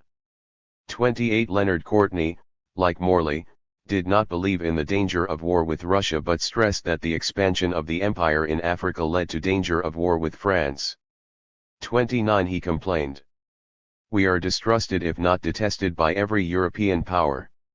And we are so weak with swollen empire that we are under hostages for at least 20 years to come. The weary Titan has become a fat Falstaff, obese and floundering, gorged beyond digestion, incapable of action. Why are we so distrusted and detested? What have we been doing the last 20 years? Snatching at continents, pegging out claims, interfering as missionaries of order and peace, and then settling down in permanent possession, in short, making up those 2,600,000 square miles of undigested empire which satisfy so powerfully the imperialist instinct and reduce us to abject impotence. 30. Imperialism and Russophobia became thus closely linked in both imperialist and anti-imperialist minds. John M. Robertson commented on this connection pointedly in his Patriotism and Empire in 1899, when stating that the only reason for the hatred for Russia was British megalomania, which regards relative smallness of territory as a ground for contempt. Our imperialist Russophobes must be gnawed hourly by the worst of pangs, when they reflect that Russian territory in Europe and Asia outbulks British, and the thought that little Scandinavia can be made great by literature must appear to them as preposterous as the opinion that little Athens availed more for human enlightenment than imperial Rome. 31. The argument that true greatness was greatness in humanity and morals was common among anti-imperialists. Without justice what are empires but companies of brigands on a large scale, was the motto of a French writer called Peter the Hermit in an indicting pamphlet on the Egyptian question. No nation has the right of interfering in the internal government of another nation, any more than the father of a family has any claim to regulate the domestic affairs of his neighbor. 32 The pamphlet declared. Positivists, in particular, advocated this view that same moral laws should be applied to the relations between nations as to those between individuals. 33 These English followers of Auguste Comte maintained that only the termination of all colonial relationships would bring peace to the world. 34 Auguste Comte established the foundations of the new religion of humanity between the 1830s and 1850s by developing his ideas of the intellectual development of human race into the more specified scheme of moral and social regeneration of mankind. 35 Most of all, Comte wished to enhance the growth of altruism as opposed to egoism both in public and private life. His main problem was how to make social feeling prevail over self-love, to the end that man's activity may become ever more social in its character. 36 The most fundamental principle of positivism was therefore love for humanity. 37 This required not only that France and Britain were to proclaim the independence of their colonies and dependencies but also that they were to break up into smaller countries themselves. France, for example, was to become 17 independent states, since the transition to a family of small countries would end aggression and imperialism and would harmonize and pacify international relations. 38 Richard Congreve, the leader of British positivists, laid the foundation for positivist anti-imperialism in his famous pamphlet on India, written in 1857 and reprinted in 1874, in which he demanded complete re-evaluation of British foreign politics. He argued that there was little commercial gain, and that India was a military, political, and economical burden to Britain. Optimistically, Congreve believed, however, that no violence would be needed before the British realized this. He thought that they would leave India as a result of an improved moral judgment, the outcome of a new religious impulse, not because of any threat of war or violent revolution. 39 Congreve wrote that he was as ambitious as others for his country, but not with the common ambition. Instead of being in the first rank in the conflict of interests, he would rather see Britain in the first rank in a new and nobler policy of repentance, restitution, and disinterested moderation. 40 In 1879, inspired by Gladstone's Midlothian campaign, he declared with Henry Crompton that the time is ripe now for action on this great question of imperialism. 41. The anti-imperialists, long in a small minority but never silent or inactive, are not likely to be quiet now that they have gained so great an accession of strength. Now that their views have begun to penetrate and move the working classes and many of the liberals themselves. The government has by its conduct made imperialism ridiculous, and has given additional prominence to the evils and dangers of imperialism, by their device of making the throne the symbol of empire, that is, of all the injustice, wrong, war, conquest, and annexation, which are day by day more and more associated with the word empire. 42. Even when the early anti-imperialist optimism turned into pessimism after the occupation of Egypt under the leadership of Gladstone himself, the positivists stood firm in their opposition. When Britain's position in Uganda was debated in 1892, Congreve declared that positivists objected to the whole enterprise, whatever the reasons assigned. He argued that all the claimed commercial advantages were a delusion, but even if they were true, the positivists would still oppose British occupation of Uganda. The reason was clear and straightforward.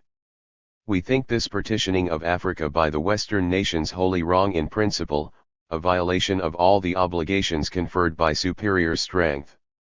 This moral objection supersedes all others. 43 Frederick Harrison was an even more dynamic propagator of positivist anti-imperialism throughout his life. Like Congreve, Harrison was galvanized by the Indian Mutiny in 1857, and was actively involved in the Jamaica Committee in the 1860s denouncing Governor Eyre's martial law in the Jamaican massacre. The notion of martial law remained central in Harrison's conception of imperialism later as well. Most notably, he employed it in the connection of the Afghan War in 1879–80. 44 By what title are we treating the Afghan people as rebels? By what law are our generals hanging men on charges of leading the enemy's forces to battle? Harrison asked. There was no public law or any moral justice which would give Britain the right to act as it did, he insisted. That our armies have invaded Afghanistan, and in 2 expeditions have crushed the soldiers of Kabul, we all know.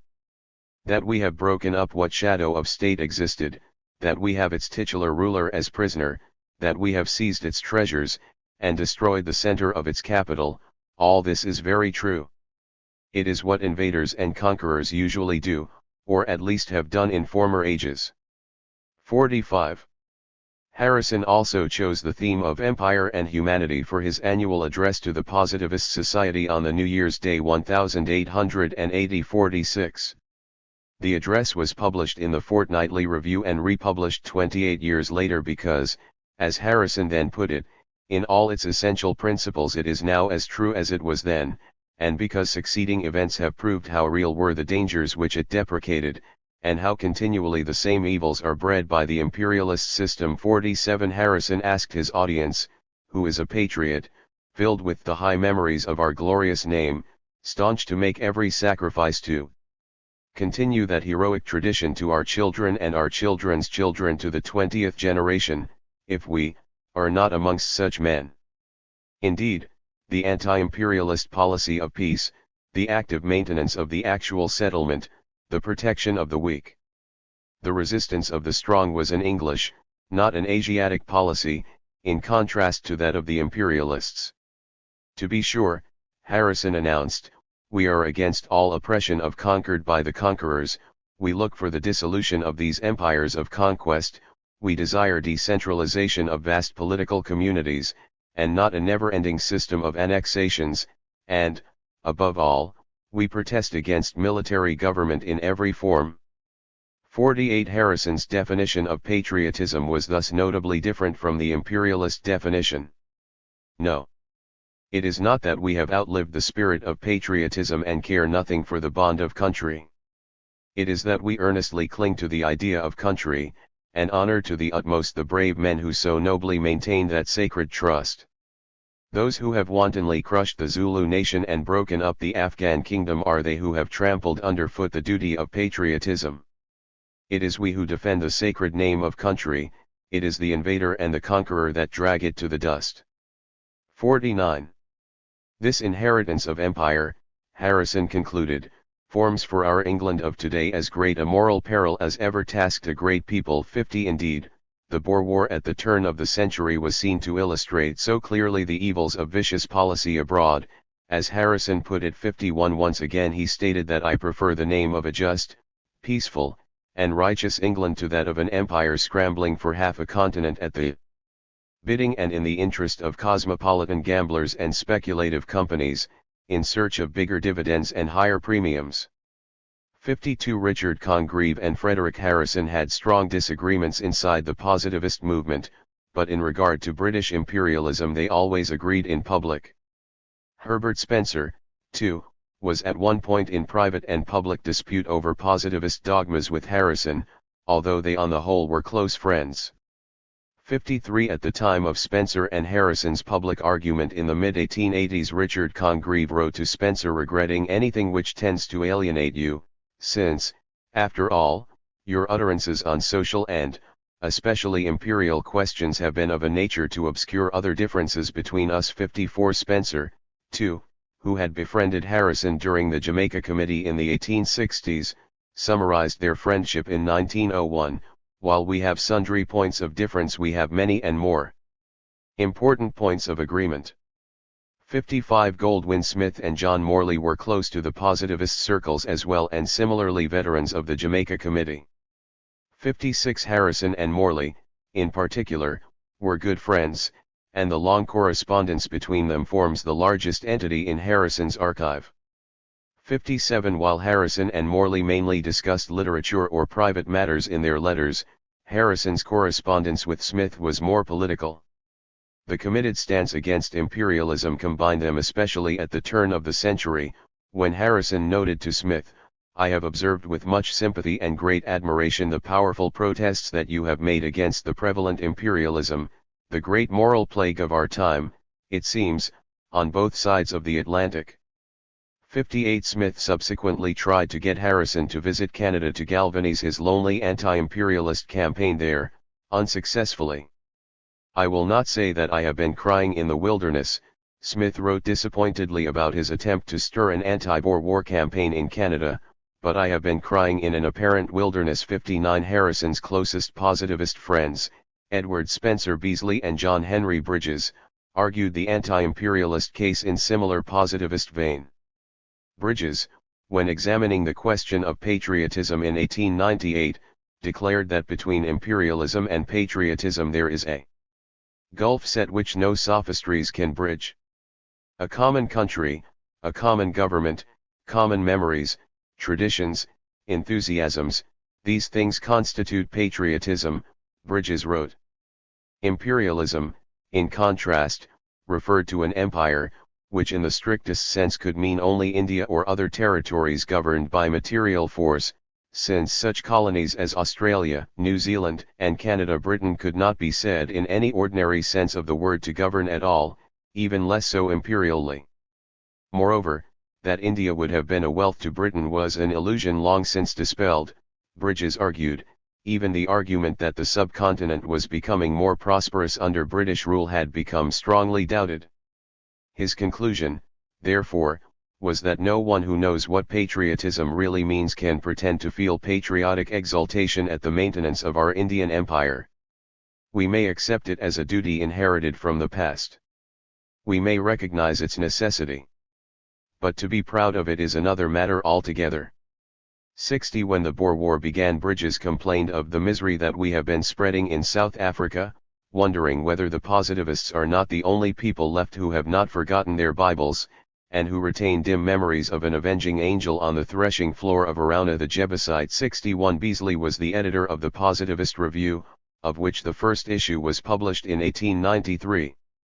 The review, in Beazley's own words, consistently and continually opposed the extension of the British Empire in all parts of the world. It especially and frequently condemned the occupation of Egypt, not only as a wrongful interference with Egyptian independence, but as creating a formidable danger for England herself, because it tends to embroil her with France. Beazley added further that not a single member, as far as I know, of any English positivist group has defended the British occupation of Egypt and English imperialism and jingoism, in all their manifestations, have found nothing but determined opposition from English positivists. 62 Although this critical approach tended to make positivism unpopular in Britain, none of the principal misdeeds of our country in India, Afghanistan, Burma, China, Zululand, the Transvaal, Matabeleland, Egypt, and many other regions, have been allowed to pass without protest, Beazley proudly listed. 63 He was certain that the true primacy of Europe will belong in 90. A not distant future, not to military strength, but to intellectual, moral, and social eminence. 64 Beazley also stressed that the positivists had continuously advocated gradual withdrawal from India. The London Positivist Society stated the principle clearly in its manifesto, The Russian Approach to India, in 1885, and Beazley restated the case in 1894 with the additional warning that things are worse now than they were 9 years ago, and worse they will become as every year passes. 65 The manifesto deplored the situation where Britain held India not by the assent of the peoples that inhabit it, but by the sword. To the English people the position of conquerors has been and is deeply demoralizing, tainting what should be the noblest of virtues, patriotism, with the poison of greed and injustice, and incapacitating us for taking an upright and elevated view of all questions of foreign policy. Beazley believed that British withdrawal in friendly terms and without chaos was possible, if the Indians were freely admitted to the highest civil and military functions in order to train them for self-government, and the various Indian provinces were simultaneously raised to the position of protected allies, as a preparation for ultimate independence. 66 The notions of patriotism, imperialism, and jingoism were much debated at the end of the century. In Beazley's view, the era of imperialism was the result of a lamentable interregnum between the decay of the religions of God and the rise of the religion of humanity. 67 He was convinced that once positivism gained the hegemony, imperialism would also disappear. He considered an imperialist more dangerous than a mere jingo, since not many took the latter seriously. By a jingo Beazley meant the bellicose person who would by preference settle every dispute with other nations by the sword, and who said there must be wars from time to time to keep up the martial spirit of the nation. Luckily enough, Beazley stated, their disease was not catching, since the vast majority of Englishmen are immune, being saturated with the antidote of industrialism. All jingos were imperialists, but the majority of imperialists were not jingos. Unlike the jingo, an imperialist was not keen on fighting for fighting's sake.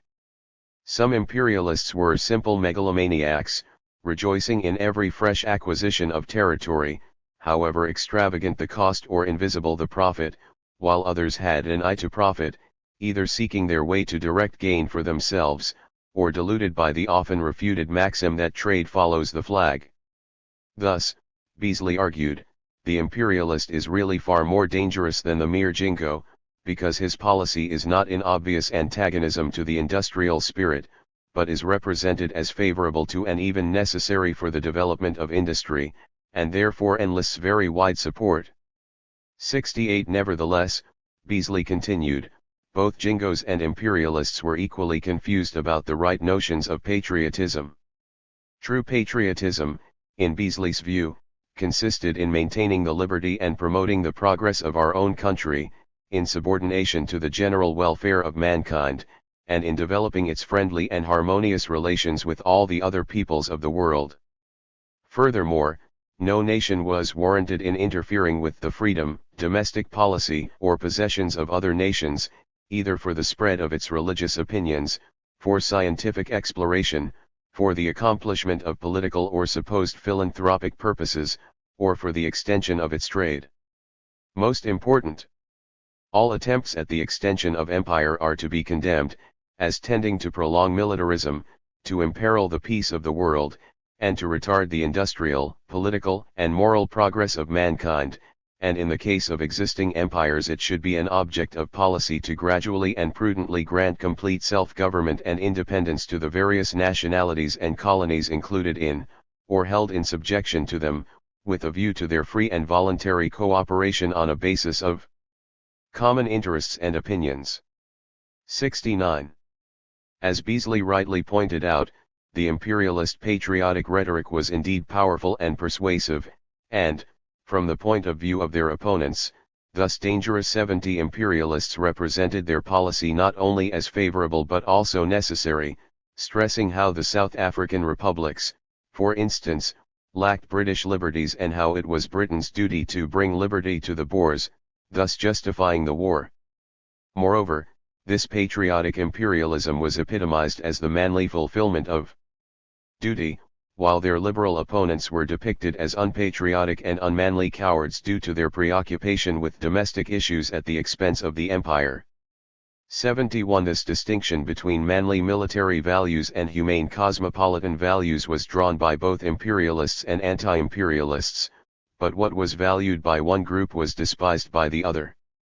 The anti-imperialist William Clark was sad to see the old cosmopolitan Europe of the late 18th century having turned into the national and particularist Europe of the late 19th century. 72. While nationalism as such was a positive feeling, Clark wrote, the late 19th century jingoism represented the excess of that feeling carried to a point of absurdity where its victim becomes wholly irrational as well as immoral. This excess of sentiment was then artfully worked on in every country on behalf of sinister interests which have nothing to do with any normal or healthy national feeling. 73. Notably echoing the positivist view, Clark argued that humanity as such, and not any particular group of humanity, should be the real object of our affections and its good the real end of our endeavors. 74. Bismarck, in particular, Clark argued, had generated the transformation in the European ideals from humanitarian liberalism to militant imperialism and hard cynicism. Clark pointed out that while all the powerful nations had become imperialist, it was left to the smaller European nations to keep alive the democratic instincts of the European people. 75. Lord George Hamilton, a staunch imperialist, agreed with Clark about the importance of Bismarck, but far from blaming him, Hamilton gave him credit. Even after the Great War he wrote admiringly about the German blood and iron patriotism and disparaged the unpatriotic Britain, where patriotism is untaught, commemorations of great victories are unknown, the Union Jack is unflown, the celebration of Empire Day until recently was forbidden, and little or nothing is taught to the rising generation of the wonderful heritage in store for them, won by the courage and fighting power of the British race. All this was the fault of the anti-imperialists and Cobdenites, Hamilton argued, but Bismarck had wisely determined that no ideas such as were taught by the Cobdenite political economy should get into the higher education of Germany and had utterly repudiated the idea of cultivating cosmopolitan amity as a substitute for a love of your own country. The result was, Hamilton applaudingly but rather ominously wrote, that Germany has been drilled into one solid mass of patriotism, ready to bear and to brave for its fatherland anything it is asked to do. 76. J. Lawson Walton confessed in 1899 that attempting to define imperialism was treading consciously on thorny and delicate ground. His intention was to avoid the spheres of malign influence into which Chamberlain and Morley had sought to thrust each other when using the malodorous names of Jingo and Little Englander for one another. Walton, instead, aimed to describe in outline the intermediate and more fortunate region of popular opinion which avoids the indefinite but conscious objections which attach to either limbo. 77. This intermediate way of defining imperialism was to see it, Walton argued, as a principle or formula of statesmanship for interpreting the duties of government in relation to empire. He emphasized how he as an imperialist took a profound pride in the magnificent heritage of empire won by the courage and energies of his ancestry, and bequeathed to him subject to the burden of many sacred thrusts, and how he was convinced that the spread of British rule extends to every race brought within its sphere, incalculable benefits. Furthermore, the imperialist always believed that the strength and resources of our race will be equal to the weight of any obligation which the sense of duty of our people may call upon our government to undertake. Walton argued, with a strong sense of imperial destiny. 78. It is difficult to see, then, how Walton's intermediate approach to the question of imperialism was any different from the imperialist position of, for instance, Chamberlain. Indeed, R. Wallace was quick to point out that Walton's account of imperialism contained a larger number of Beaconsfieldian features about it than seems desirable to such a liberal as myself. 79. Wallace's pride in empire was somewhat dashed by its history, and the disadvantages to which it exposes the kingdom and our own highest progress discouraged him further. It notoriously involves us in an enormous expenditure of money and service which is seriously marring our own civilization and prosperity, Wallace argued. 80. The general lesson taught by our military empire, he summarized, was how to add meanness to lawlessness. Moreover, the experience of empire encouraged the ruling classes to act despotically at home as well as abroad, he insisted. 81. This all was against the doctrines of the Liberal Party, who had taken up the cause of the oppressed masses. On that footing of the rights of man as man they fought the battle of the people, and their toast was civil and religious liberty all over the world. But all that is changed now. The liberal imperialist holds that man as man has no rights if he is in another country, and is weaker than ourselves, and has anything which the liberal imperialist can put in his imperialist but not liberal pocket. 82. Wallace's interpretation of the whole process of imperialism was simple. Nowadays, if there is a whisper of some conceivable £1,000 to be made anywhere, even in such a desert as the Sudan, 1,000 firms, financiers, adventurers, and company promoters, will start up out of the invisible. The terrible clamour made by 1,000 people touting for it simultaneously creates the impression that there is really something valuable and important going, and, apparently to meet such an emergency of demand, a distinguished occupant of our liberal front bench has in effect declared that it is a sound liberal doctrine that you may set to and conquer a backward race without more ado, and exploit them, if they have anything, provided you civilize them afterwards, by teaching them, I suppose, the Nicene Creed and possibly algebra up to quadratic equations. 83. The time had come to make a stand for the sake of the kingdom, Wallace declared, since enough had been sacrificed for the empire. Every triumph of expansionism was a further rebuff to democratic liberalism, for expansionist imperialism means more despotism abroad and more aristocratic recrudescence at home. 84. Despite the heated discussion on the concepts and their meanings, the confusions and disagreements remained. To anti-imperialists, imperialism represented militarism, despotism, and autocracy summarized in one word. While they accepted the concept of the British Empire as a figure of speech, any attempts towards imperial policies in practice were fiercely opposed. Imperialists, in contrast, regarded imperialism as larger patriotism which embraced the whole empire with its colonies and dependencies, and were therefore eagerly looking forward to further expansion in the name of empire patriotism, or imperialism. The main differences between anti-imperialists and imperialists were, indeed, in definitions and principles, but even there the contradiction was not necessarily as stark as it may have seemed at the time. Anti-imperialists were not against the existing British Empire as long as it was self-governing, democratic, and liberal, i.e. not an empire in any literal sense.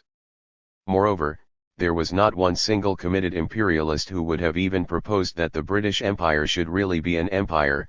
The Queen was an empress only in India and remained so.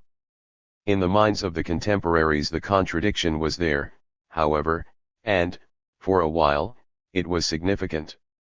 Imperialists considered it a vital question to enhance, in Lord Rosebery's words, the larger patriotism that I have called imperialism.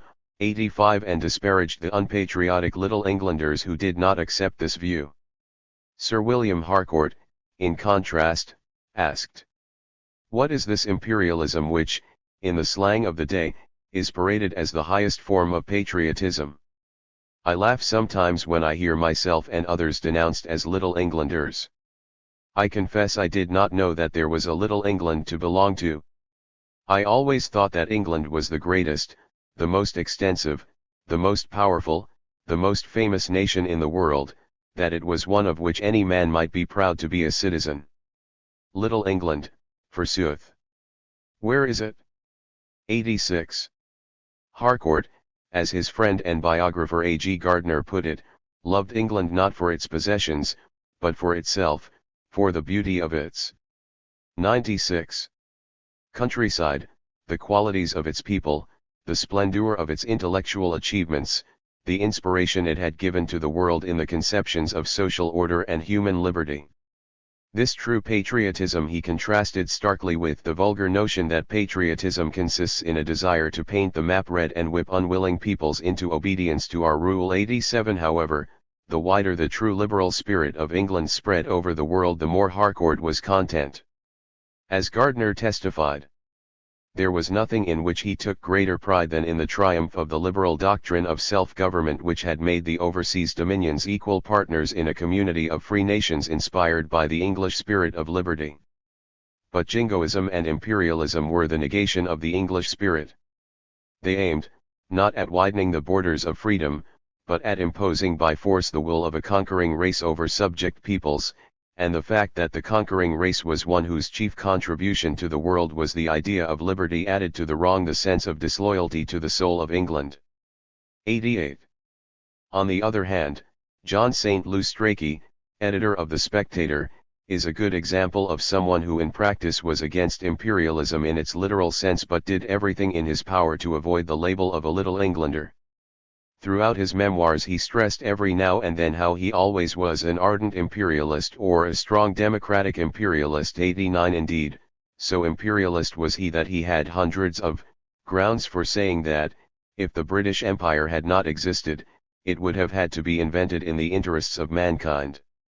Despite this empire patriotism, however, Strachey became at the end of the century disgusted at M.R. Rhodes's practical methods of expanding the British Empire, which were so dangerous and so little consistent with a high sense of national honor and good faith that I felt it was part of my job to protest against them with all my strength. Strachey despised Rhodes's corruption. He depicted him as a man who bought policies as other men buy pictures, and was a kind of throwback to the 18th century. The chief trouble with him was that he really believed that all men were buyable. 90. Strachey's imperialist friends were amazed at his opposition to the great empire builder.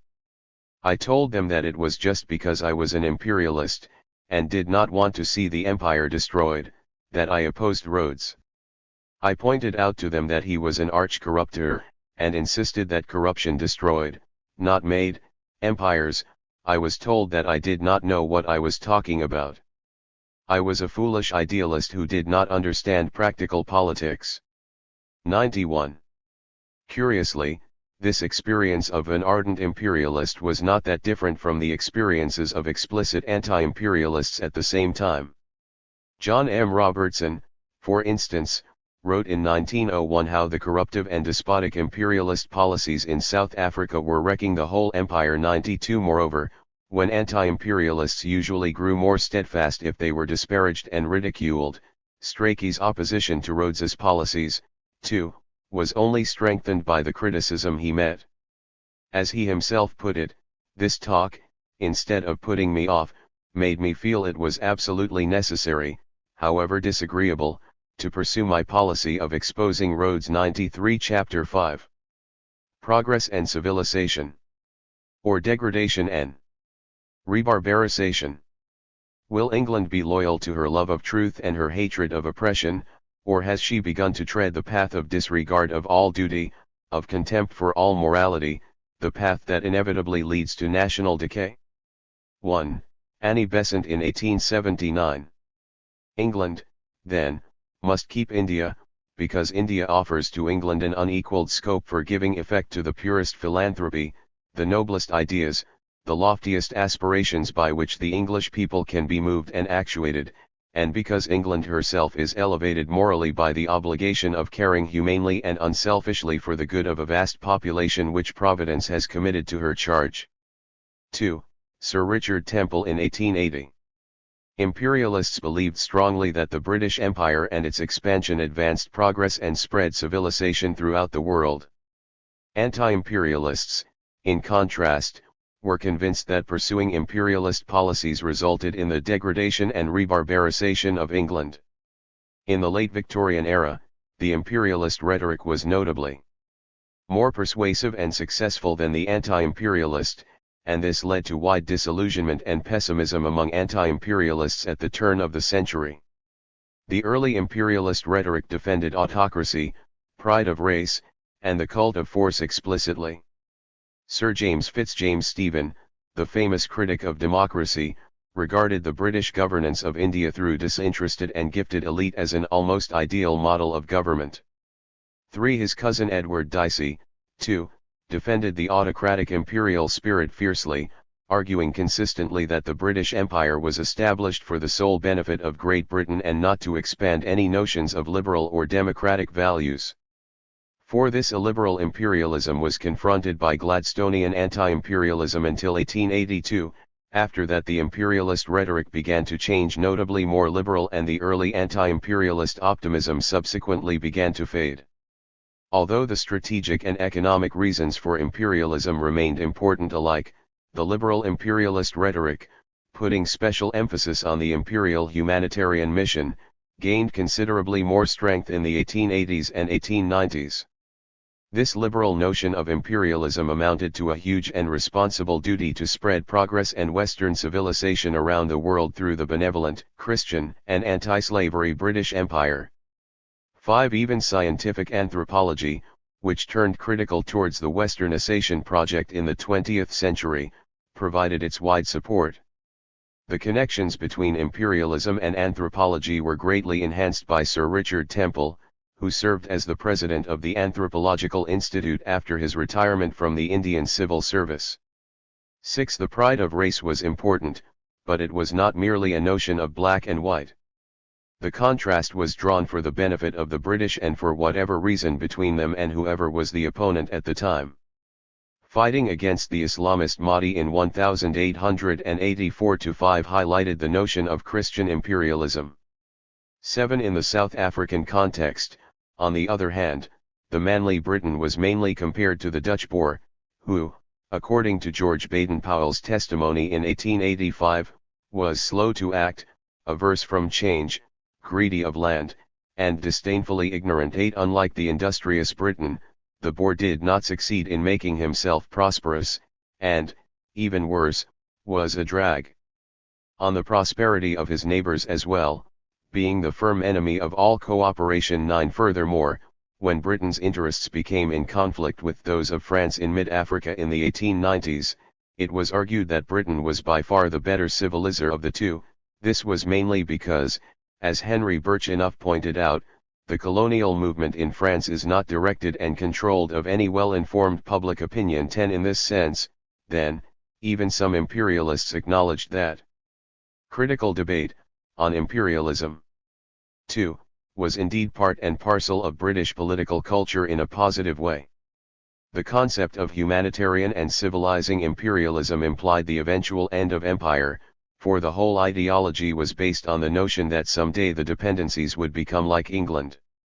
The more racist and conservative notion of imperialism regarded British rule as more or less permanent, since no progress on the lines of Western civilization was to be expected. This was because the subject races were thought to be incapable of progress along the Western lines. A good example is Lord George Hamilton, the Conservative Secretary of State for India, who was certain that Indians would never be able to govern themselves according to Western ideas. The whole idea of educating them was doomed. There is a fixed gulf between European and Asiatic mentalities which will always remain, he argued. He despised the ideas of Macaulay, the founder of the literary system of European education in India in the 1830s, who had predicted that in course of time his educational system would eliminate heathenism. In Hamilton's view, a literary system of European education, when engrafted upon Asiatic mentality and fanaticism, merely upset the mental balance of some of its recipients to the point that they became ruthless and senseless perpetrators of outrage. 11. While many Indians spoke English with great fluency and ease, the word simply meant different things to them than to the British, Hamilton insisted. According to his experience at the India Office, the many distinguished natives he met somehow or other failed to gauge fully what he meant to say to them. This feeling was not due to subtlety or disingenuousness.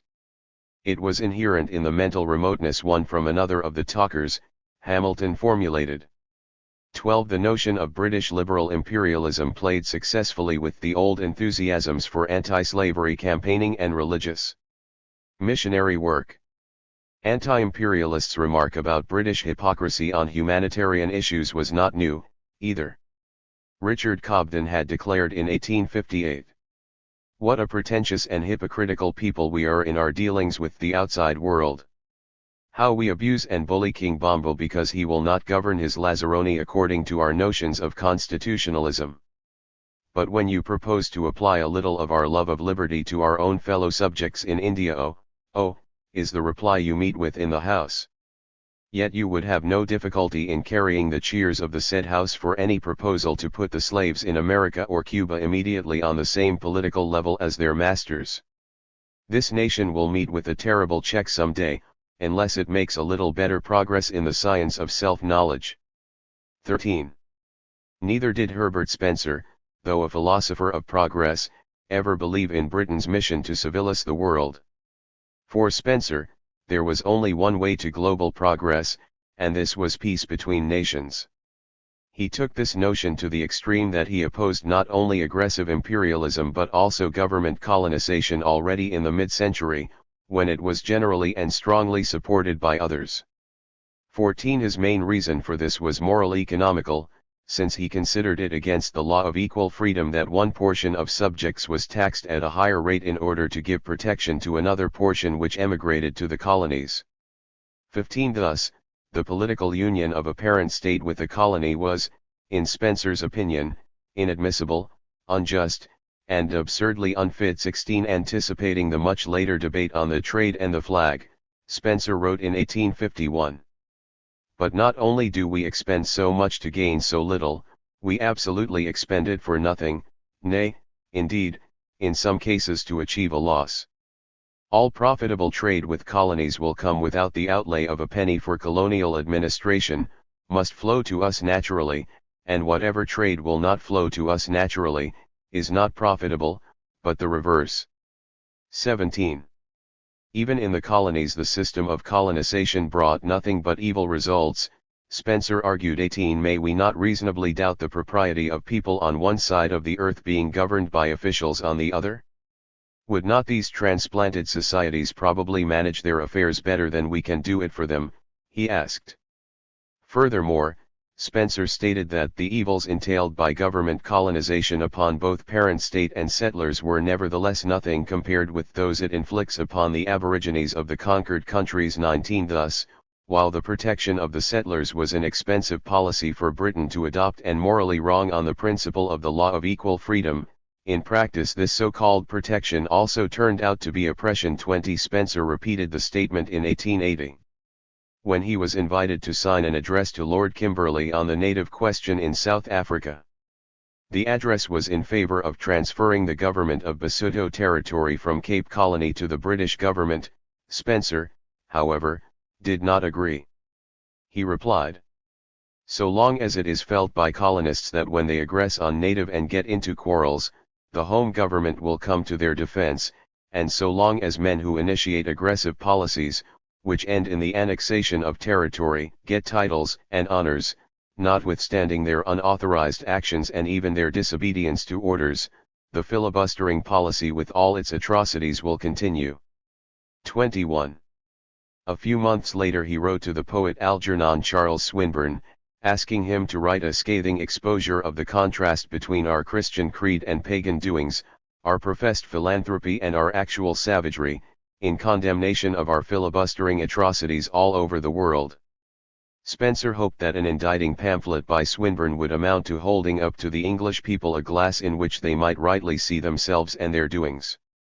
Swinburne, however, politely refused, which was a major disappointment to Spencer.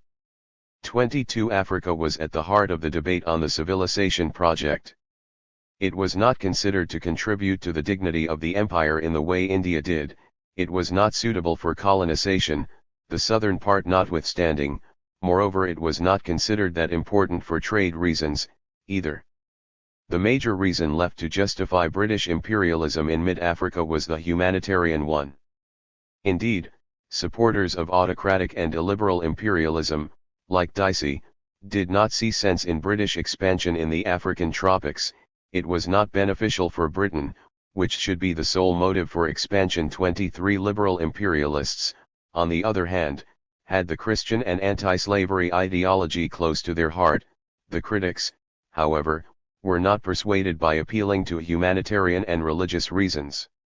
The welfare of the native, be he Christian or pagan, is the last argument that should be adduced in favor of our presence anywhere, least of all in Africa. Those whom we have civilized we have ruined by the contamination of our vices, declared one. 24 Although Britain had spent fortunes on African wars, there were hardly any converts to British rule, the critic argued. According to him, the story of the necessity of British rule in Africa was only believed because it flattered national vanity. 25 Wilfred Scawen Blunt, 2, argued that while the slave trade in Central Africa had for many centuries been a terrible scourge upon the indigenous black race, 26 Western interference only brought along other evils 10 times more destructive than those it cures. Thus, in Blunt's opinion, the only true humanity towards the Negroes of Equatorial Africa would have been to leave them unvisited, uncivilized, and severely alone with their own local troubles. He pointed out that rather than applying military force, it would have been more efficient to encourage Mohammedan reform in the Mediterranean Muslim states, and with it to secure the abolition of slavery as a legal institution and so the demand of slaves from the interior. This policy, however, was never one at all popular with the anti-slave trade associations. 27 Sir Charles Dilke, from a different point of view, came to same conclusions. He wrote in 1893, "We shall never get back the money that we may spend in the heart of Africa, and when we are assured that it is our duty as Christians or as men to intervene there, at any distance, at any cost, for principle, regardless of prudence, without thought of calculation, reason answers that our action, in withholding arms from the Negroes where the Arabs have them in perfection, leads only to the destruction of the Negro kingdoms for the benefit of the slave traders, and that our intervention increases rather than lessens the sum of human suffering.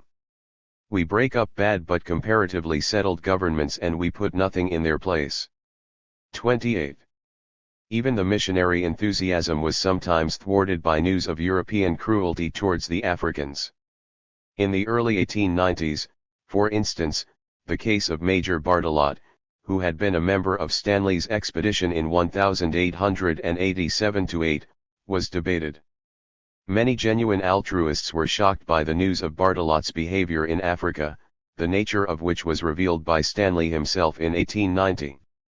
29 Reginald Bosworth Smith, schoolmaster at Harrow and staunch supporter of Britain's Christian civilizing mission, was extremely upset and strongly criticized the way the British hushed up disagreeable truths and used patriotism to justify any behavior of their countrymen. British acts of violence and wrong were always tried to deny or explain away, and this method, Smith argued, led to the deterioration, slow but sure, of all those qualities on which Englishmen, as an imperial nation dealing with weaker races, have hitherto had most reason to pride themselves. 30 In all imperial races, Smith stated, there is an element of the wild beast. It seems almost like a law of nature that civilized men, when thrown amongst uncivilized, should assimilate themselves to their surroundings, and should catch something, and at times, as in the case of the Spaniards in America and the West Indies, a double measure of their ferocity and their barbarism. Great Britain is no exception to the rule. 31. Thus, Smith was willing to condemn all expeditions into barbarous and unknown countries, which are prepared, in the last resort, to have recourse to force. Nevertheless, he remained confident that if only proper precautions would be taken, the evil would be outweighed by the good in the end. 32 The British Empire, after all, was superior to any other because of the safeguards which a sensitive and enlightened public opinion at home provided.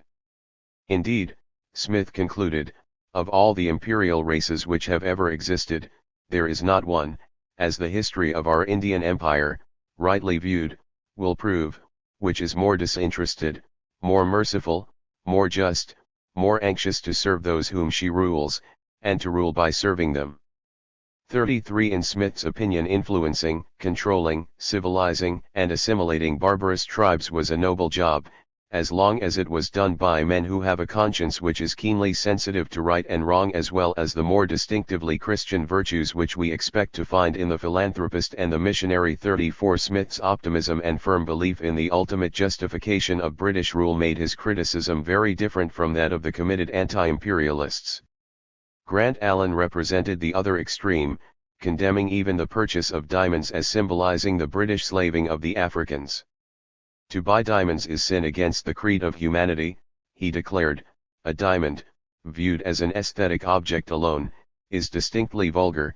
35. And the love of diamonds, of precious stones, of silver plate, of costly raw material is essentially a taste that goes with the slave-owning and slave-driving temperament, he argued. 36. He compared the modern Occidental barbarism of vulgar profusion of diamonds to the similar love of costly and purposeless baubles in the lower and earlier grade of culture, like the barbarism of Indian princes and of Peruvian Incas, of the Red Indian in his war paint and the South Sea Islander in his necklet of shells, who all regard warfare and slaying as the highest task of our race, and who love to be arrayed like Solomon in all his glory. Therefore, Allen argued, no true liberal would even own a diamond. 37. To encourage the diamond industry amounted in Allen's eyes to encouraging the barbaric tastes of hunting, warfare, the predatory life, militarism, while the civilized tastes encourage steady labor, peace, the industrial life, socialism. 38. Any righteous man should always ponder over what effect will this act of mine have upon human progress and human freedom. He should never use silk where well-printed cotton will serve his purpose as well. He should encourage good handicraft, honest trades, elevating occupations. He should refuse to be implicated, remotely or closely, in filibustering, cruelty, land-grabbing, sweating. 39. Despite his socialism, Grant Allen greatly looked up to the anti-socialist Herbert Spencer, with whom he was in continuous contact from the 1870s onwards. 40. He was also a friend of Frederick Harrison's, who gave the funeral address when Allen died in 1899. 41. The positivists, in order to prevent any further violent mischief, advocated a joint European protectorate for Africa. 42. Indeed, their enthusiasm to assist such races to reach a higher positivist civilization, as Beazley put it in 1898, was not very different from that of the Christian missionaries.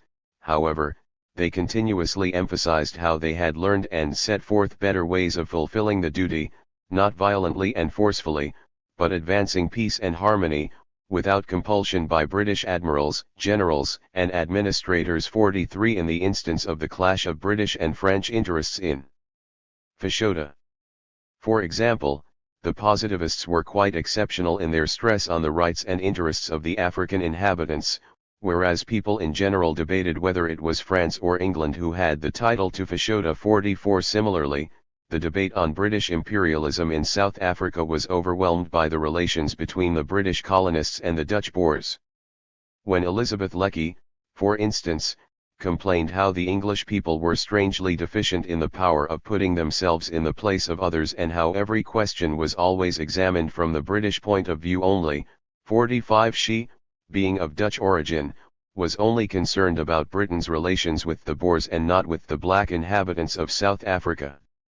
Some critics, like Annie Besant and Charles Bradlaugh, ended up supporting the pro-Boer movement in the late 1870s mainly because of their admiration towards the Boer republicanism. 46. Another pro-Boer approach was well summed up by Kate Courtney at the time of the Second South African War.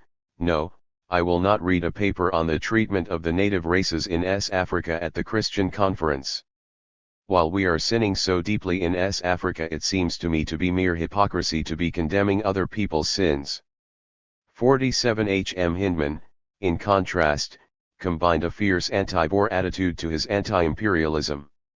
A position which at least implied a pro-native stance. To Hindman, the Boers were for the most part a coarse, ignorant, cruel, and bigoted set, who treat the natives more cruelly and slave-drive them more relentlessly even than our people do, which is saying a great deal. 48 In practice, however, Hindman did not argue the black African case any more than others, for his energy was exhausted by arguing against both the Dutch and the British.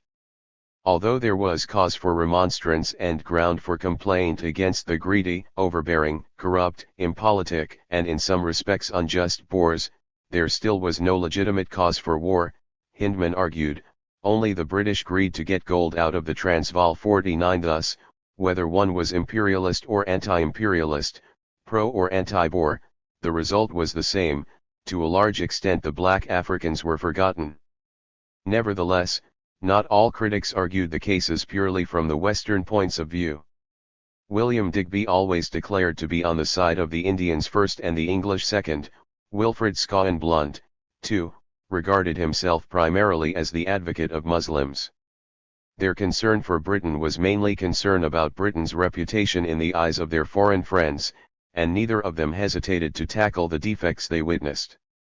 When Blunt, for instance, was traveling in India in 1884, he witnessed a racist attack against some 30 of the chief noblemen and notables of the city of Putna by a middle-aged Englishman, who had shouted rudely to Blunt's friends and even struck at them with his cane. 50 Blunt wasted no time in reporting the incident to the Viceroy, Lord Ripon, in the hope that Ripon would pay serious attention to it. 51 The violence of the offender was absolutely without excuse, he testified. Blunt suspected that the attacker considered that he had unwarrantably interfered with his time-honored privilege of ill-treating men of an inferior race to his own, but I do strongly resent the daily wrongs suffered by the Indian people at the hands of men of his class, he maintained. 52 The news of Blunt's interference spread fast and he soon wrote again to inform Ripon that he had received numerous letters and personal communications from Mohammedan who have suffered indignities of a somewhat similar nature. 53 Ripon was sympathetic and to a large extent agreed with Blunt, but, against Blunt's wishes, the matter was quietly laid to rest. 54 On the other hand, Blunt, like Hindman, was equally flawed with stereotyping, for his strong pro-Muslim sentiment turned him into anti-Semitic. He met once in Egypt a friendly man who invited him to his home, and Blunt noticed only there that the family were Jews. Their company and servings disgusted Blunt, and once the man accompanied him back to town and asked for a coin, Blunt was more than happy to give him one in order to get rid of him, for he was so ashamed to be seen with him. 55 British rule in India was more difficult to justify on the ground of the civilizing mission. Even Christianity failed to take root there, for, unlike African tribal religions, the ancient Asian religions of Hinduism and Buddhism were strongly institutionalist contestants. Thus, in regard to India, the more prevailing notion of imperialism was the authoritarian one, stressing India's conservatism. John M. Robertson summed up the notion of this school of Sir James Fitzjames Stephen and Rudyard Kipling, who may be defined as barbaric sentimentalists, that Asia in general, and India in particular, are absolute exceptions to all the principles of European politics. The East, they say, is unprogressive, unchangeable, unimprovable. In Robertson's opinion these were foolish generalizations, since India can no more than any other land resist the laws of social transmutation of which the Western-type Indian National Congress was his primary example. 56 Annie Besant, on the other hand, became enchanted by India exactly because of its unchangeable culture. 57 After converting to the new religion of Theosophy in 1889, Besant regarded India as her spiritual home. She visited India in 1893 and soon moved there permanently. First, this staunch anti-imperialist refused to get involved in Indian politics, campaigning only for spiritual renewal, which she by then considered more important. 58 Moreover, because of her eagerness not to criticize Indian culture, this fierce feminist denied that Indian women were suppressed and insisted that they were for the most part content with their secluded life. 59 She declared to the British that in dealing with a highly civilized nation you must learn to rule according to its traditions, not according to yours. 60 later Besant did, however, change her mind and began advocating radical social reform and political self-government for India, becoming the first female president of the Indian National Congress in 1917. 61. The notion of the civilizing mission gained strength alongside British expansion in Africa from 1882 onwards. When this humanitarianism, rather than authoritarianism, became the defining character of British imperialism, its popularity grew simultaneously. In the 1880s, the activists of the Anti-Aggression League laid the blame for their disappointments on the indifference of the public, but in the late 1890s anti-imperialists reluctantly confessed that imperialist rhetoric was more powerful and more popular. Bernard Porter's thesis on the indifference of the British public towards the empire can therefore be well applied to the 1880s, but not quite so well to the late 1890s, by which time the propaganda was already working efficiently. 62. Indeed, it seems that much of the liberal imperialist rhetoric of the early 1890s resulted from the unpopularity of imperialism in the 1880s. The British, both the public and the politicians at large, had been reluctant expansionists in Egypt in 1882 and the Sudan in 1884-5. The prevailing element in the imperialist rhetoric at the time was the excuse of the temporary nature of the occupation. By the time the situation in Uganda was debated in the early 1890s and the temporary occupation of Egypt had continued for 10 years, there was a new sense of inevitability in British presence and expansion in Africa. Combined with the missionary and anti-slavery pressure, the humanitarian justification became the cornerstone of this new imperialism. Until then the critics had contrasted the traditional liberal values and imperialism, but the notion of humanitarian, liberal, and civilizing imperialism was like tailored to thwart these arguments. None other than W. E. H. Lecky, the historian whose mid-Victorian views of the progress towards an era of liberty, industry, and peace had inspired anti-imperialists, paved the way for this more popular imperialism. Half of his address on the British Empire at the Imperial Institute in 1893 was dedicated to denouncing the Little England approach. Lecky began by referring to the great revolution of opinion which has taken place in England within the last few years about the real value to her both of her colonies and of her Indian Empire. Not many years ago it was a popular doctrine among a large and important class of politicians that these vast dominions were not merely useless but detrimental to the mother country, and that it should be the end of a wise policy to prepare and facilitate their disruption. 63. The Manchester School, especially, and its view that the empire should be gradually but steadily reduced to the sweet simplicity of two islands were the main targets of Lecky's criticism. He disparaged the way Richard Cobden had amounted the question of colonies to a question of pounds, shillings, and pence. He proved, as he imagined, by many figures that they were a very bad bargain.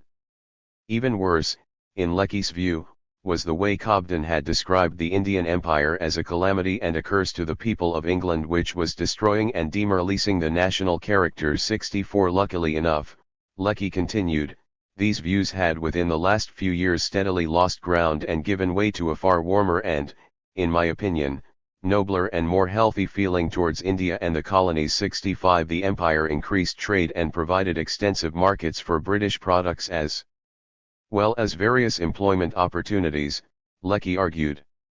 66. The problems of Indian administration, in particular, were peculiarly fitted to form men of a kind that is much needed among us, men of strong purpose and firm will, and high ruling and organizing powers, he pointed out, in addition to which India was the great seed plot of our military strength. 67. Furthermore, and most important, the empire patriotism could not be reduced to a mere question of money. For an England reduced to the limits which the Manchester School would assign to it would be an England shorn of the chief elements of its dignity in the world. 68. Nothing in the history of the world is more wonderful than that under the flag of these two little islands there should have grown up the greatest and most beneficent despotism in the world, Lecky stated. 69. Benjamin Kidd's Social Evolution and the Control of the Tropics, published in 1894 and 1898, respectively, were utterly significant in shaping the public opinion more endorsing of humanitarian imperialism. 70 Kidd's arguments in favor of Western paternalistic interference in the matters of uncivilized territories in order to develop vital tropical resources for the benefit of world economy at large influenced Joseph Chamberlain and American expansionists alike. 71 Kidd explicitly argued that it was the responsibility of the more progressed Western nations to administer the tropical resources as a trust for the whole civilization. At the same time he argued against the more traditional idea of imperialism as purely military subjection of indigenous peoples. 72 He had an especially low opinion of the Roman Empire, which to him was the highest example of the military state, where universal conquest was the recognized and unquestioned policy of the state and the national policy was in reality but the organized exploitation by force and violence of weaker peoples. 73 Christianity had then generated a more altruistic ideal of human existence, which had developed further throughout centuries. 74 The emancipation of the individual, Kidd argued, had not led to selfishness but to the strengthening of altruistic and humanitarian feelings. 75 It is the resulting deepening and softening of character amongst us which alone has made possible that developmental movement whereby all the people are being slowly brought into the rivalry of life on equal conditions, Kidd stated, stirring the feeling that Western imperialism indeed was a genuine service to the world. 76 He explored the results of British rule in India and Egypt. Under British guidance, both countries enjoyed a steady development of their resources, huge improvements in their public infrastructure, and general increase in trade and wealth. Although Britain gained enormously by administering the countries it was not exploiting them, he argued, for India and Egypt benefited even more, as, indeed, and most important, did the whole world. 77 Kidd, like Lecky, implied that the idea of imperialism was not in a particularly high reputation in England, and he set out to change people's minds about it. His emphasis that modern Western imperialism did not amount to militarism but civilization and progress confused the whole debate from the anti-imperialist point of view. It made anti-imperialists seem like cowards who wanted to shirk the grave responsibility which lay upon the English-speaking peoples. As Kidd pointed out 78 His ideas were soon echoed all around. To us, and not to others, a certain definite duty has been assigned. To carry light and civilization into the dark places of the world, to touch the mind of Asia and of Africa with the ethical ideas of Europe, to give to thronging millions, who would otherwise never know peace or security, these first conditions of human advance. 79.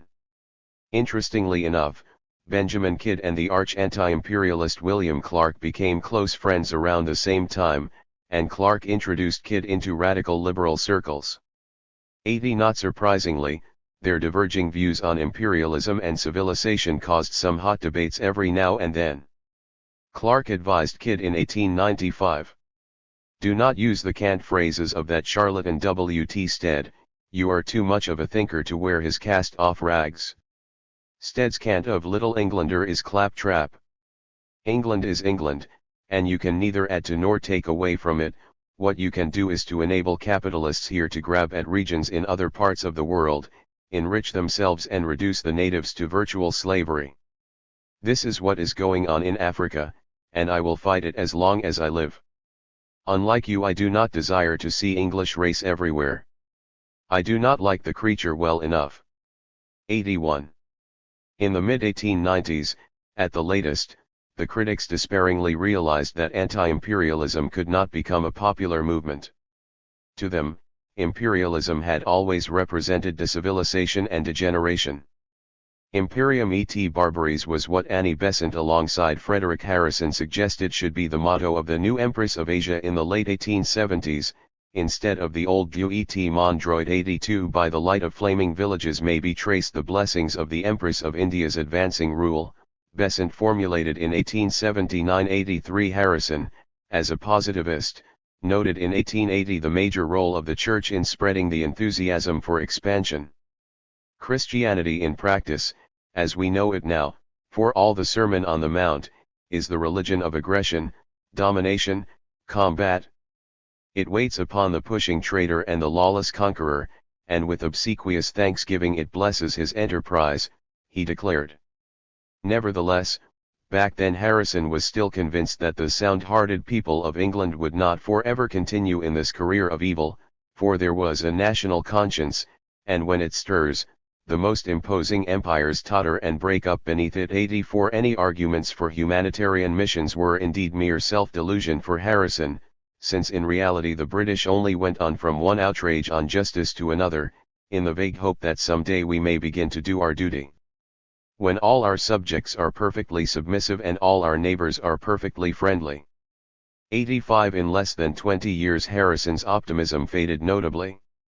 His depression reached its low point at the turn of the century, when he declared England was no longer fit to live in, and threatened to move the family to Ireland. 86 Goldwin Smith, too, who in 1878 had noted to Gladstone that with you, the tide seems at last to be turning against jingoism, 87 asserted at the turn of the century that England had been put in a worse moral position since the burning of Joan of Arc. 88 He cancelled his plans to visit England on his way back to Canada from a holiday in Italy because the jingoism there would have sickened him. 89 It was most ironic that the one who had first coined the phrase of the survival of the fittest, now put in new use in the 1890s, was none other than the arch-anti-imperialist Herbert Spencer. In his Principles of Biology in 1864-90 Spencer was strongly of the opinion that human character showed more signs of degradation than progress in the late 19th century.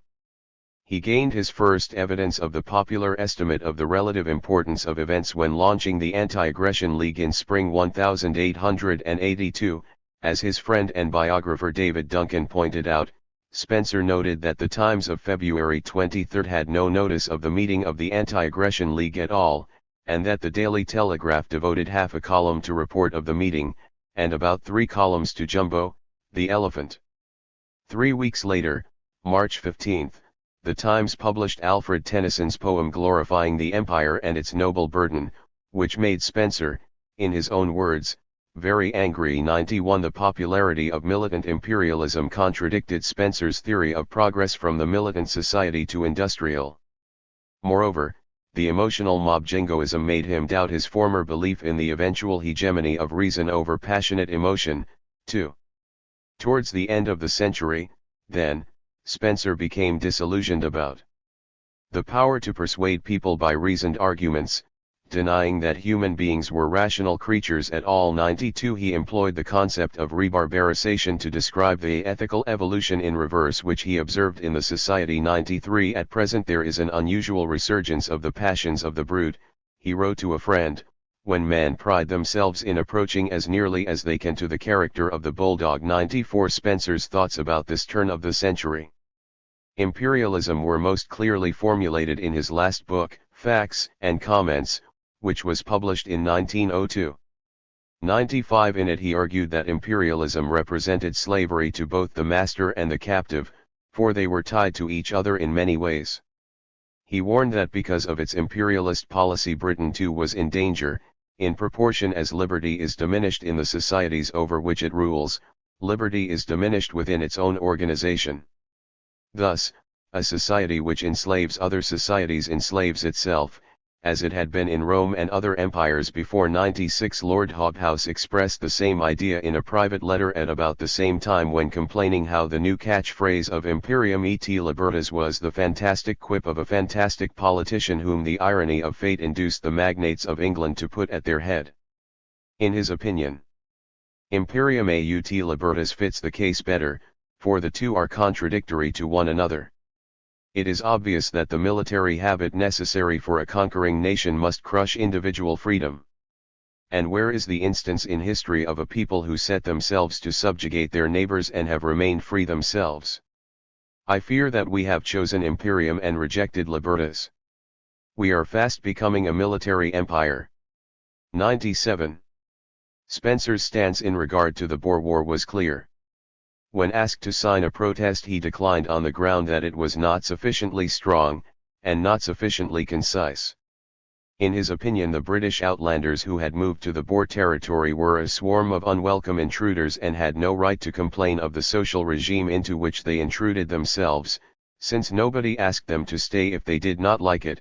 Moreover, they were proved traitors trying to overturn the government which gave them hospitality, and, were long contemplating a rising and a seizure of the government of the country. He wanted the protest to clearly emphasize that the Boers have done no more than would inevitably have been done by ourselves if similarly placed, and in doing which we should have regarded ourselves as patriotic and highly praiseworthy, and that the advocacy of annexation is nothing more than a continuance of our practice of political burglary. We are rightly vituperated by other nations, as we should vituperate any one of them who did similar things, and as we are now vituperating Russia for its policy in Finland, carried out in a much milder manner. Spencer concluded 98. Spencer found it useless to appeal to reason when the public was passionate. The only way to attack the emotions which Tennyson, among others, had stirred was to write a powerful anti-imperialist poem. Unable to write one himself, Spencer looked for a suitable person to do this from the mid-1890s onwards. What he wanted from the poet was a clear expression of power and a due amount of burning sarcasm. Having seen quotations from Blunt's The Wind and the Whirlwind, he decided to approach him on the matter in autumn 1898. Spencer suggested an adaptation of the theme from Goethe's Faust, an interview and dialogue in which Satan seeks authority to find some being more wicked than himself, with the understanding that, if he succeeds, this being shall take his place. The test of wickedness is to be the degree of disloyalty, the degree of rebellion against divine government, he explained to Blunt. 99. Blunt was only pleased to write the poem which he named Satan Absolved and dedicated to Spencer. According to Spencer's wish, Blunt did not indicate the origin of the idea to Spencer, for Spencer thought this would have only aroused still greater antagonism towards him and prevented the spread of his evolutionary views, which would have been a greater evil than any benefit to be gained. 100 months later Spencer wrote to Blunt to tell that there was in fact a wide difference between the general conception as embodied by you and the conception which I had myself formed and suggested. For the poem, it was, he thought, unquestionable that Satan's description of man and his doings is given with great power, and ought to bring to their sense millions of hypocrites who profess the current religion. Spencer stated, for instance, the devil explained to the Lord God that the white man's burden, Lord, is the burden of his cash. 101, but he still wished that Blunt would emphasize more strongly the gigantic lie daily enacted, the contrast between the Christian professions and the pagan actions, and the perpetual insult to one they call omniscient in thinking that they can compound for atrocious deeds by laudatory words. 102. Blunt, like Spencer, had suffered from political depression for some years. At the end of 1895 he wrote in his diary, I am tired of politics, even Eastern ones, I shall never write anything of value again. 103. Only 5 days later, however, he was thrilled about the excellent news from South Africa, where those blackguards of the South African Chartered Company under Jameson have made a filibustering raid on the Transvaal and have been annihilated by the Boers, Jameson a prisoner. I trust devoutly he may be hanged, Blunt wrote with pleasure. 104. For a while it seemed to him as if the incident would cause a decline in the popularity of the empire, but his joy was premature. Spencer still tried to see some light at the end of the tunnel, assuring Blunt that although they were commencing a long course of rebarbarization from which the reaction may take very long in coming, I nevertheless hold that a reaction will come, and look forward with hope to a remote future of a desirable kind, to be reached after numerous movements of progress and retrogression. Did I think that men were likely to remain in the far future anything like what they now are, I should contemplate with equanimity the sweeping away of the whole race. 105. Blunt's respect for England, and European civilization in general, could not have been any lower than it was at the turn of the century.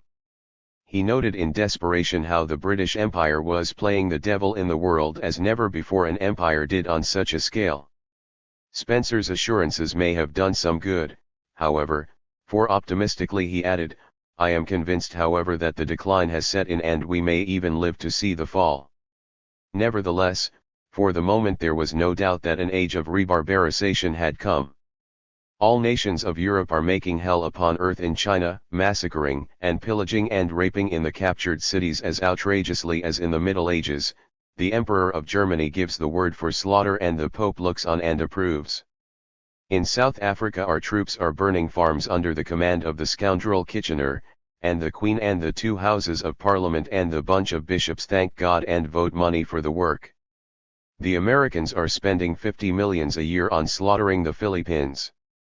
The French and Italians for the moment are playing a less prominent part in the slaughter, but they are grieving at their inactivity. The whole white race is reveling openly in violence as though it had never pretended to be Stygian. God's curse upon them all, and may God doubly confound our precious British Empire, its Church and Parliament and Queen Empress and all the royal family. So ends the famous XIXTH century into which we were so proud to have been born. 106. Most of all Blount despised the British self-worship, the never-ending praises for the imperial expansion and its glories and Britain's mission of freedom and justice. He wrote a long public letter to point out the huge vulgarity of pretending to be other than the miserable sinners we are by examining the broad facts of the past century. 107 Britain had impoverished once wealthy India, Blount insisted, China and Africa were equally doomed, the once happy races of the Pacific Isles as well as Maoris were dying out. Are these things, I ask, things to be proud of, to be the subject of our boastings? Surely, on the contrary, we should hide our heads in shame, he declared. 108 Anyone who claimed that out of all this good will come, was heavily mistaken, for the subjected nations certainly did not benefit, and neither did England, Blount stated. According to his observations during the past 50 years there were changes in England indicative of moral and material decay corresponding very closely with the ruin we have inflicted on others, similar with imperial Spain, the industriousness of the British had collapsed, for the imperial Englishman needs his imperial amusement too much. 109 The whole world ridiculed Britain, Blount argued, for there never was a more amusing spectacle known than the one when high-minded England, with her traditional love of liberty, was now given wholly over to the rage of destruction, outraging the whole decent feeling of the world by a war of extermination against a people which, whether right or wrong at the outset, is now fighting only for its existence. What a spectacle is this, and what a moral degradation. 110 In his view the end of the century should be the time of silence and humiliation rather than arrogance.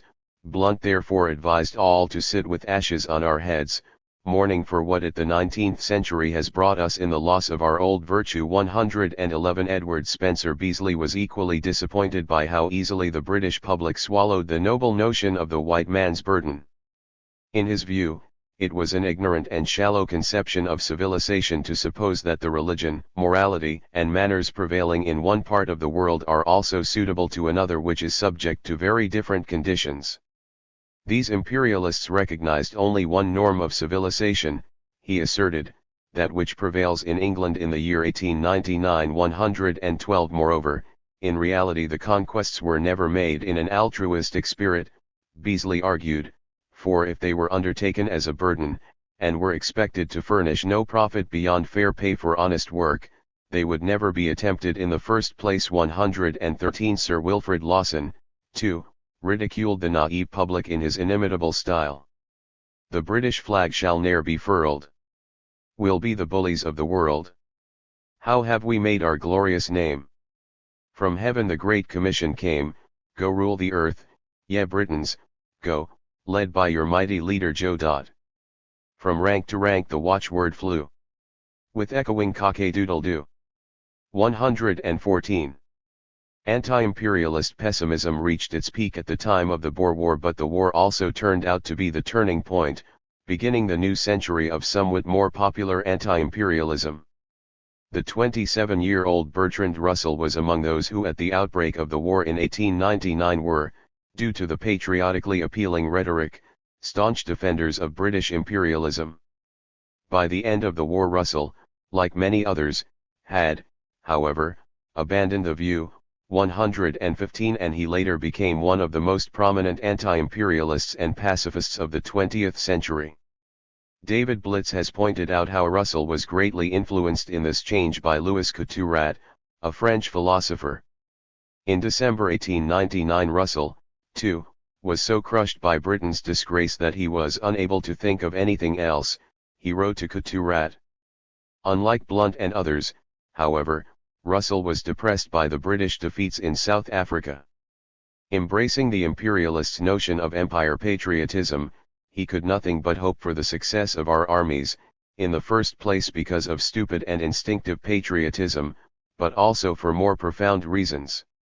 He explained to Couturat how intellectuals for the greater part did not oppose English imperialism, since they considered it was inspired by the idea of Rome, by the history of Mommsen, whose maxims will justify anything, by Carlyle and by Nietzsche, and finally by Darwin and evolution. 116 Couturat accepted that Russell's patriotism was the legitimate love of one's own country, but he warned of chauvinism and jingoism, which he regarded as perversion of patriotism used to justify conquest of other countries.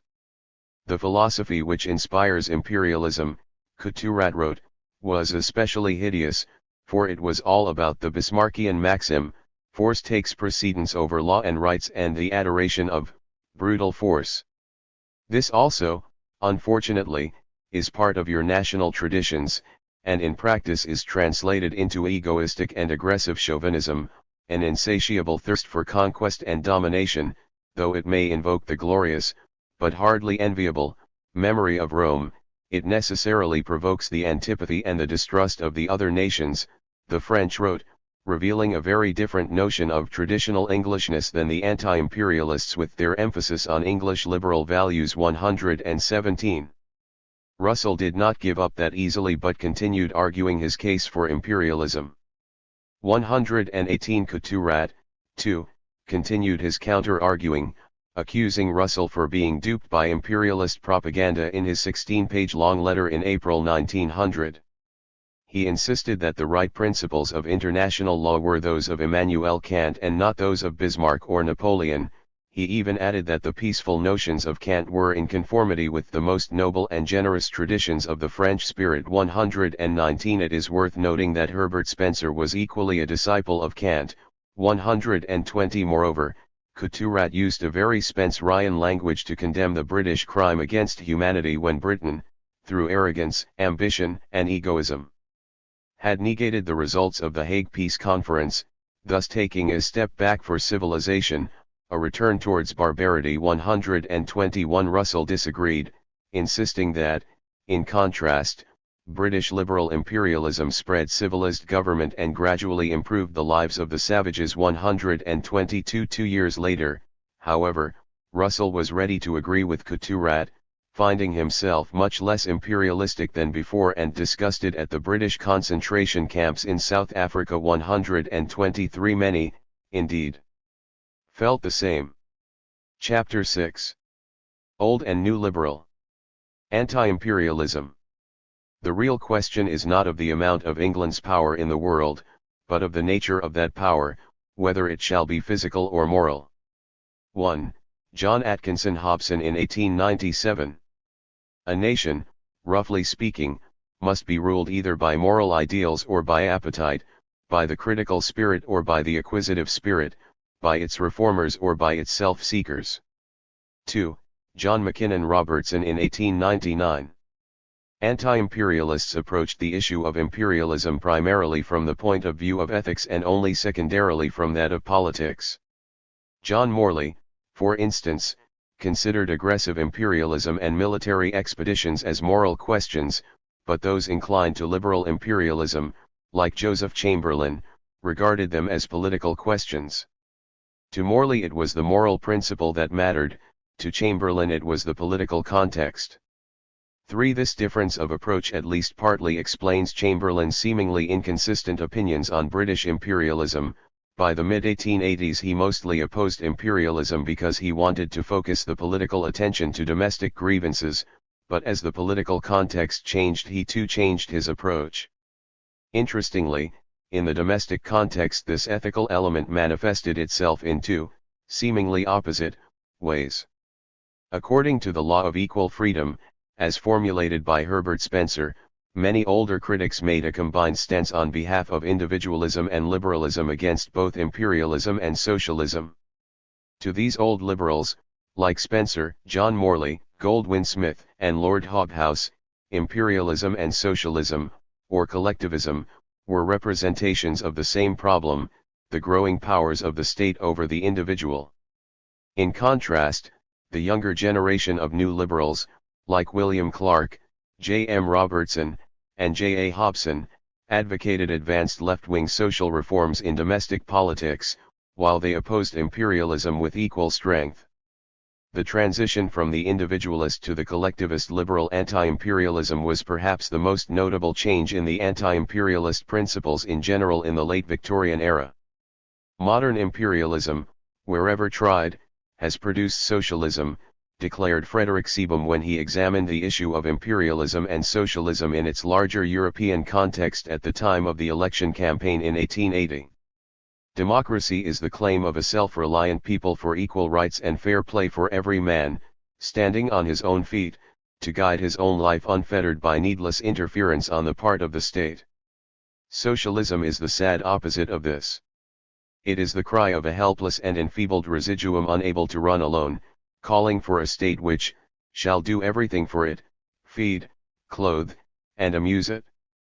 This terrible result seems to be the logical consequence of a necessary course of action on the part of modern imperialism, viz., the subordination of internal development to external military ascendancy.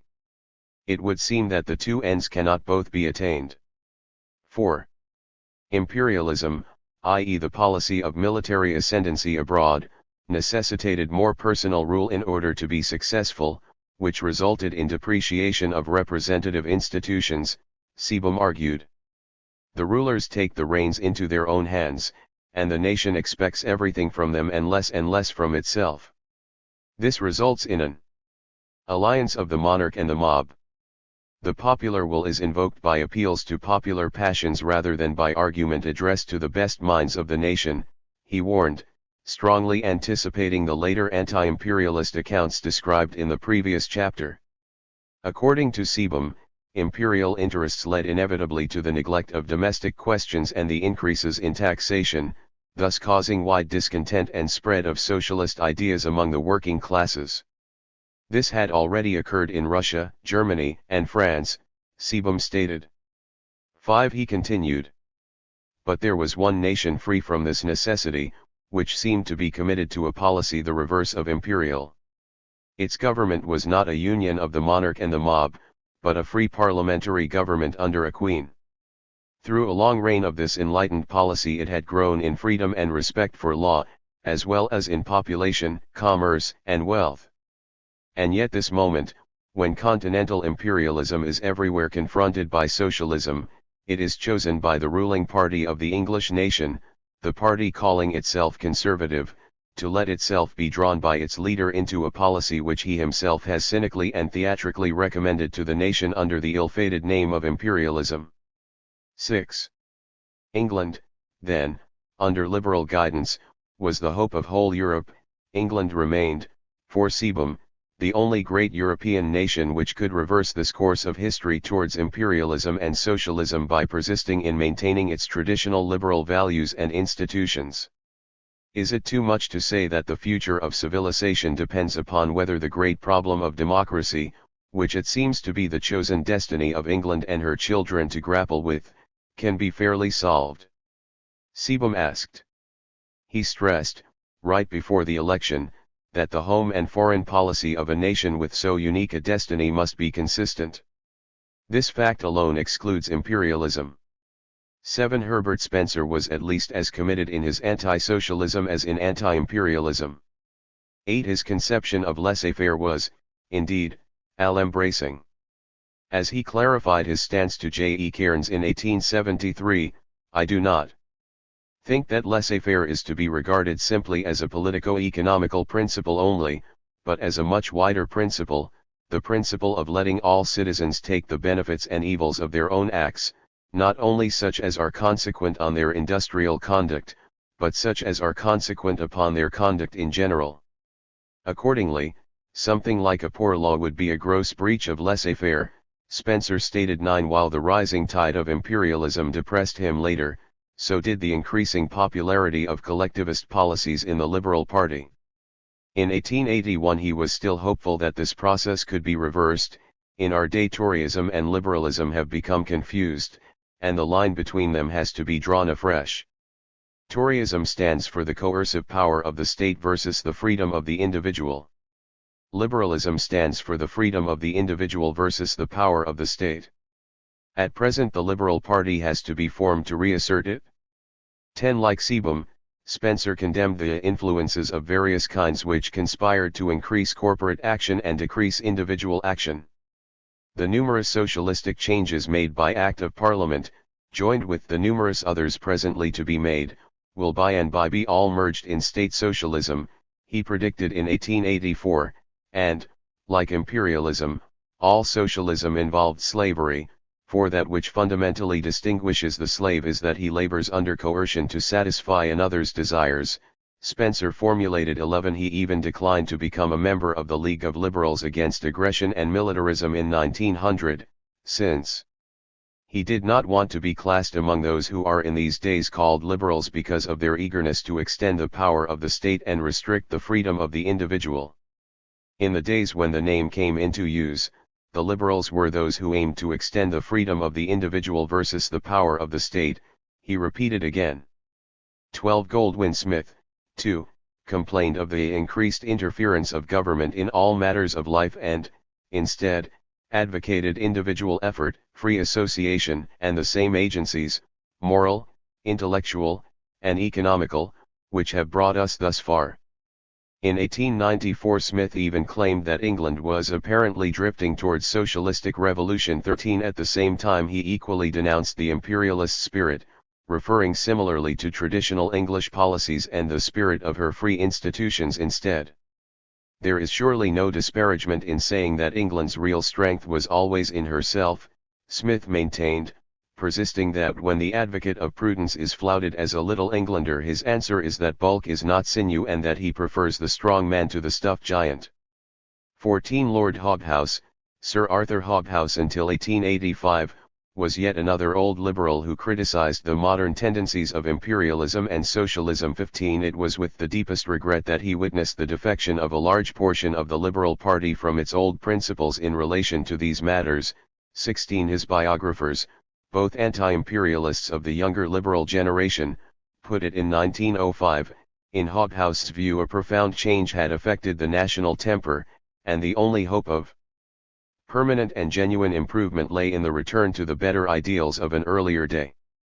17 During the Boer War Hobhouse, like Spencer, felt unable to join in electoral operations merely because they professed to be on behalf of liberals, seeing that many who call themselves liberals, I fear the great majority, are merely competing with the Tories which shall make the most show in doing the work of the Primrose, or the Army and Navy Leagues, he complained. He declared that at least since the mid-1890s he had been convinced that the Liberal Party will do nothing as long as they try to conciliate men whose ideals of national welfare and greatness are directly antagonistic to liberal ideals, at least, as I have always understood them. 18 A couple of years later he joined the League of Liberals Against Aggression and Militarism, still regretting that there were as many subdivisions of men called liberals as there are of Methodists, or more.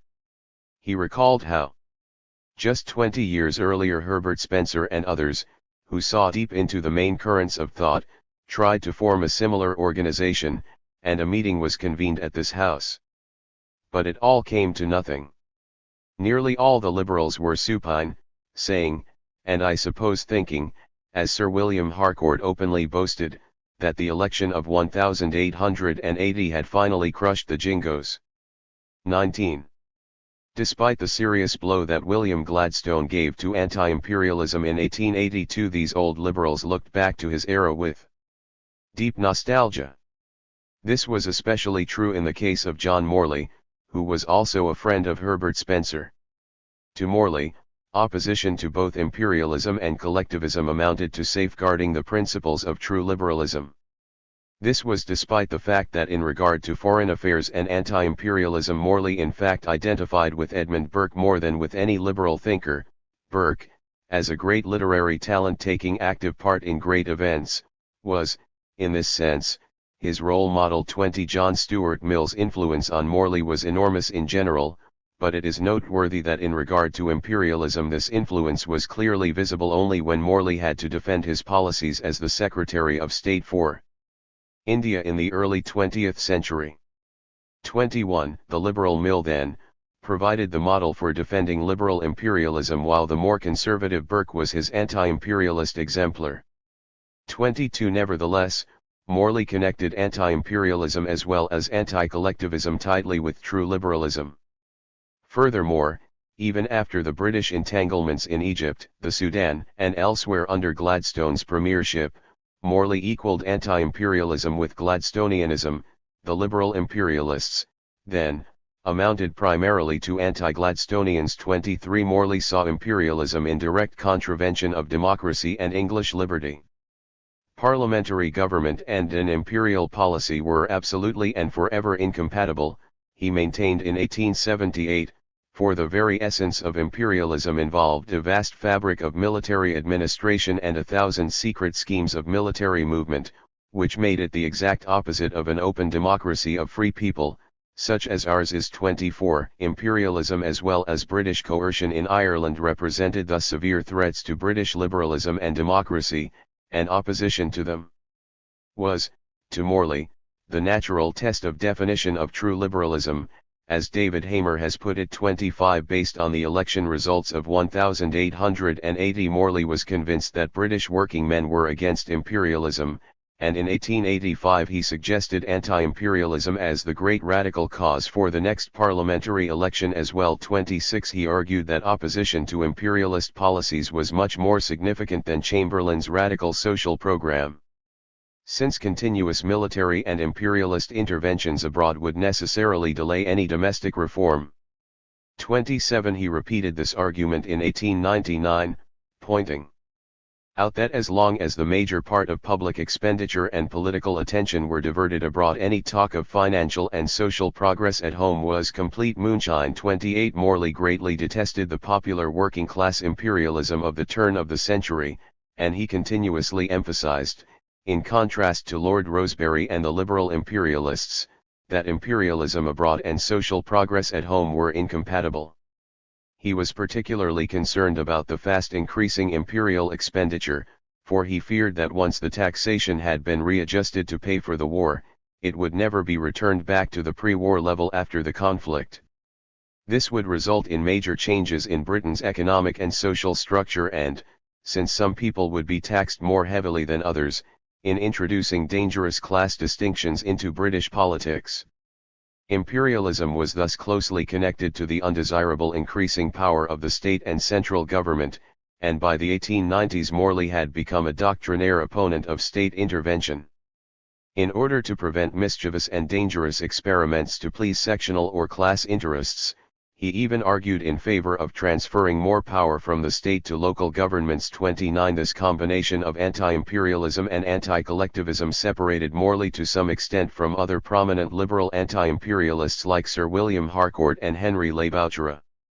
They, too, opposed imperialism on the ground that it diverted attention from reform in Britain. However, although Morley wanted to prevent widespread radicalism, Harcourt and Labouchere advocated it. For them it was genuinely a political matter, it was not about moral principles. Morley, who particularly disliked Harcourt's support for the 8 Hours Bill in 1892, regarded both Harcourt and Labouchere as opportunists who were only after the radical vote with their extreme visions. 30. He preferred the more elitist Rosebery to Harcourt as the next party leader in 1894, for he hoped that Rosebery would take collectivism boldly by the throat. 31. But he was to disappoint.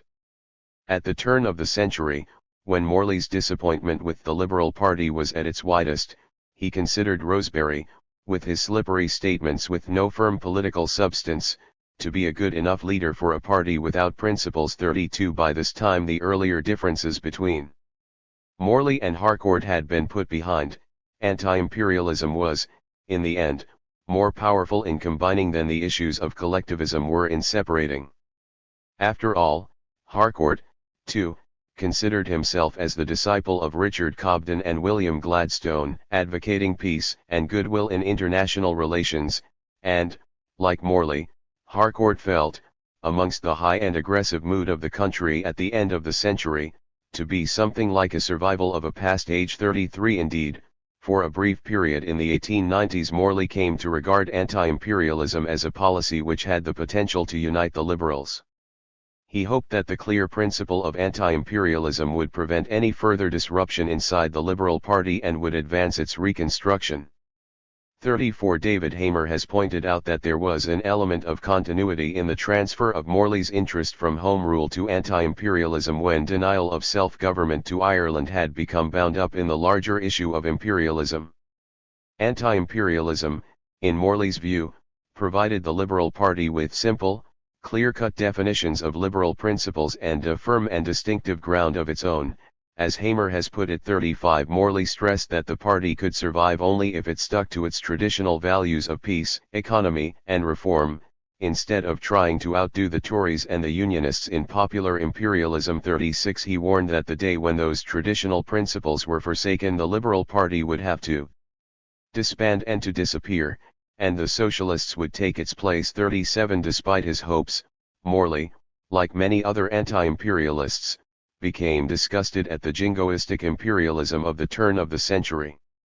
"It seemed to be a new world into which you and I have survived," he wrote to Frederick Harrison, and, like Harrison, he, too, pondered over going abroad because of the really hellish moral and political atmosphere in England. 38 He became increasingly inactive and withdrew to write his Life of Gladstone, which Francis Hurst, Labouchere, Harcourt, W. S. Blunt, and other kindred spirits were disappointed to note. 39 By 1902 Morley had thus given up of his idea to revive the Liberal Party around one principle, accepting it as a coalition of interests. 40 Apart from these old liberal critics there were many who linked anti-imperialist and socialist opinions essentially together. At the time of Blunt's campaigns for Egypt and India in the early 1880s, the Marxist critic H. M. Hindman sent him socialist literature in the hope that Blunt would join their ranks, too. "I think it must be clear to you that the infamous capitalist system under which not only the workers but all of us suffer is responsible for the existing miserable state of India, Egypt, and other countries, as well as for the awful situation of degradation of our working population at home," Hindman argued, 41 unsuccessfully. The more moderate, and also more popular, way for the left-wing critics was to contrast imperialism abroad with social reform at home, as Harcourt and Labouchere as well as, indeed, even John Morley from a different point of view, did. Sir Wilfrid Lawson caught the mood of these collectivist anti-imperialists neatly in a poem which examined the Britain's relations to imperialism. "For this we eat, for this we drink. For this to idiocy we sink. To bursting point our budgets swell. And in our slums gaunt paupers dwell. But who to heart such things would take? When glorious empire is at stake." 42. This question appealed especially to those Christian ethicists who were more concerned about the welfare of the British poor than missionary work in Africa. James Guinness Rogers, for instance, expressed at the time of the Uganda debate his surprise at how radicals with socialist proclivities should declare themselves in favor of an aggressive imperialism. He declared that if the people's attention was called away to the buccaneering expeditions in Uganda, it was tolerably certain that the social reforms so much needed at home may be postponed till the Greek calends.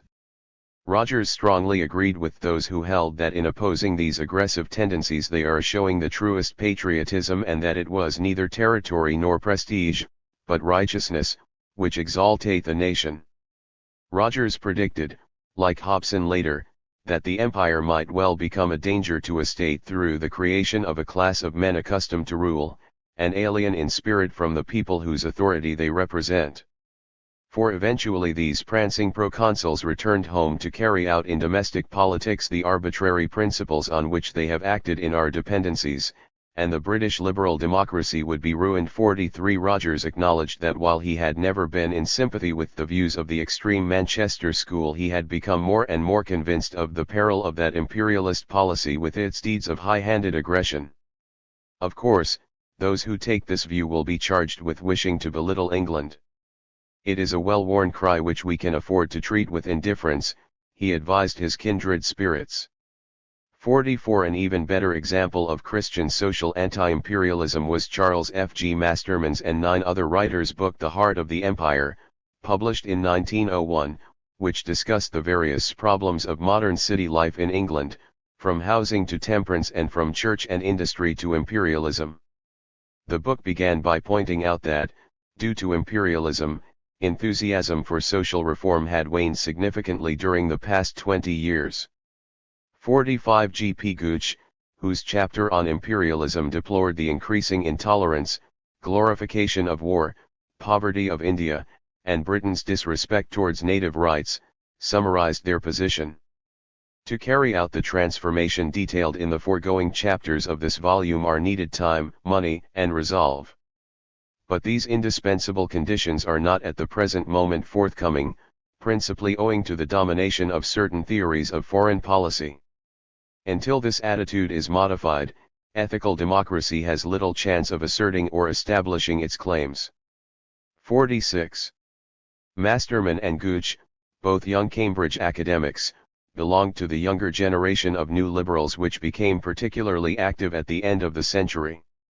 New Liberals argued that true liberty was not in the absence of restraint as the old Liberals understood it, but in the presence of opportunity, as William Clark put it in 1893. 47 Clark, like so many other anti-imperialists, had been influenced by positivism in his youth and was a friend of Frederick Harrison's.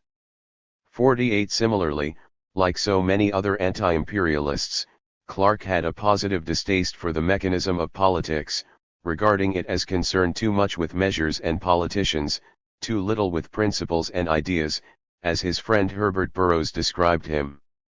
One of the chief reasons for this was his sense of disillusionment with regard to public affairs. Burroughs suspected, the slowness of the march of progress seemed at times almost to chill his blood. Clark, again like so many other anti-imperialists, had firmly convinced himself that, outwardly at any rate, England was on the downgrade, and that, as with the cities of the plain, retribution in some shape or form was surely awaiting her, Burroughs formulated. Nevertheless, even though the eternal verities were for the time being clouded by the folly and ignorance of humanity, never did he lose his ultimate faith in man. 49 Clark chaired the first meeting of the Rainbow Circle, the new informal but regular meeting point for progressive New Liberals, on November 7, 1894. 50 The whole first session of 1894-5 was dedicated to discussions on the old Manchesterism and the new radicalism. 51 The circle attracted not only many other young anti-imperialists like J. M. Robertson, G. H. Paris, and J. A. Hobson, but also progressive imperialists like Herbert Samuel and Douglas Morrison. They all agreed about the importance of social reform, but the disagreements on British imperialism became more dominant year by year and significantly decapacitated the whole enterprise. This was obvious by 1896, when Clark began editing the Circle's journal, Progressive Review. In a letter to Ramsay MacDonald, with whom Clark had an additional nasty dispute about the Review's funds, Clark declared the imperialists' view on foreign policy as bastard liberalism. 52 The Progressive Review lasted only a year, but its collapse made Clark even more committed in his anti-imperialism. He abandoned socialism and resigned from the Fabian Society in 1897 due to the Fabian support to imperialism. 53 I have given up all work of the reforming kind, for it is useless, he wrote to a friend. The masses are just fools and just as greedy and material as the rest of the community. They won't let one do anything. England is growing more and more rotten every day. 54 To the Fabian Sidney Webb he declared that I detest bureaucratic imperialism so much that I can scarcely trust myself to speak on it. 55 In public, too, Clark argued. Thirst for empire, thirst for gold, thirst for amusement have eaten deep into the heart of the English character, and in my opinion have largely transformed the national life. Until England is delivered from the moral hypnotism under which she is enslaved at the present time, she can do nothing for progress, nothing for humanity. 56. Nevertheless, the meetings of the Rainbow Circle continued, and imperialism was boldly chosen as the theme for the session of 1899-1900. 57 At the first meeting, on October 4, 1899, J. M. Robertson suggested that, for clarity, the meaning of empire should be restricted to the rule of a state over a subject aggregate only. The imperialist relationship was thus a relationship between the conqueror and the conquered. The discussion which followed was prolonged. 58 Clark addressed the Circle on Imperialism and Democracy a month later. He referred to the Roman example and argued that imperialism always led to conditions which no democracy could survive, to militarism and Caesarism, to slaughterings and conquests, to centralization and officialdom, to an economic parasitism and exploitation, to the separation of economic classes at home. The imperialist spirit was always accompanied by the military spirit, which was seen as much in the increase of armaments as in the increase of bureaucracy in general and the secrecy with which public affairs are conducted, Clark stated. Democratic power was therefore declining. 59 His views were summarized in the minute of the meeting. It is a mere delusion to believe that it is our love of freedom and uprightness which makes us an imperial people. We are suffering from a combination of the capitalist and the soldier which in the course of a generation or two will kill democracy in this country. 60 In the following discussion it was interestingly noted that the self-governing colonies were in fact more democratic but at the same time more imperialist than Britain, due to their expansive nature and treatment of native inhabitants. 61 The imperialist Reverend Douglas Morrison addressed the Circle at the third meeting of the session, on December 6, 1899.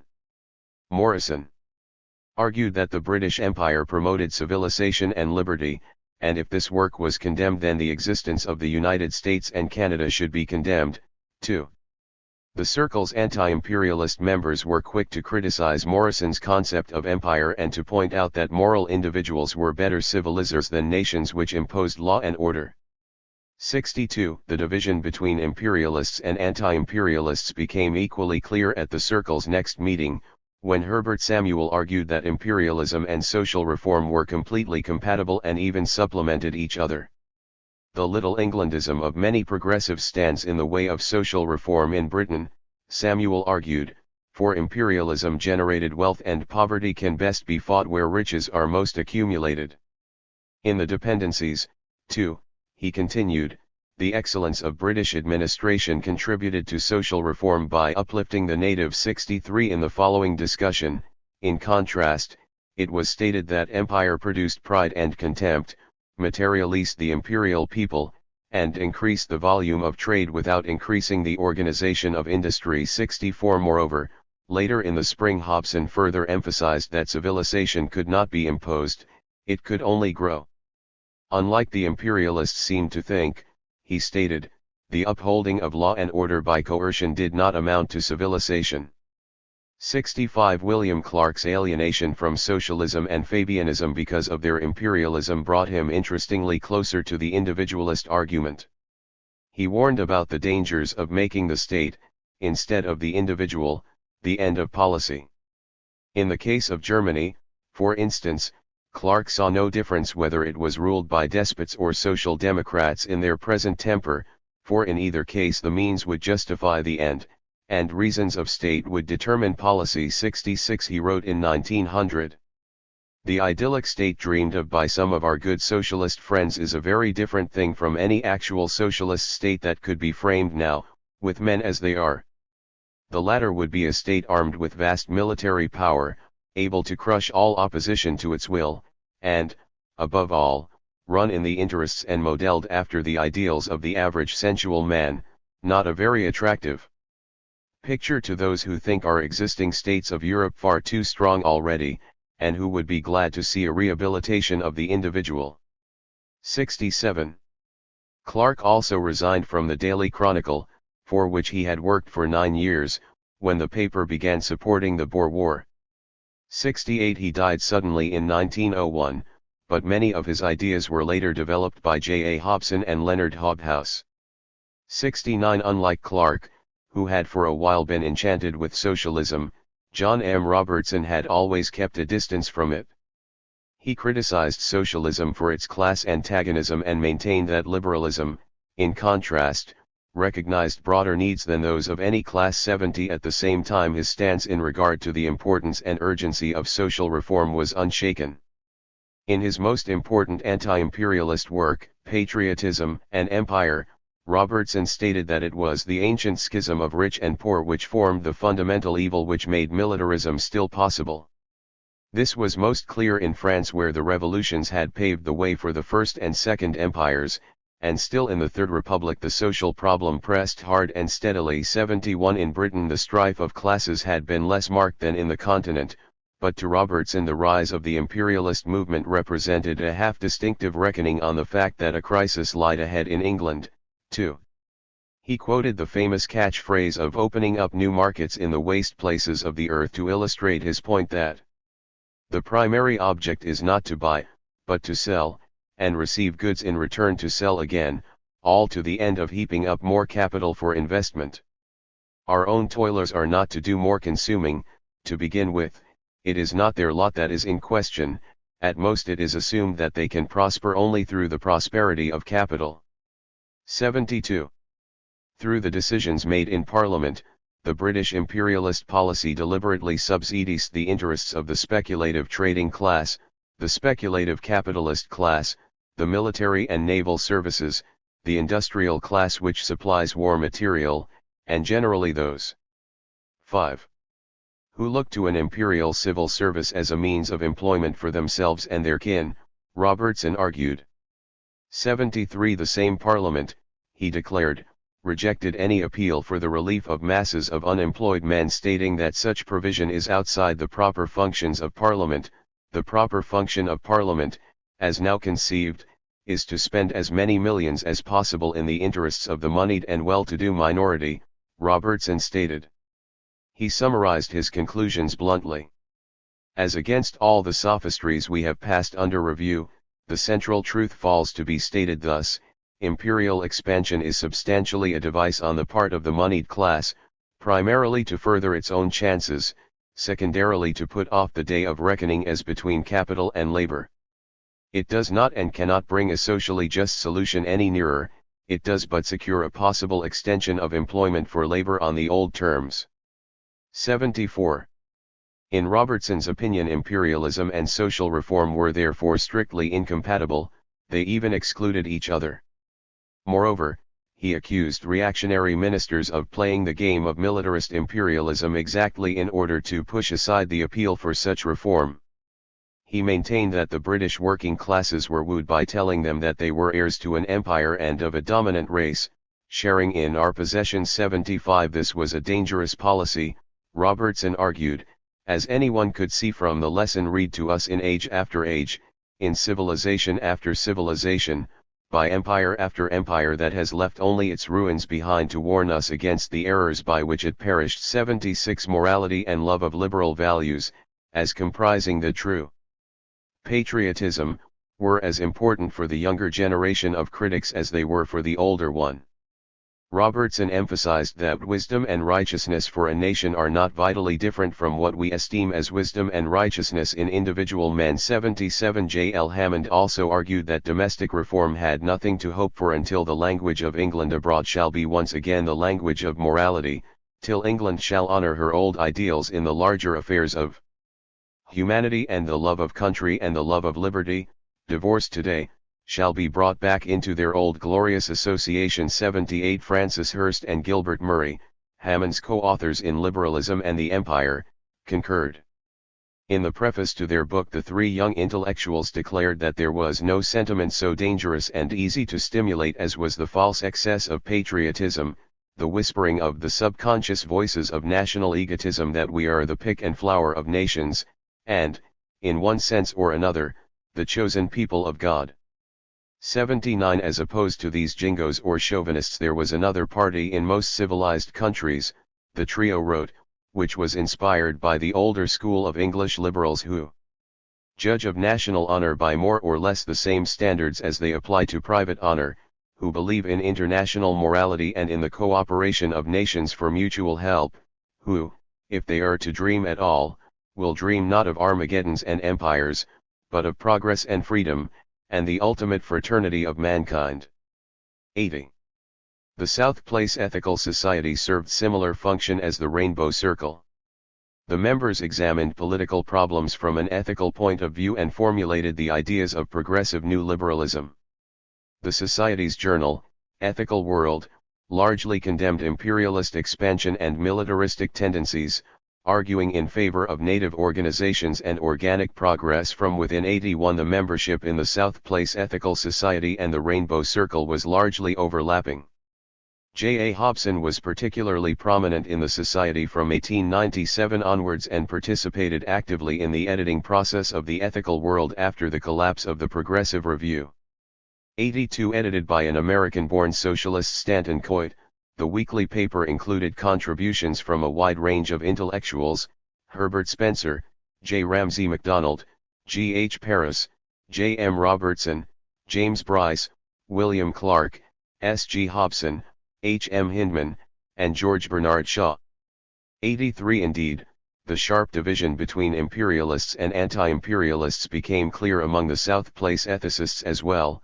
Hobson and Ramsay MacDonald criticized imperialism. 137. While, for instance, the philosopher David George Ritchie and Edward Bernstein, a revisionist Marxist and German social democrat exiled in London, defended it. 84 J. A. Hobson's development into an anti-imperialist new liberal was gradual and not completed until about 1898. In the early 1890s, Hobson was much closer to the emerging liberal imperialist camp than to the anti-imperialists. 85 And even later, as Kane points out, imperialist sympathies of a rather surprising kind remained a part of Hobson's intellectual baggage. 86 Hobson's new liberalism came first, and he was an active member of the Rainbow Circle from its start in 1894. Once in the circle, he became under the anti-imperialist influence of William Clark and G. H. Paris, especially when assisting Clark in editing the Progressive Review in 1896-7. 87 Hobson's first attack against aggressive imperialism came in the form of a review of Benjamin Kidd's Social Evolution in 1895. 88 A more profound criticism appeared 2 years later under the disguise of a pseudonym Nemo in an article on the ethics of empire in the Progressive Review. 89 Hobson argued that Britain was not a civilizer but a parasite in the conquered territories like India, obstructing their free and natural development. Moreover, England, too, suffered from this parasitic imperialism through the introduction of corruption and authoritarianism back into English politics and, most significantly, through the distraction from domestic problems. 90 Imperialism, then, for its absorption of resources and distraction of attention, became to Hobson the great barrier to social progress. As Peter Kane has pointed out, 91 Hobson denounced the concept of a manifest destiny as not only a wrong view of national conduct but also the negation of all conduct. In Spence-Ryan terms, he maintained that under the guidance of a manifest destiny a nation became itself conducted rather than the reverse. He continued in the same Spence-Ryan vein, stating that territory was needed for the self-realization of a nation. National life is expressed through the character of its population, and this population obviously demands means of physical support. Bigness, however, was not greatness. If morality was lost in sight, are we certain that a free policy of territorial expansion may not enfeeble rather than strengthen national life? Hobson asked. 92 The only pronounced ethical defense of empire, he noted, was that it contributed to the elevation of humanity, to the fulfillment of a rational cosmic plan by extending the bounds of civilization and educating lower races in the arts of government and commerce. But no one, of course, seriously suggests that our recent advance upon Chitral, our seizures in the Sudan, our crooked policy of grab in South Africa, are consciously undertaken with these lofty motives, Hobson declared. In his opinion, British rule was indeed beneficial to India and Egypt, but to use that as ethical defense would be strange, for the primary reason for the conquests had always been British own private ends. 93 Moreover, he questioned whether it was in fact good for the world to impose upon the largest possible area of land certain uniform types of civilization as the European empires did. 94 From a different point of view, it could even seem to many that India, with its ancient cultures and history, might as well have a mission to civilize us, Hobson pointed out. 95 It is interesting to note how much the new liberal Hobson was influenced by the theories of Herbert Spencer. 96 The influence was obvious not only in Hobson's ethical condemnation of empire but also, and even more, in his socio-economical arguments. In 1898 Hobson wrote of the larger meaning of free trade, as a phase of social evolution by which, on the one hand, militarism is displaced by industrialism, and, on the other hand, political limits of nationalism yield place to an effective internationalism based upon identity of commercial interests.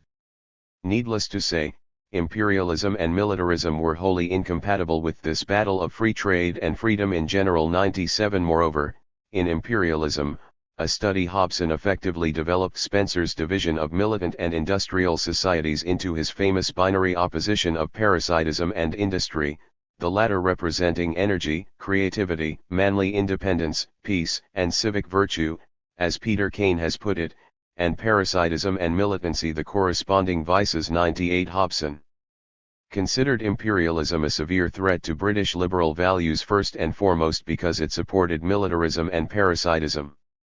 Parasitism in general referred to any unearned income in a situation where one group of people lived at the expense of another, and what differentiated Hobson from Spencer was, of course, that Spencer regarded social reform as parasitic as well. To him it amounted to poor people living at the expense of the wealthier and more industrious people. This caused him to oppose fiercely even minor public relief for the poor and free education, which new liberals could not accept. Besides Spencer, Hobson was much influenced by the French sociologist Gustave Le Bon. 99 Hobson reviewed the English translation of Le Bon's The Psychology of Peoples in the Ethical World in February 1899, 2 years later, when examining the mob passion which excited imperialism and jingoism, he wrote, a recent French writer, discoursing on the nature of a crowd, attributed to it a character and conduct which is lower, intellectually and morally, than the character and conduct of its average member. 100 This is what Hobson thought happened in Britain during the Boer War, when, in his opinion, irrationality became a commonplace and the war spirit in non-combatant mass mind differentiated savage from civilized man. 101 Following both Spencer and Le Bon, Hobson declared how the work of the mob mind staggered any confidence one might have held in man as a rational and moral being. 102 Indeed, no more convincing proof of its mental collapse could be found. 103 Although these manifestations were completely irrational, Hobson stressed that the manipulation behind them generated from a wholly rational policy of the financiers and politicians who gained from imperialism.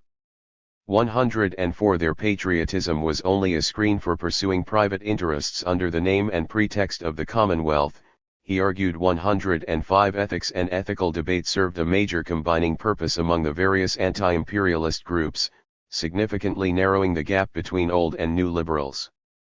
Anti-imperialists from Herbert Spencer to J. A. Hobson were active ethicists, not even to mention the positivists. The Ethical World declared in 1899, we believe that Mr. Frederick Harrison may claim the honor and responsibility of the word ethicist. He is its father.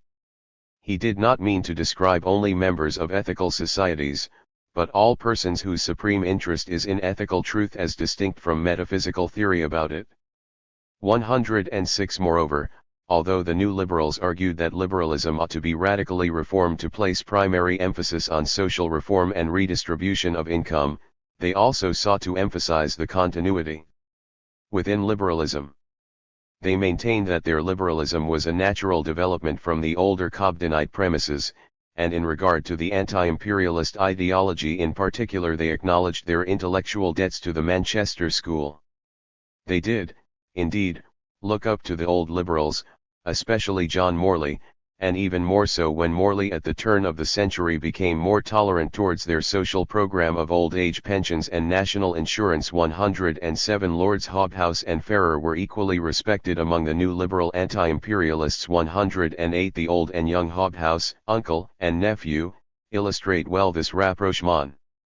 Leonard Hobhouse, too, had admiringly read Spencer in his youth and become alienated from the Fabians because of the group's support to imperialism. 109 He was more inclined to follow the Gladstonian principle of internationalism than the Cobdenite doctrine of non-intervention because of the Gladstonian emphasis on morality as the basis of all relations between nations and individuals alike. 110 Hobhouse detested the liberal imperialists despite their support to social reform, for he regarded them as anti-Gladstonians because of their attacks on Gladstonian morality. He especially admired John Morley, due to Morley's respect for principles and morals in politics. 111 Lord Hobhouse wrote to his new liberal nephew in 1904. I should like to see some passages of history put together with the view of showing how certainly, and how quickly, a nation which throws itself into the business of conquest loses its own liberties, and with them its power of initiative and its general health. The same survey would show how the lust of conquest is habitually disguised under the names of liberty, religion, and peace. 112. The uncle had just read Leonard Hobhouse's manuscript Democracy and Reaction, which was published a few weeks later. 113 Lord Hobhouse suspected that the book could have none but a good effect, if it has any at all. I add this proviso, because I feel convinced, I dare say you have heard me say so before, that our countrymen are so besotted with their visions of empire, that nothing will cure us except some great and painful shock. You are, at all events, right in trying to bring about a saner mood by appeals to reason. 114. When commenting on the nephew's manuscript, Lord Hobhouse recounted how he had always thought that in 1868, and again in 1880, the nation was, under Gladstone's mighty impulse, moved to a higher moral level than it was able to maintain, and it fell back accordingly under the influence of coarser passions when the impulse was relaxed. Imperialism, in this sense, was a counterattack against liberal and moral forces. The uncle further instructed the youth that India is the only real empire we possess, and with its acquisition liberalism had very little to do. 115 Although the shared fight against imperialism made Hobhouse and other younger critics more aware of the profound continuity between old and new liberal radicalism, the fact remained that anti-imperialists were divided into two loose subgroups of individualists and collectivists. The first group regarded imperialism and socialism as severe breaches of the liberal principle of laissez-faire, while the latter emphasized that imperialism diverted political attention from social progress at home. John Morley seems to fit rather ambivalently into both groups, for while he was a staunch individualist and anti-collectivist, he also repeatedly used the political catchphrases of collectivist anti-imperialists. Imperialists, in contrast, were more united in advocating social imperialism, i.e. the combination of imperialism abroad and comprehensive social reform at home. This was advocated by Joseph Chamberlain, Lord Rosebery, and the Fabian socialists alike. 116 The Fabian Beatrice Webb even drew a distinction in her diary between collectivist imperialists and the laissez-faire anti-imperialists. 117 Whereas the individualist anti-imperialists regarded imperialism and social reform as negative programs of state action, to social imperialists they both represented positive programs of state action, strengthening Britain as well as the empire through the British working classes. 118 As Bernard Semmel has explained, the social imperialist argument could be based on two premises. One group maintained that the empire was essential for the welfare of the working classes, while the other argued that an elevated condition of the working classes would guarantee a healthy and vigorous imperial race and thus form the basis for imperialism. 119 The liberal divisions in regard to imperialism and social reform were manifestations of the general confusion and lack of direction inside the party at the end of the 19th century.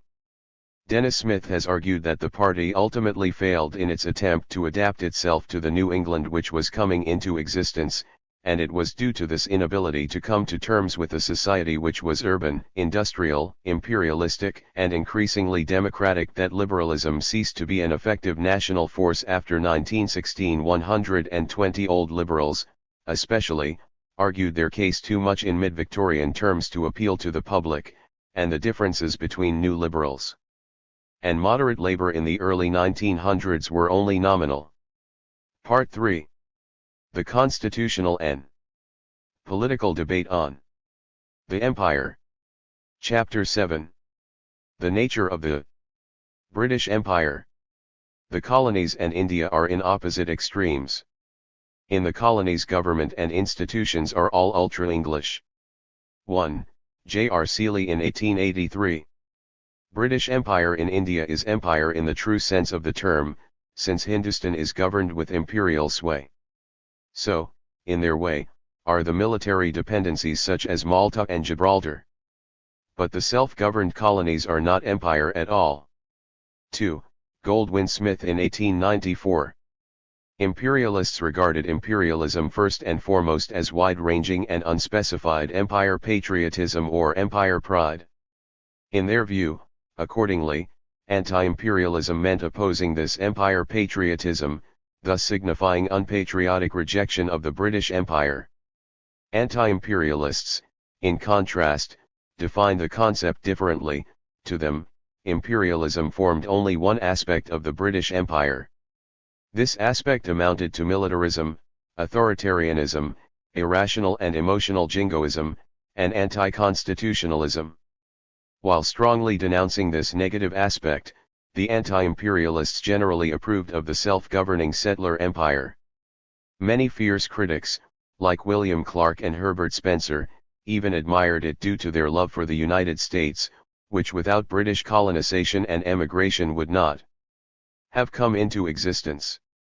Thus, if imperialism were to be defined as the imperialists themselves wished to depict it, that is, as overall pride in the empire, it might, indeed, be difficult to find any anti-imperialism. Why would someone have opposed the existence of Canada, for instance? Moreover, strictly speaking, what kind of imperialism did Britain's relations with Canada represent? None, the anti-imperialists simply argued, thus drawing a clear division between the unimperialist settler empire and the imperialist empire of the dependencies. 3. They were against imperialism, not the empire as such. To them, it was all about the nature of the British Empire. The main question was whether it promoted imperialism or liberal self-government. These differences in contemporary understandings are important to bear in mind when examining the seemingly utterly complex debate on the British Empire in the late Victorian era. Previous historiography has not always been clear enough about this, for it seems that the imperialists' definition of empire patriotism has been widely accepted without recognizing that it was only partly true at the time. This has led to misunderstandings in regard to the nature of both imperialism and anti-imperialism, in the first case when affection for the colonies has been equaled with imperialism, and in the latter when promotion of colonial self-government has been equaled with anti-imperialism. For to begin with, many felt affection for the colonies and advocated colonial self-government. Moreover, these issues were in most cases, at least in the anti-imperialists' opinion, separate from the debate on imperialism per se, and often also separate from the debate on Irish Home Rule. Goldwin-Smith is a good example. He is often considered a leading mid-Victorian anti-imperialist because of his writings in the early 1860s, in which he strongly advocated colonial self-government. 5. Smith, who lived most of his life in Canada, was, indeed, most committed in this stance throughout his life. 6. However, his arguments in favor of colonial self-government and independence would not have made him an anti-imperialist. It was only his fierce and continuous opposition to imperialism and jingoism which did that. Smith himself did not define Britain's relations with the settler empire through imperialism, and British imperialism in Africa and Britain's relations with Canada were two separate issues to him. If there was a connection, Smith saw it mainly in the way the Canadians, too, began showing imperialist and jingoist tendencies at the turn of the century, and this he detested as much as the rise of the same sentiments in Britain. 7. The ambiguous attitudes of the imperialists themselves illustrate further how confused Britons were about the concepts and, most important, how the imperialists, too, initially wished to avoid the term imperialism in the context of the British Empire. This is true especially in regard to the debate on imperial federation. The debate on federal ideas as a possible solution to future relations between Britain and the colonies began after the rebellion in the Canadas in the late 1830s. Right from the beginning, the idea of federalism was defensive in the sense that its supporters regarded it as the way to maintain the unity of the British Empire at the time when the colonies gained more and more independence. The adjective imperial, referring to the empire, was thus an essential part of the concept. However, it was still considered separately from imperialism. Whereas the latter term was in the late 1870s and early 1880s widely understood as continental despotism, the more positive connotation did not emerge strongly until a little later. Imperial federation, meaning a federal British Empire, signified colonization, emigration, and overall closer bonds between Britain and the settler colonies, i.e. all the Britons. As one committed protagonist put it, had the British Empire been comprised only of these many Britons, the debate would have been very different indeed. As Frederick Harrison pointed out in 1880, the British Empire was 10 times as vast and 50 times as complex as every empire that ever existed. It was therefore not even a real empire but only an aggregate of dependencies containing geographical fragments incapable of union, he argued. That empire is a vast collection of distant and disparate countries and races, incapable of assimilation with each other or with us, scattered over the planet in every phase of civilization, with every variation of history, differing in religion, manners, race, and capabilities.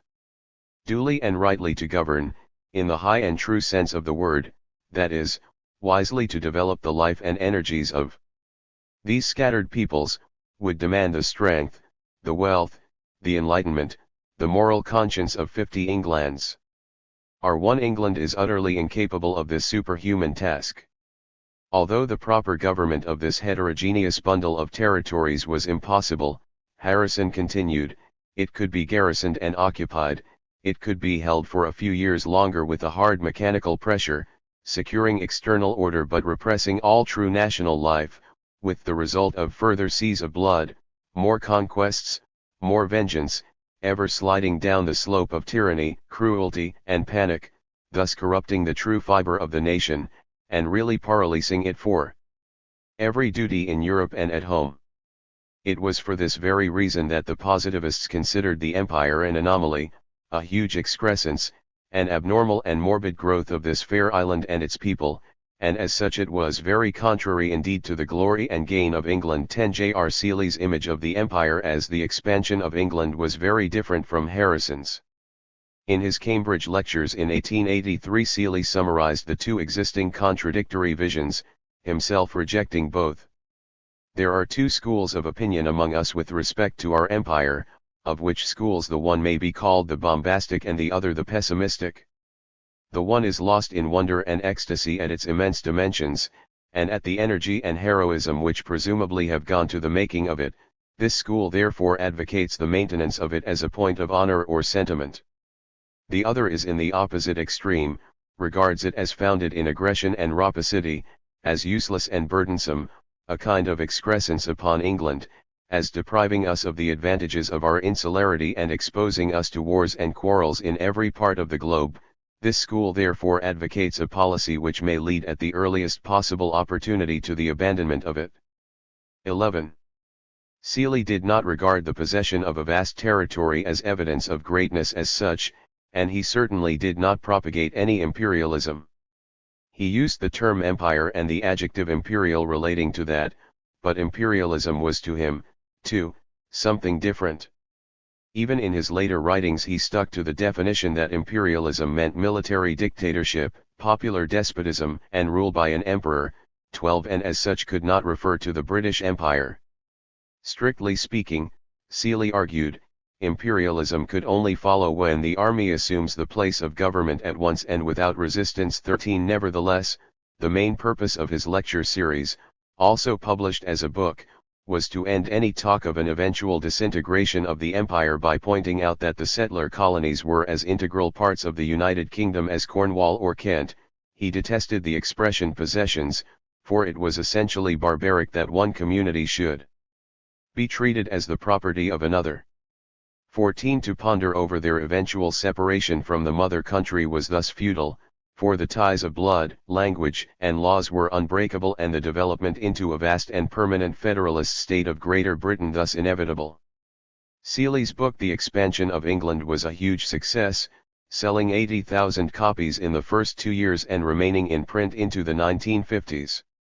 15 Although his purpose was not to encourage the bombastic school any further, Joseph Chamberlain, Cecil Rhodes, Lord Rosebery, W.T. Stead, and many other new bombastic enthusiasts were much inspired by it. 16 They were especially thrilled about Seeley's notion that the settler colonies were in fact integral parts of England and were happy to extend their notion of patriotism accordingly. Lord Rosebery summed up this new revelation in 1885 by stating that sane imperialism is nothing but this, a larger patriotism. 17 This, then, as Deborah Wormel has well pointed out, was quite an apt misreading of Seeley's message. Seeley did not regard imperialism as indicating a larger view of the significance of empire. On the contrary, he would undoubtedly have regarded it as corrupt use of a precise political scientific term. 18 Not surprisingly, Goldwin Smith strongly criticized Seeley's federation scheme. He argued that without British imperial control the cultural and emotional ties between Britain and the colonies would be far stronger. 19 John Morley was of the same opinion. 20 In his view the idea was not only impracticable but also puerile and retrograde. 21 The interests of the several parts of the empire were too various and the problems different, he argued. Britons emigrated rather to the United States than to the British possessions. The colonies were not in the least interested in participating in British wars, nor were they even willing to lower their tariffs. 22 Is the time and brainpower of our legislators, and of those of our colonies too, to be diverted perpetually from their own people, to the more showy but less fruitful task of keeping together and managing an artificial empire, he asked. 23 Morley especially criticized Seeley's emphasis on the significance of the empire in English history.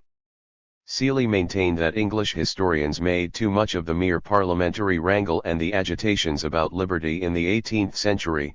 In his opinion they should perceive that in that century the history of England is not in England but in America and Asia. 24 Morley, loyal to his own liberal and constitution-centered conception of Englishness and English history, could not regard the empire and the expansion of England as the central issue. Surely, he argued, the development of free and liberal institutions in England itself was more important. Patriotism is regard for the well-being of the people of a country as well as affection for its flag, he explained. 25 The Imperial Federation League was founded in July 1884 in order to use every constitutional means and the support of men of all political parties to secure by federation the permanent unity of the empire. 26 Duncan Bell has analyzed the motives behind the federation movement, concluding that it was mainly galvanized by fear for increasing global competition on the one hand and for domestic disquiet on the other. 27 For a while, the nature and future of the British Empire were much debated, and the partition line was not primarily between imperialists and anti-imperialists. Edward Freeman, Goldwin Smith's later successor as Regius Professor of Modern History at Oxford and not any anti-imperialist, emerged as one of the most vigorous critics of the Federation plans. 28 He was much annoyed by the terminological paradox of the whole concept of imperial federation, for the two words were the exact opposites of each other. Moreover, pursuing a cause which would make Britain a mere component part of a larger federal state would not be the best way to enhance Britain's greatness and strength, he argued. A truly federal union would mean the end of empire. 29 I don't want closer union with the dependent colonies, I want to see them as dependent colonies, Freeman wrote to James Bryce, a member of the Imperial Federation League. 30 The motives to oppose the federation movement could thus be even contradictory, as Smith and Freeman well illustrate. The first advocated full independence for the colonies, while the latter preferred dependent possessions to a federalist union. Most of the League's opponents argued along the lines of Smith and had similarly been campaigning for colonial self-government for decades. 31 The Boston and New York-based North American Review published in July 1885 William Clark's bantering account of what he regarded as an English imperialist bubble. 32 Anyone who read English newspapers without being familiar with English affairs might be pardoned for imagining that there is a serious movement of great importance towards an imperial federation between England and her colonies, Clark wrote, stating that nothing could be farther from the truth. While two conferences had been held in London in 1884 to discuss the cause, he continued, in both only a great deal of vague talk was indulged in as to the delightfulness of a permanent union between England and her colonies, but not a single practical proposal for the accomplishment of this object was placed before either conference. No two speakers seemed to agree as to methods, the only agreement consisted in inflated rhetoric about the splendor of the empire. 33. In Clark's opinion, most of those who took part in these deliberations were politicians of a doubtful kind, some of them connected with other very pernicious political movements, while nearly all were animated by what are termed jingo sentiments. Neither British nor colonial strong political thinkers and leaders gave any encouragement to the plans, he stressed. 34 Moreover, the paradox of any imperial federation was more than obvious. If any kind of federal government or parliament were created, England would of course be related to that government or parliament as any particular state is related to president and Congress at Washington. Clark pointed out, as a sovereign state, even though small, England would control her own destiny. As a unit in a federal empire, she would be compelled to acquiesce in whatever millions of other people in every part of the world thought was good for her. Yet, he continued, ironically, the imperial enthusiasts argued the exact opposite, that, in some inexplicable way, this federal empire shall redound to the glory of Great Britain, and give her a prestige she cannot otherwise acquire. Indeed, he maintained, the real and only purpose was to extend and intensify the political power of England at any cost. A closer union could only mean England's tighter grip on the colonies, taxing them in the name of empire and plunging them into endless imperial wars, he warned. 35 If the federal idea was interpreted in its strict political sense, the League was in fact advancing colonial independence by promoting them from subject status to equal states alongside the United Kingdom. This interpretation, indeed, generated some support in the colonies. 36 But it is clear that it was not the interpretation of the League promoters, no one of whom was willing to hand any of the British decision-making power over to the colonies.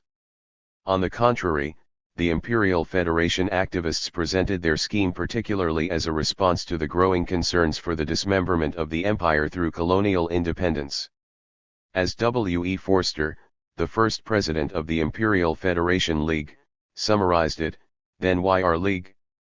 For this reason, because in giving self-government to our colonies we have introduced a principle which must eventually shake off from Great Britain, Greater Britain, and divide it into separate states, which must, in short, dissolve the Union, unless counteracting measures be taken to preserve it. 37 Many found the rhetoric of preventing an eventual imperial decay appealing, among others the not yet anti-imperialist J. A. Hobson, a staunch supporter of imperial federation in the 1880s. 38 The same rhetoric, however, was the main reason why the anti-imperialists opposed the federation plans. They valued the settler colonies especially because, in their view, they reflected the traditional English liberal values even better than the mother country at the time. They believed that the Imperial Federation League attempted to destroy exactly that with its seemingly democratic rhetoric of blood love. As William Clark vividly described, the worst part was that the schemes endangered to tarnish even the colonies with the severe taint of imperialism. John Bright, too, considered the ideas impracticable and absurd. 39 And when invited to attend a meeting on imperial federation he declined most decidedly. The federation project seems to me to be founded on ignorance alike of history and geography. It is partly or mainly the offspring of the jingo spirit which clamours for a vast and continually widening empire, and seems almost ready to boast that it fights the world outside its own limits. I would recommend all sensible men to let the question rest. 40. India caused yet another problem in the debate. As Edward Freeman pointed out, this often much valued imperial possession was suddenly neglected altogether. 41 In Seeley's vision, the British Empire was primarily a natural extension of the nation, the expansion of England or Greater Britain. India, in contrast, was bound to Britain only by the tie of conquest and was thus an anomaly. 42 Far from being the brightest jewel in the English diadem as Disraeli had claimed, Seeley regarded India as a dangerous responsibility which, however, once there, the British had the duty to govern. 43 All the same, British rule in India was, to Seeley, only another Asiatic despotism, a good specimen of a bad political system. 44 Seeley's conceptions were thus similar to those of the anti-imperialists, who insisted on the major difference between the nature of British rule in the conquered territories, which was imperialism, and the expansion of England in the colonies, which was colonization. Interestingly, in regard to India, Goldwin Smith and J.R. Seeley were of the same opinion. They both defined imperialism in the same negative terms but strongly disagreed as to the position of the settler empire, Smith advocating complete independence for the colonies and Seeley insisting that Canada, for instance, was an integral part of England. British role in India was again something they agreed on. To both Smith and Seeley, British Empire in India was an empire in the true sense of the term and also the noblest the world has seen, as even Smith insisted. The determined campaigner for colonial independence and a severe opponent of British military imperialism in Africa, Smith nonetheless maintained that England had a real duty in India, and about keeping India there is no question. This was because the nature of British rule in India had been improving all along and Britain was thus, in his eyes, making amends for its earlier malpractices.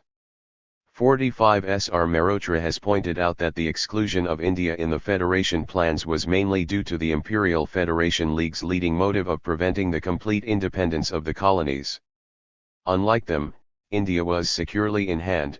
India's problems were problems of administration and not those demanding a change in her connection with Great Britain. 46 A federation, it was believed, would make the self-governing colonies more aware of their responsibilities to the empire and persuade them to lower their tariffs to British products and contribute towards the empire's defense liabilities.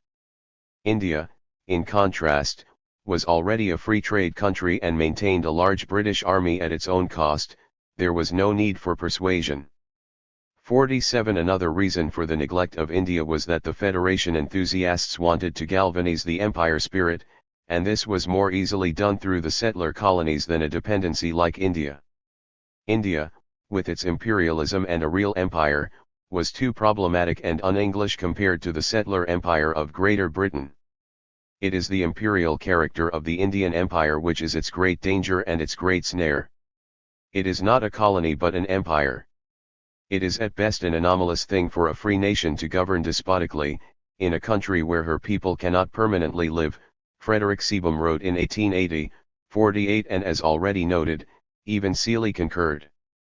Edward Freeman also stressed that the word imperial referred to the Indian Empire, and without India any federation could therefore not be called imperial.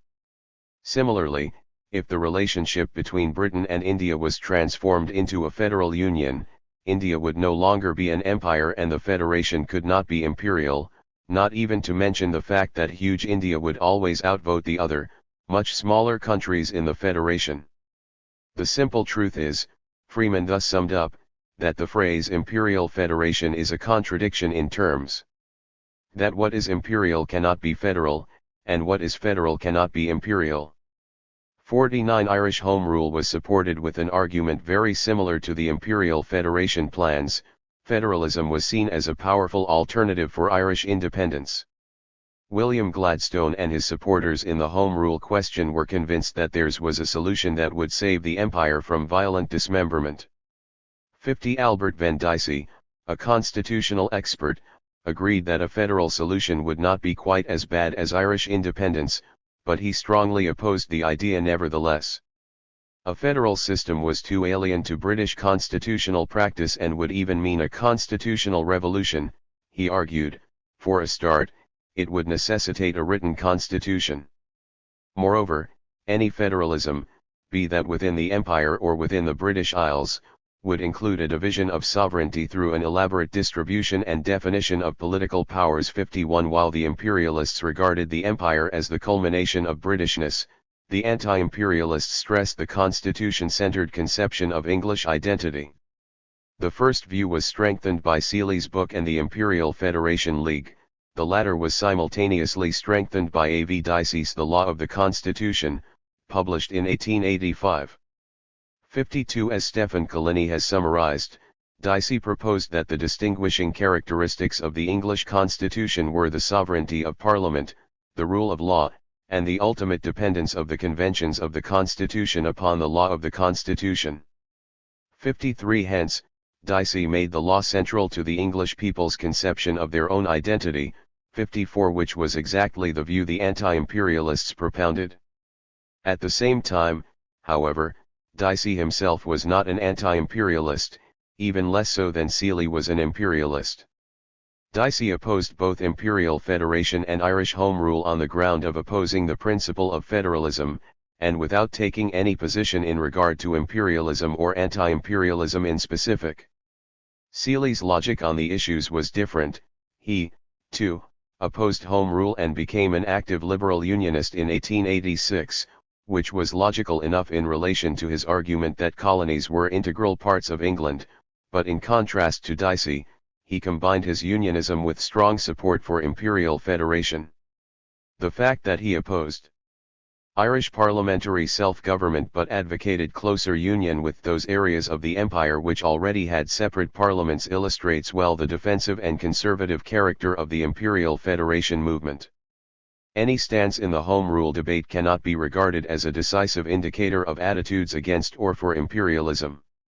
As in the case of the settler colonies, the debate on the position of Ireland was separate.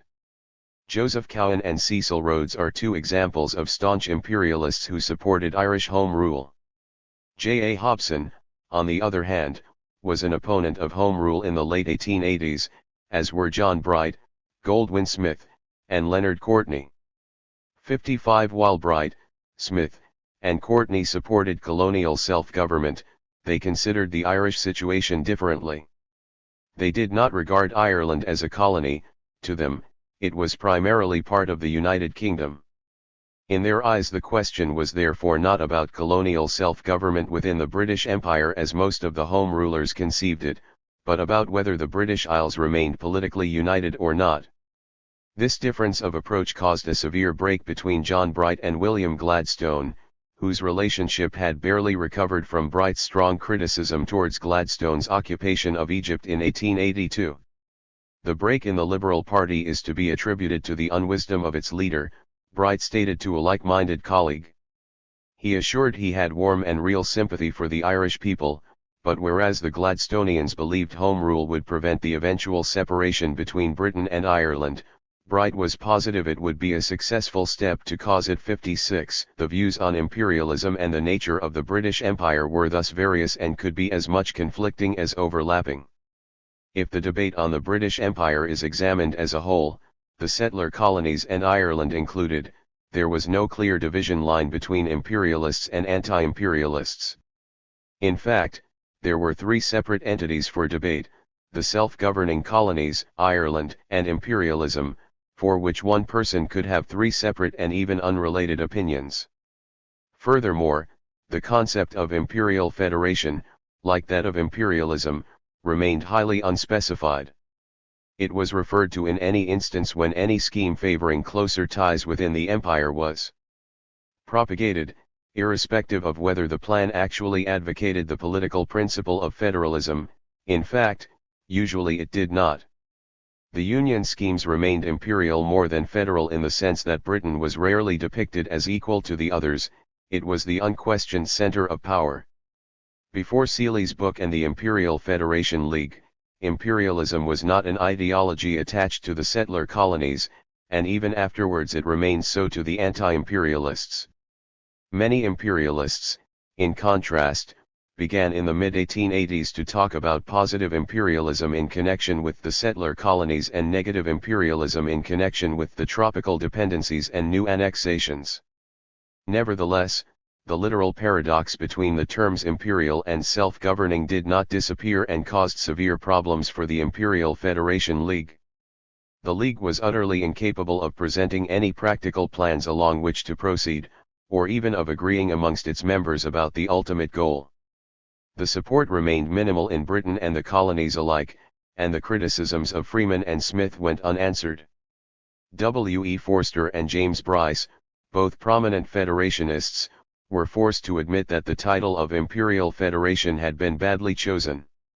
Lord Rosebery, who was the League's president in 1886–92, suggested in 1891 that the name should be changed to National Federation League or Britannic Federation League. No changes were made, however, and the League was dissolved in 1893. 57. It is noteworthy that still at the turn of the century the liberal imperialists' conception of the British Empire was first and foremost white. To them, it primarily comprised the areas of white settlement, of free self-governing communities, bound together, not by force, but by sentiment and affection, hence their imperialism. 58. The anti-imperialists, in contrast, did not consider that imperialism at all. John M. Robertson linked imperialism, the prevailing fashion of political thought, explicitly with an increasing plague of militarism and a fresh florescence of the spurious ethic of patriotism on the lowest planes. He criticized the idea that there could be true and false imperialism, as some imperialists argued. True imperialism was claimed to generate from the fact that the British Empire as such was a very fine thing, and should therefore be still further developed into a British China as well as a British India. At the same time, Robertson noted, many politicians instinctively felt that the policy of extension was ultimately fatal but felt committed to speaking of the existing empire as a thing wholly glorious. These sane imperialists, then, tended to hinder further expansion but felt compelled to admire and respect the present empire. This, according to Robertson, was absurd. If the empire really was a good thing, there should not be any reason not to expand that good thing. Thus, the sane imperialist in fact condemned the whole theory of imperialism in the lump, while recognizing the exigencies of the situation it has thus far created. Empire is one thing, and imperialism another, he concluded. 59. In practice this meant that the phrase our colonial empire was used merely in a geographical sense, Robertson stressed, for the colonies neither pay tribute to, nor receive laws from, the mother country. The sovereign was empress only in India, and it was only the convenience of the expression which had fixed the British Empire in use for the whole connections and possessions of the United Kingdom, he pointed out. Imperialism, in contrast, aimed for a real empire in its true historical sense, and had always led to the decay and destruction of the imperial societies under military stress. Everywhere it had begun in the spirit of injustice, the lust for rule over others on the part of the man who claims freedom for himself, the demand for tribute by the man who hated to pay tribute. Mere common honesty would therefore efficiently exclude the possibility of empire, Robertson argued. 60. Chapter 8. British Anti-Imperialists. An Egyptian and Indian Nationalists. If there could arise in India a nationality movement similar to that which we witnessed in Italy, the English power could not even make the resistance that was made in Italy by Austria, but must succumb at once. 1. J. R. Seeley in 1883. We ought long ago to have endeavored to gradually teach the natives how to govern themselves. But this we have not been prepared to do, because we know that self-government would mean that India is no longer to be drained of her resources for our benefit. 2. Henry Labouchere in 1897. The British were strong supporters of anti-imperial nationalisms throughout the latter half of the 19th century. British public opinion was rather unanimously on the side of Italy or Hungary against the Austrian Empire, the Balkans against the Ottoman Empire or Poland, and Finland against the Russian Empire. Nationalism within the British Empire caused consequently a major problem. The political will to turn the supporters of nationalism into its suppressors was lacking, whereas the determination to maintain the unity of the British Empire was strong. The most common way to handle the contradiction was denial. It was argued that nationalisms in Ireland, Egypt, or India were not similar to the ones in Italy or Poland. The divisions among the Irish and especially the Indians were much emphasized, and Egyptian nationalism was reduced to a military movement. Nevertheless, Indian nationalism, in particular, found many supporters in Britain. The nature of Egyptian nationalism was debated for a few years in the early 1880s, especially at the beginning of the British occupation in 1882. Even leading liberal politicians were not unanimous on the topic. Joseph Chamberlain insisted throughout 1882 that what the cabinet had dubbed an Egyptian revolutionary movement could in fact be the legitimate expression of discontent and of resistance to oppression which ought to be guided and not repressed. Lord Kimberley, the colonial secretary, agreed that Britain had no interest in suppressing any real movement in favor of freer government in Egypt, but stressed that he was very incredulous as to the reality of the movement. For Chamberlain continued arguing against the occupation, pointing out that privileged people always said the unprivileged were not fit for representation. 5. If Arabi was, as some believe, a real Egyptian patriot animated by real national sentiment and seeking only judicial reforms, we have done a great wrong by throwing our weight into the scale against him, he confided in John Bright, who completely agreed. 6. Later, however, Chamberlain turned into a great admirer of Britain's work in Egypt, which contributed to his image as a notorious example of a jingo imperialist and, as John Morley put it, the effective oracle of imperialist ideals. 7. John Morley, who was the editor of the Fortnightly Review until November 1882, also considered the true nature of the movement in his July editorial. To begin with, it seems impossible to deny that there are natural and spontaneous elements in the movement which it is a great error to overlook or to underrate, he stated. In his opinion, it was much more than a mere military clique seeking to overawe the government. On the contrary, the evidence seemed to point out that the mutinous soldiers really represented a popular sentiment. Moreover, Morley suspected that Arabi had, and has, in him the stuff of which great rulers are made, even though it happened that events were too strong for him, and he lost control of his force, after which the movement took the shape which is common to military revolutions, and went on its usual course.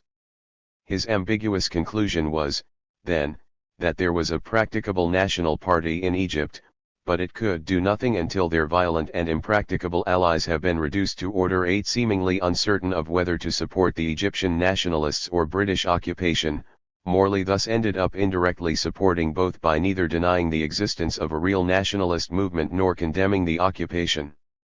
This attitude was not rare. Thomas Bird, the trade union leader and Liberal MP, argued that the great majority of the people had supported the government policy in Egypt only because they did not know how far Arabi was accepted as the leader of a real national movement, and they had great faith in Mr. Gladstone and his colleagues. Moreover, Burt stressed, even in those circumstances the support had been neither unanimous nor enthusiastic. 9. Only a handful of critics gave straightforward support to Egyptian nationalism by forthrightly condemning the British occupation. One of them was the Anglo-Indian banker John Seymour Key, whose book Spoiling the Egyptians, A Tale of Shame went quickly through 3 editions in 1882.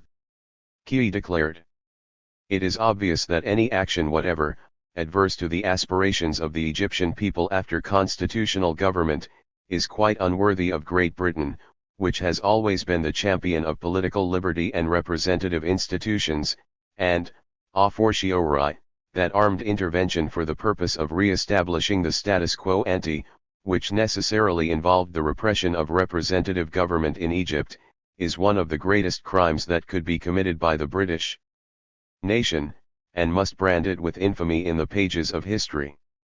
10. Frederick Harrison, who was struggling with the Anti-Aggression League in the spring 1882, saw sinister economic motives behind the government's actions and attacked them with all his weight. His interpretation on the causes behind the Egyptian revolt was clear.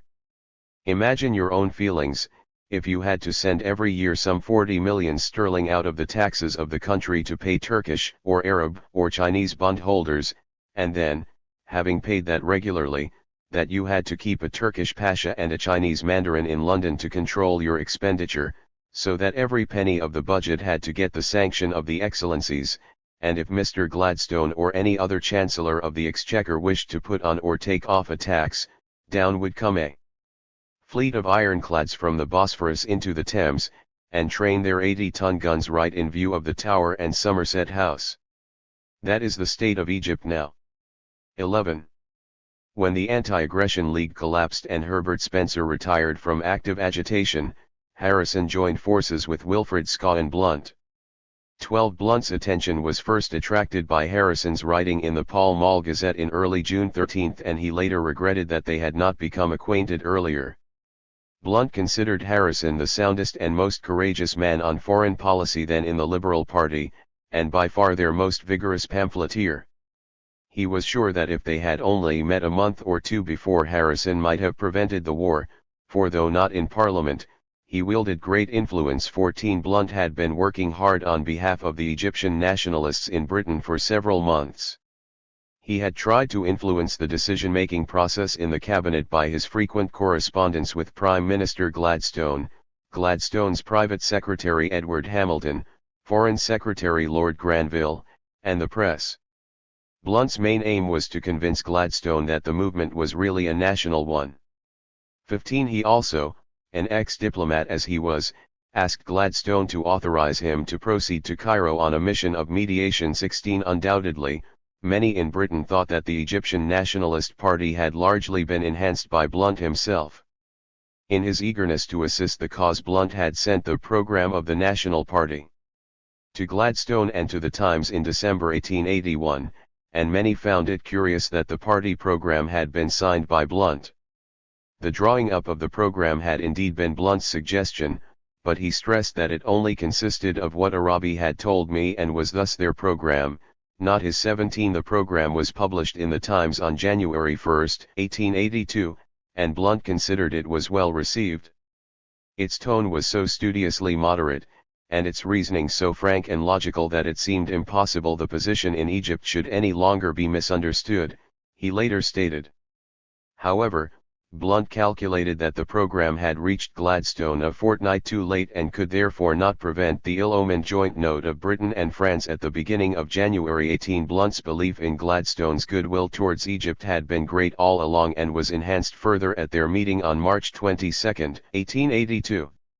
He received me very kindly, and he was evidently prepared and eager for what I had to say, Blunt wrote.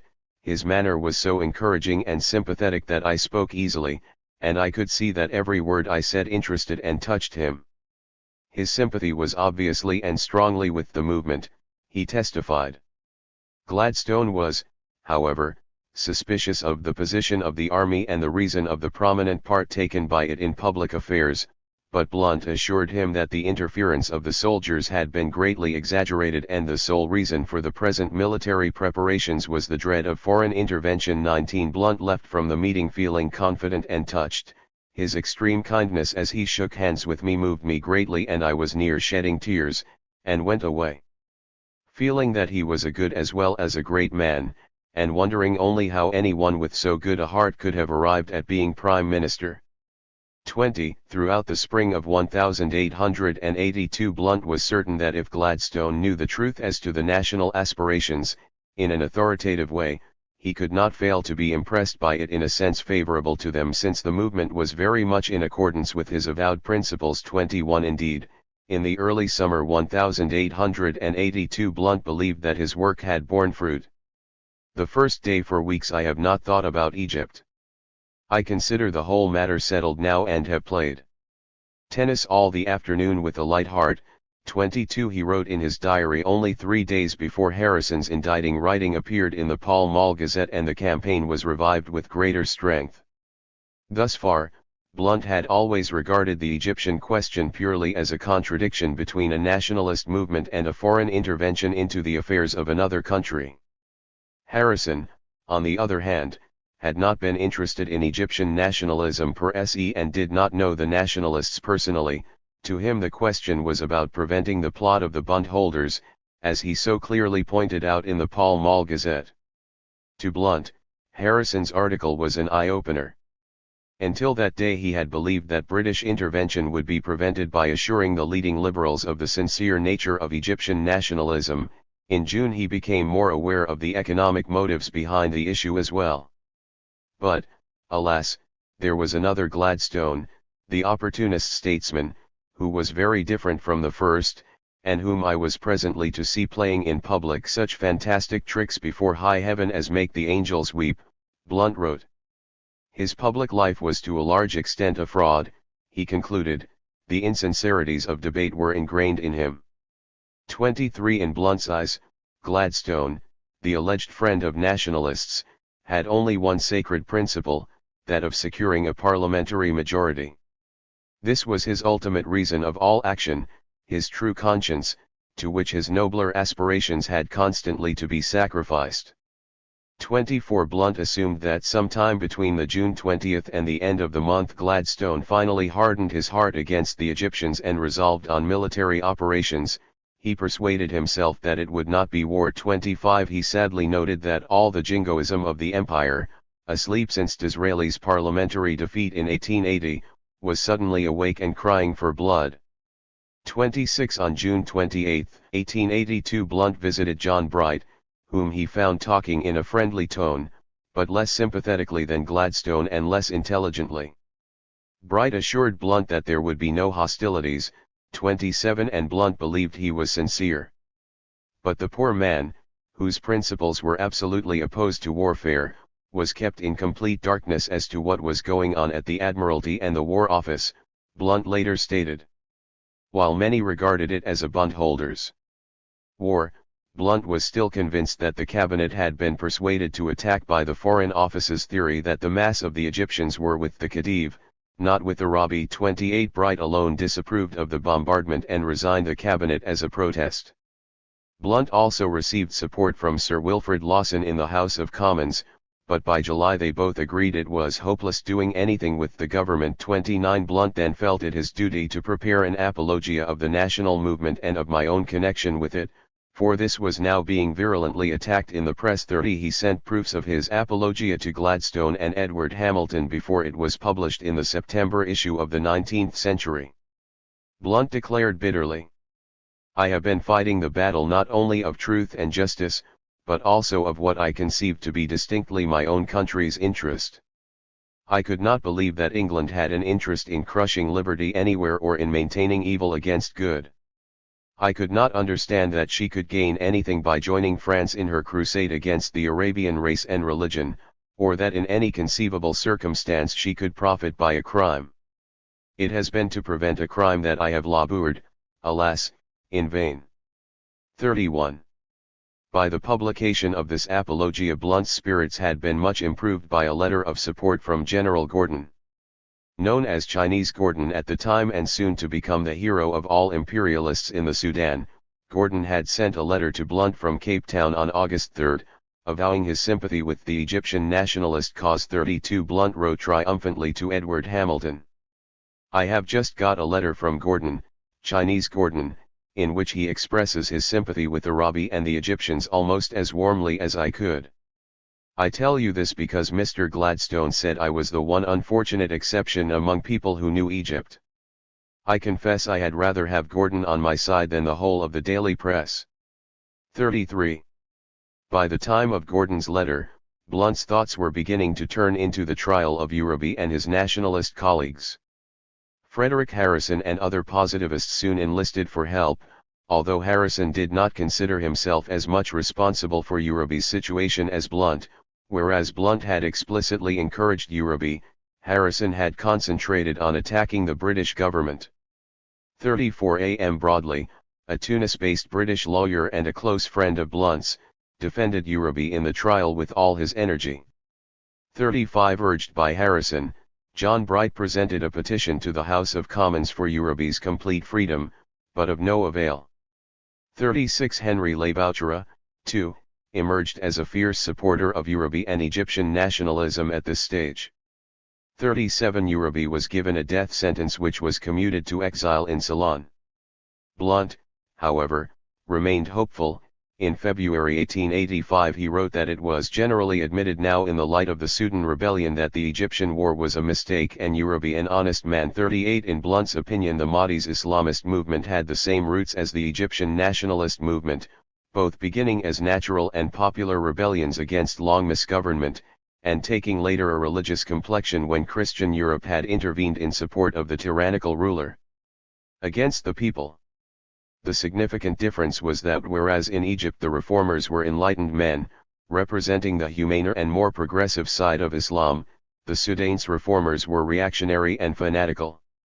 Thus, the rise of the Mahdi in the Sudan, Blunt argued, provided clear evidence that the capital wrong committed by our English government in 1882 was less the destruction of the hopes of free government in Egypt as a nation, than the treacherous blow its armed intervention struck everywhere at the aspirations of liberal Islam. 39 Blunt was very much involved in the campaigns of Indian and Irish nationalists as well. Indeed, after the collapse of Urabi's movement in Egypt he angrily predicted, in his poem The Wind and the Whirlwind, that the British Empire would eventually fall under the rising nationalisms. Thou hast thy foot upon the weak. The weakest with his bruised head shall strike thee on the heel. 40. The following 2 years Blunt concentrated on advocating the rights of Indian Muslims, after which he began his crusade for Irish Home Rule. 41 W. T. Stead suggested in 1887 that Blunt should found a League of all the fanaticisms, which Blunt found a good idea. 42 However, his political activism came to an abrupt end early next year, when his undertakings in Ireland led him to prison for 3 months. In June 1888 Blunt declared in his diary, "Here ends the history of my political life." 43 True to his style, the statement was a bit too theatrical and exaggerated, but nonetheless he largely withdrew to live in Egypt, spending his days gardening and womanizing. 44 Robert D. Osborne, who had a long military career in India behind him, was another anti-imperialist to defend strongly both Egyptian and Indian self-government. Also a member of the Anti-Aggression League in 1882, 45 he wrote fierce articles opposing any British invasion in Egyptian matters before the occupation and arguing for representative government for India. 46 Whether India was ready for it was really equivalent to asking if it be wise or possible for a man to make use of his mental capacities, he declared. He ridiculed the British for always blaming other empires of misgovernment but never seeing any fault in their own. Able Indian administrators have succeeded in persuading us that the 200 millions of human beings who inhabit our Indian empire are so deficient in mental capacities that to keep them fast bound under the yoke of a military despotism is a most humane and righteous proceeding. Despotisms, we are willing to admit, when they exist in Russia, in Germany, or in Austria, constitute a mode of government which cannot be condemned too strongly. But in India it is different. 47. Osborne argued that the stories of the mental incompetency of the natives of India and the extraordinary success of British rule were mere legends. 48 He made comparisons between British and native Indian rule, in favour of the latter. When a native principality was incorporated into British India, ruin, utter and complete, fell upon all the upper classes, the stagnation of death upon the lower, Osborne testified. 49. The connections between Irish nationalism and British anti-imperialism were complex. Most critics of imperialism combine the issues self-evidently, like Blunt, while some others, as was noted in the previous chapter, kept the Irish debate separate from the overall debate on the British Empire and imperialism. Moreover, the attitudes were ambiguous on the Irish side as well. Some, like the American Fenian and the editor and proprietor of the Irish World, Patrick Ford, saw India as an Ireland writ large, a fellow victim of English misgovernment, and a fertile territory for the propagation of the nationalist ideal, as Howard Brasted has put it. 50 Consequently, the Irish World, which was a significant channel of American funds to Irish nationalists, was a pioneer in demanding the Irish and Indians to combine in a holy crusade to lay the empire in ruins. 51 Frank Hugh O'Donnell represented a somewhat different approach. He, too, was a fervent exponent of imparting home rule knowledge to India and of promoting the cause of Indian nationalism, as Brasted has noted. 52 But, and more importantly, it should be noted that he was motivated in this by Irish imperialism. His driving force was anger over the changes in the examination requirements for the Indian civil service in the 1870s, which he considered to favour Cambridge and Oxford graduates at the expense of the Irish. O'Donnell wanted to revenge this to the British and show that they could not get rid of the Irish in regard to Indian matters that easily. He later wrote, "It was a foul blow. As I was an imperialist as well as a nationalist, I resented the stupidity as well as the injustice of this proceeding. If the British government intended to exclude Irishmen from India, I would teach the British government that it had undertaken a task beyond its capacities. I resolved to unite all India in a national confederacy of the Indian races and provinces without distinction, to impress upon their racial and religious distinction the seal of a patriotic combination, and to call into being the national cooperation of Indians." 53. Hence, O'Donnell began working towards a pan-Indian union, wishing thus to impose Irish, rather than British, values on the empire. 54. His closest ally in this was a wealthy Bengali Hindu, Gyanendra Mohan Tagore, who resided in London.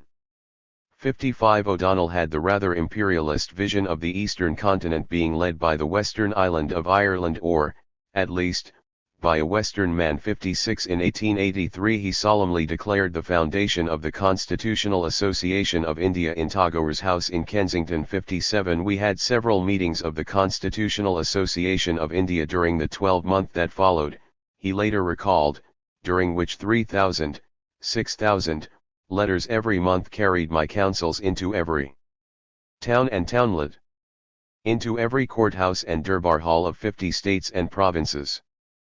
58. As if this were not enough, O'Donnell seemed to believe, mistakenly, that he was the real father of the Indian National Congress. Within 18 months the Constitutional Association of India had become the Indian National Congress, he stated, adding contently that but Downing Street had combined with Oxford and Cambridge to eliminate all Irish influence from the future of the Indian Empire. 59. Indeed, from the Irish point of view the diversity of imperial influences was even clearer than from the British.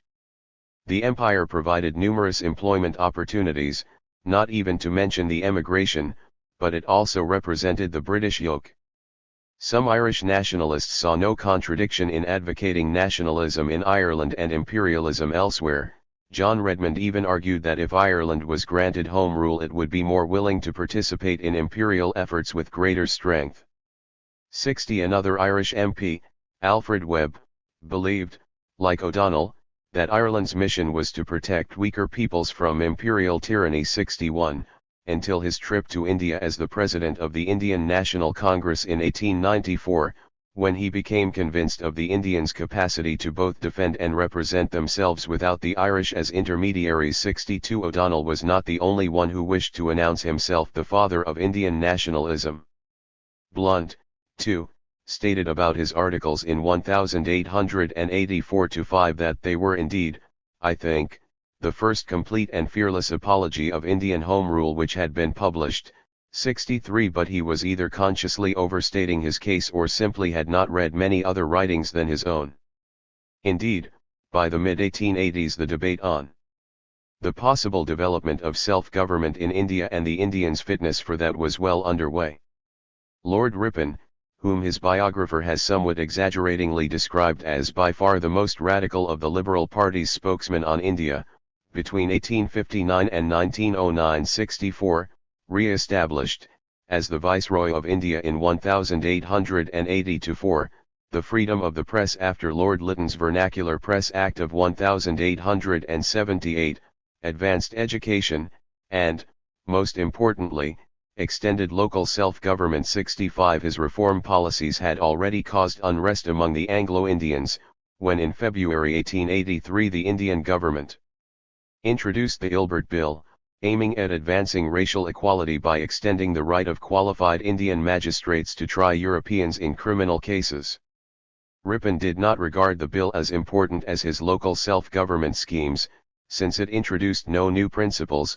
In theory, eligibility for posts had been determined by fitness for position, irrespective of race or birth, since 1833. However, putting this into practice raised fundamental questions about the nature of British rule in India, and especially of racial equality. 66 Before anyone had opposed the bill in India, it was strongly attacked in the Times by its Calcutta correspondent James MacGregor, who successfully stirred an extensive propaganda campaign against Ripon's reform policies at large. 67 During the following months all London papers joined the Times in its crusade, with only one exception. The Pall Mall Gazette, edited by John Morley, supported the bill and denounced the opposition. Later another Liberal paper, the Daily News, joined the Pall Mall Gazette in support. 68 Ripon was accused of the tone of apology for our presence in India, the abandonment of the attitude of a ruler for that of a tutor, and of encouraging all who are discontented to believe that they have only to agitate and clamour in order to carry things their own way. 69 Ripon's supporters in Britain organised a large public meeting in August 1883, presided over by John Bright, 70 for which Ripon was greatly gratified and thanked Bright heartily. 71 He was also strongly encouraged by Sir Arthur Hobhouse, the former legal member of the Viceroy's Council, and Florence Nightingale, who found Ripon's policy wise and steadfast and brave and honest. 72 Blunt's view was, Lord Ripon's appointment to India as Viceroy was the only quite sincere attempt made in foreign policy by Gladstone to carry out in office what he had preached when in opposition. 73 Henry Cotton, a positivist Indian civil servant, argued the superiority of the natives of the country in administering law and justice to their own people is, indeed, a fact that cannot be seriously disputed, and even that the scheme of local self-government adopted by Lord Ripon does not altogether meet the requirements now called for. 74 A short-lived British India Committee also worked assiduously in Ripon's support in 1883-4, but it was crippled for want of funds, and especially suffered from the lack of a really representative organisation. In India, as William Digby, a committee activist, stated later. 75 Digby had been chosen the first secretary of the National Liberal Club in 1882 and was strongly emerging as an important link between British liberal radicalism and Indian nationalism. 76 After Ripon's arrival in Britain, Digby organised a dinner in his honour at the National Liberal Club on February 25, 1885. Ripon was most pleased with this gesture, stating relieved, I esteem very highly such a proof of their approval from a body so representative of the Liberal Party. 77 Digby was furious about the criticism of Lord Ripon, and fiercely supported his policies in his book India for the Indians, and for England, which was published in February 1885. Prior to the publication he wrote to Herbert Gladstone, in that work I produce, almost entirely from official documents, evidence of the most remarkable character, evidence which if true, as I believe it to be to the very smallest sentence, ought to lead to a reconsideration of our position in India.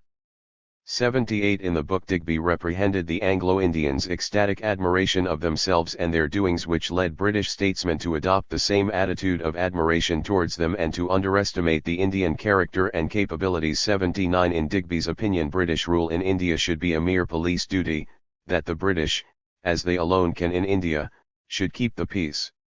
That done they should stand aside, allowing the people to rule themselves according to their own ideas and experience of what is best. 80 In the first instance, the existing Indian states should be made secure beyond all doubt, Digby advised in the book. The second step was to begin a process of creating more and more Indian states, until the whole empire shall become a congeries of such states. 81 Thus, there would not be any one Indian nation which the Congress, and then also Digby, was to champion later, neither was he advocating a democratic representative principle to India, for in this scheme the power belonged to traditional Indian princes and chiefs, notwithstanding the partly elected provincial parliaments.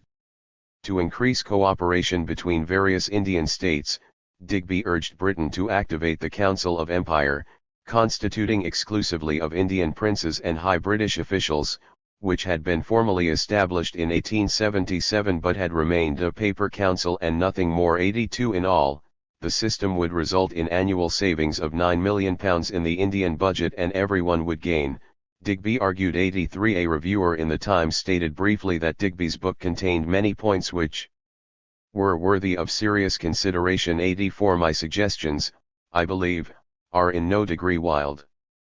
I recognize all the good England has done in India and is doing at the same time that I show the marked superiority of native rule under English overlordship. The title of my little book, viz.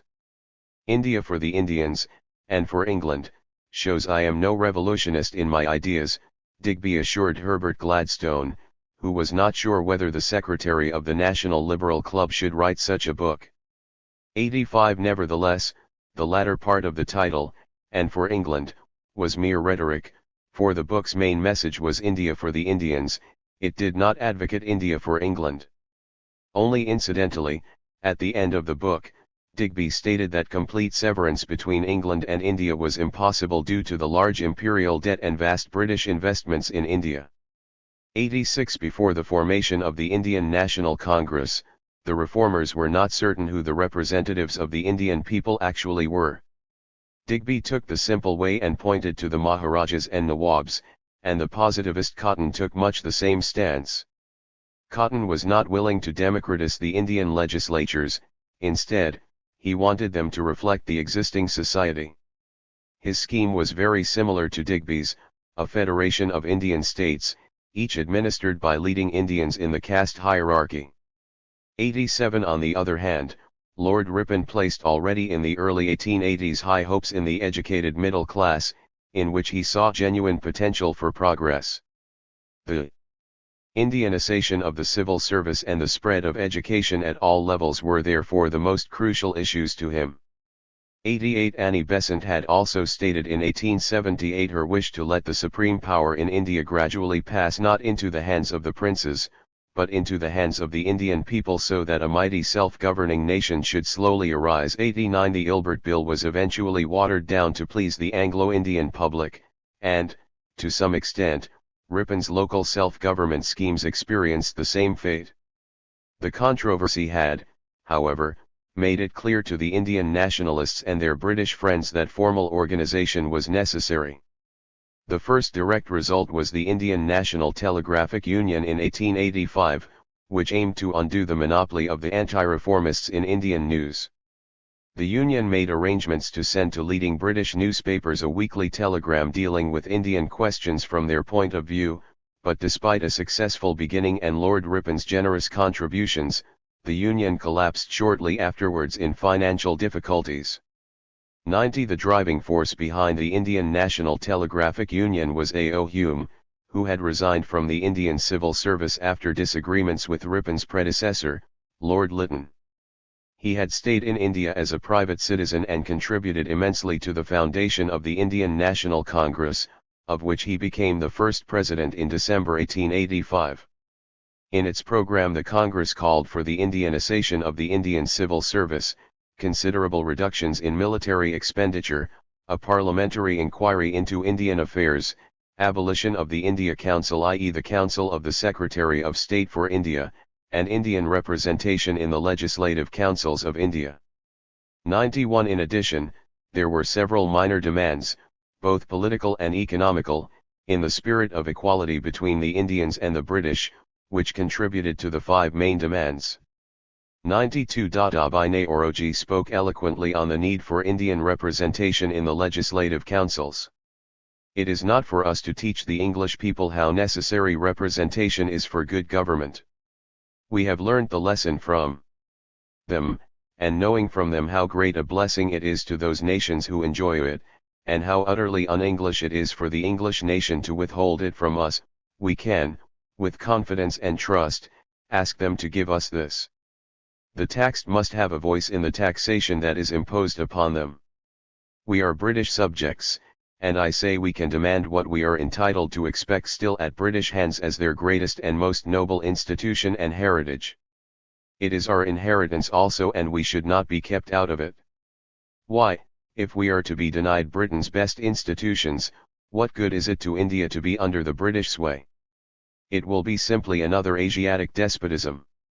If we are true to ourselves, and perseveringly ask what we desire, the British people are the very people on earth who will give what is right and just. 93. As explained in a previous chapter, the Indianization of Indian administration was considered a vital question as much for the sake of economy as equality, and it became naturally or even the, central aim of the Indian National Congress. It was, however, an extremely difficult one, since the Indian civil service was a significant employer for British youths. In theory its doors were equally open to Indians, but in practice the Indians faced two major obstacles. These were the low age limit for the candidates and the fact that the examinations were held only in England, the trip being very expensive. Organizing simultaneous examinations in India were therefore continuously, but unsuccessfully, advocated. 94. In the days of the East India Company, the renewal of its charter every 20 years had brought about a regular and valuable parliamentary inquiry into Indian administration. Since the Crown rule had begun, in 1858, no such inquiry had taken place. Consequently, the nationalists believed that the truth as to Indian affairs hardly ever reached Parliament, as N. Sen, editor of the Calcutta Indian Mirror, put it. Due to the composition of the India Council and Indian Legislative Councils, Sen argued, the truth was always burked and never allowed to rise to the surface. 95. In addition to the parliamentary inquiry into Indian affairs, the abolition of the India Council was thus considered vital. The council comprised retired Anglo-Indian officials who were regarded as naturally prone to hand down to their successors the British Indian Empire in pretty nearly the same condition in which they found it. They never confessed the abuses of the system which gave them birth, nor were they inclined to reform it. 96. As Lord Ripon put it, the council was the most conservative body now existing in Europe. 97. Instead of the council rule, the Congress wished the Secretary of State for India to direct the government of India on the same principles on which the Secretary of State for the colonies governed Ceylon and the other colonies. 98. Henry Cotton pointed out already before the foundation of the Indian National Congress that internal agitation in Ireland has always been useless. It was only when Irish agitation was supplemented by a powerful phalanx of opinion in England that any concessions were allowed to the sister island. And so it is in the case of India. 99. A true Indian political agency was therefore badly needed in London to undertake vigorous propaganda on behalf of India. For a while this work was under the responsibility of Nehruji, who settled in London in 1886 in search of a parliamentary constituency. This major advocate of the drain theory had spent much time in Britain since the 1850s, and the more he was introduced to the British way of thought and British institutions, the more he became convinced that, as his biographer put it, if the British people were true to themselves, true to their inbred sense and traditions of equality, justice, and fair play, they would help India to obtain freedom. 100. Nehruji had been in contact with William Digby since 1881, and when he moved to London, they soon became close friends. In April 1886 Nehruji found Digby depressed because he had not suitable and proper representatives of India to back up his arguments.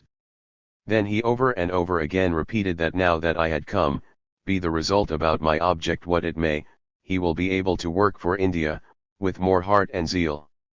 He was extremely desirous to do all that lay in his power to promote my object, Nehruji noted happily. 101. When they met again 10 days later, the work was well underway. To begin with, Digby strongly recommended Nehruji to change his Parsi headdress to an English top hat, better to appear altogether like an Englishman. He also intended to get Nehruji a ticket to the conference of the Liberal Association in favour of the Irish Bill and, if aiming to become a Liberal parliamentary candidate, advised him to prepare to speak on behalf of Irish Home Rule at some point. 102. Digby thus became the natural ally for Nehruji to turn to in the matter of the Indian political agency in London. Nehruji possibly did not know that Digby was already quite a discredited figure in the eyes of the Indian government. His book, India for the Indians, and for England, had been closely studied in India as a direct attack against their administration. The government of Madras, where Digby had resided in the 1870s, produced a detailed 20-page long memo on the book. 103 They were annoyed by Digby's provocative argument that not only were the Indians capable of governing themselves but also that they did it even better than the British. They regarded Digby as utterly hypocrite, for this accuser accepted from the government he now so gratuitously vilifies the distinction of CIE for services in connection with the famine which, he says, they did nothing to relieve. 104 Digby resigned from his post as the secretary of the National Liberal Club in 1887 and founded an Indian and Political General Agency in April 1888. The agency was to function on a fee-for-service basis, with political associations, Indian native states, or individuals as paying customers. 105 Digby's main aim was to serve the Indian National Congress, and he suggested that all Indian political associations would jointly appoint him as their agent on a yearly fee of £250 plus the expenses. 106 Nehoroji's friend W.C. Banerjee, who was visiting London, guaranteed personally Digby's expenditure for 1,888, 107 and the campaign had a highly promising beginning. 10,000 copies of the report of the 1,887 Congress and many thousand copies of speeches and pamphlets were circulated, and a number of public meetings were organized. 108 During the first 7 months, about £1,700 were spent.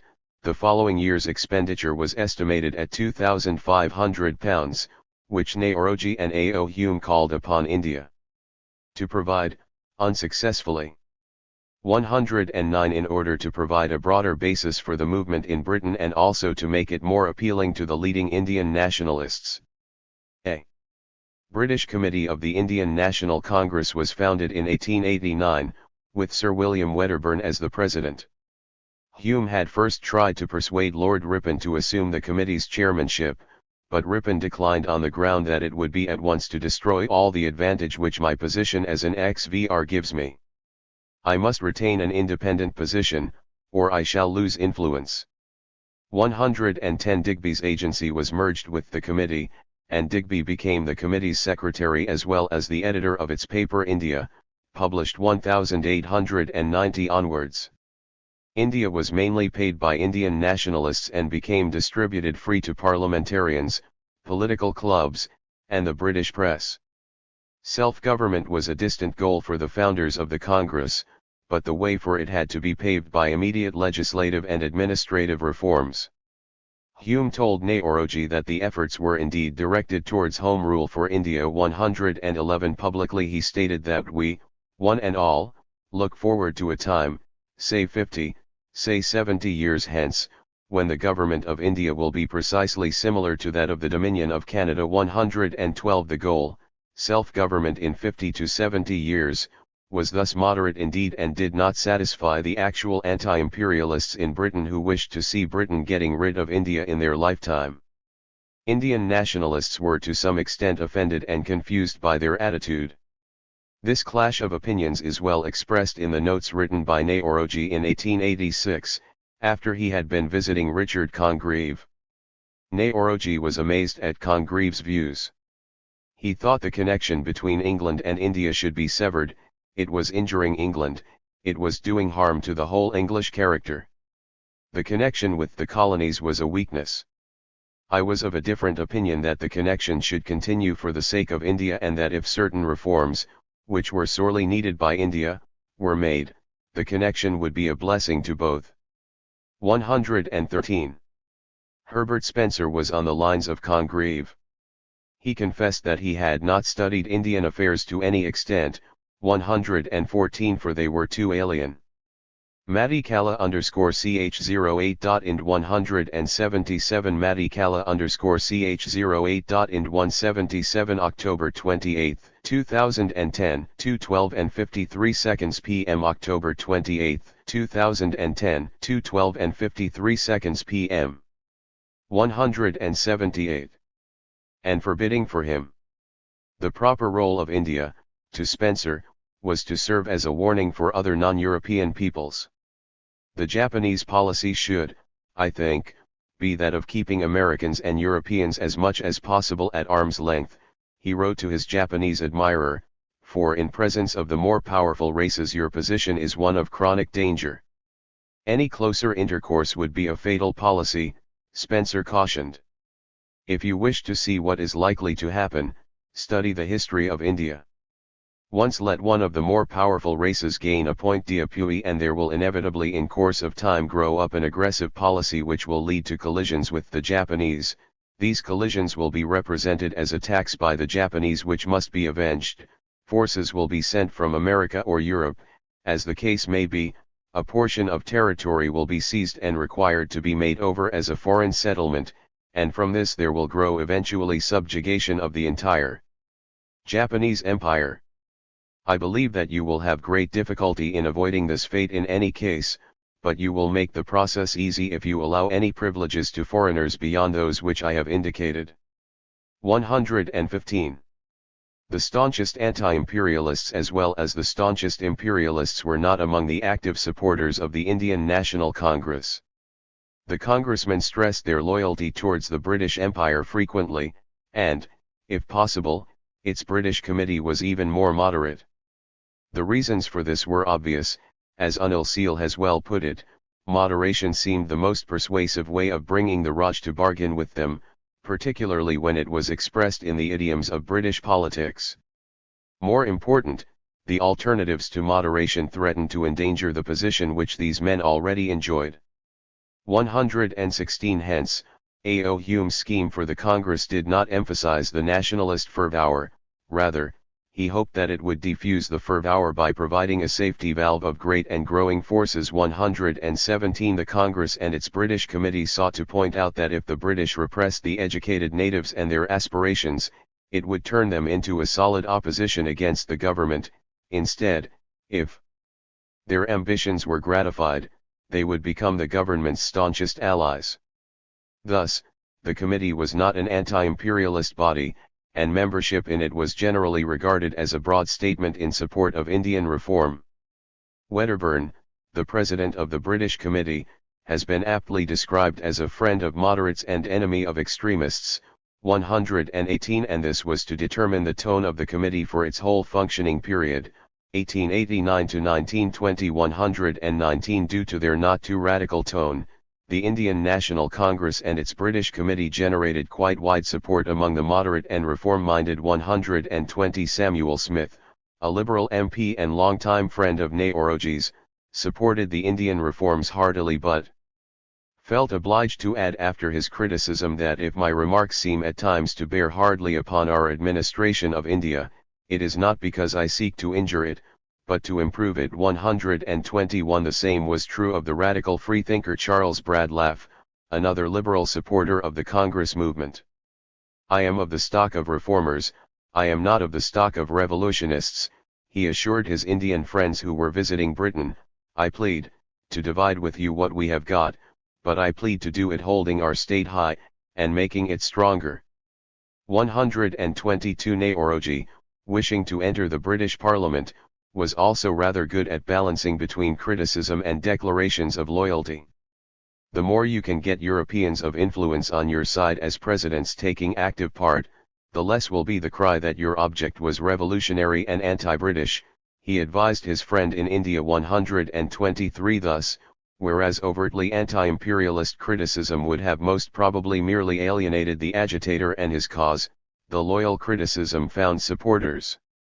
After the Congress of 1889 Digby was able to inform the Indians that the meeting had been noted in nearly every British paper, and mainly in positive tone.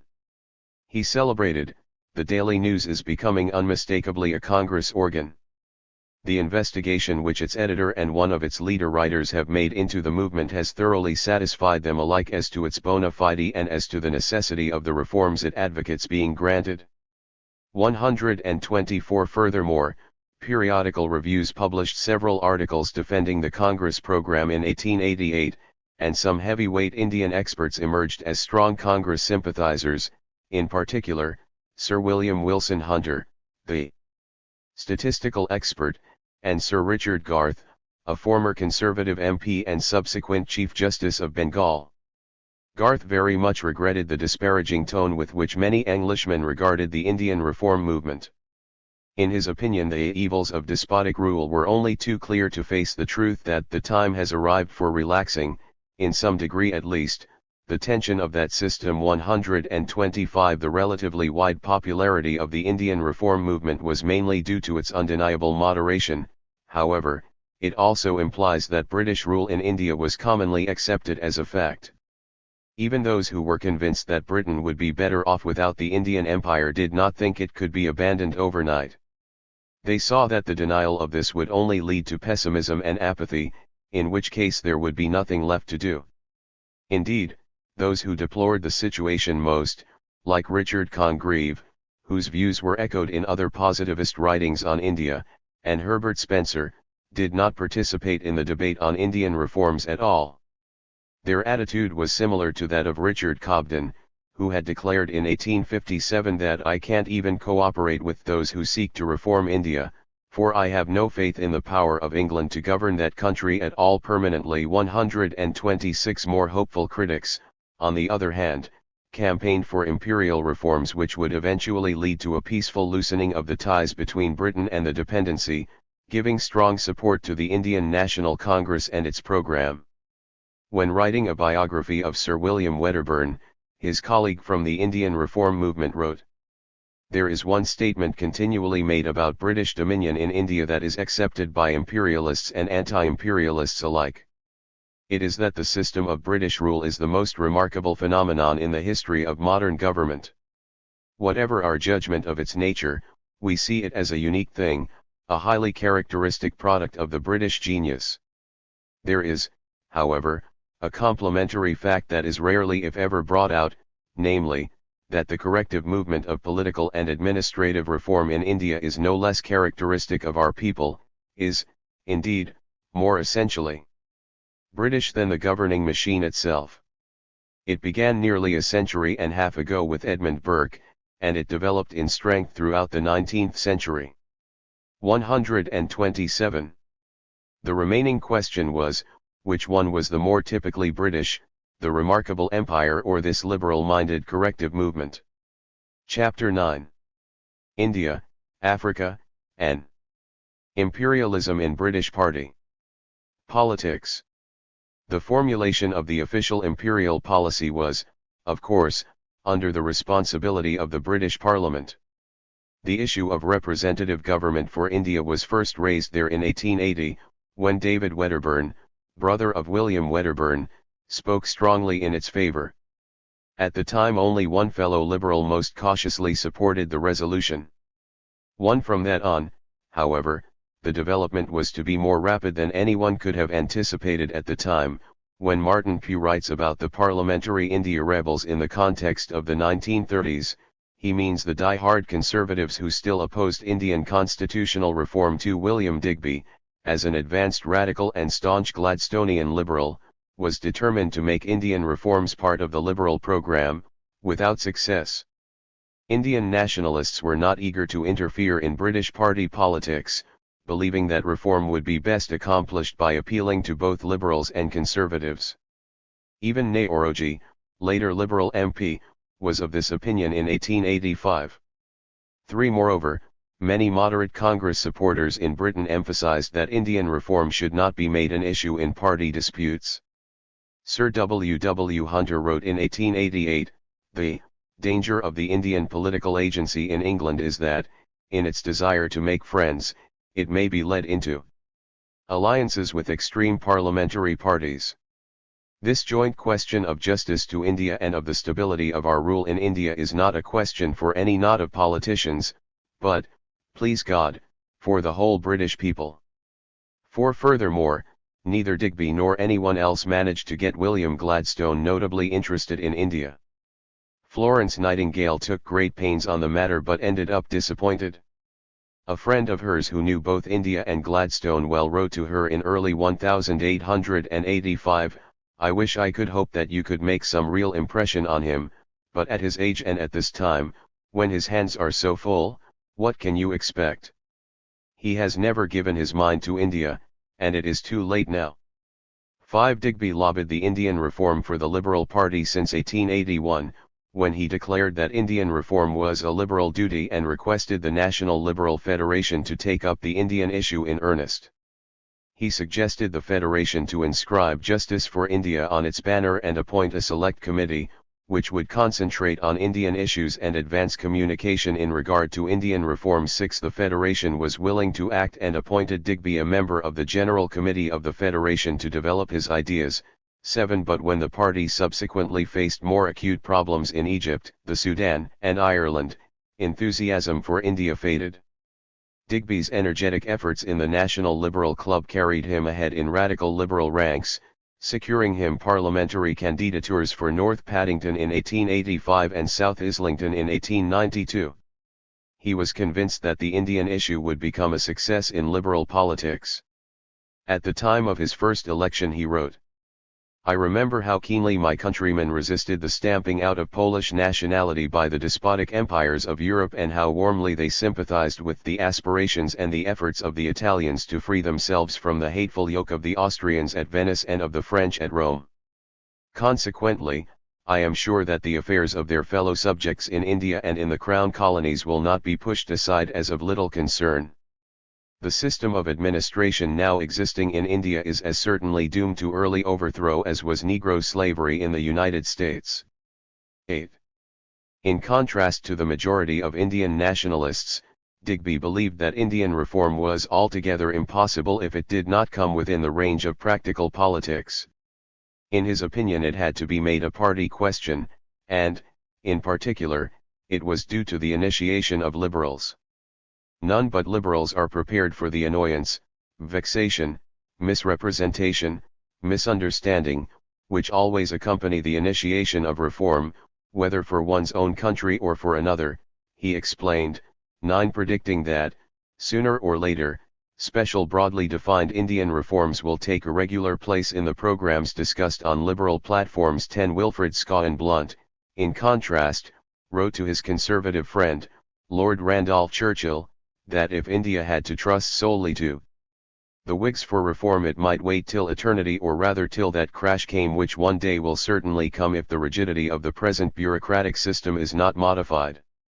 The Whigs are bureaucrats born and bred and will not stir a finger to help us. 11. A few weeks earlier he had advised his Indian friends to agitate continually until they got their rights, as there was no party in England which would do anything for them from any other motive than fear. 12. Another conservative supporter of Indian reform, Frederick Pincott, argued that Indians are thoroughly conservative in all their ideas, and hence form the natural allies of the Conservative Party. Their loyalty and devotion to constituted authority is proverbial, he maintained, stressing that any demands emanating from them were moderate and free from revolutionary taint. 13. Nevertheless, the fact remained that the campaigners for Indian reform were mainly radical liberals.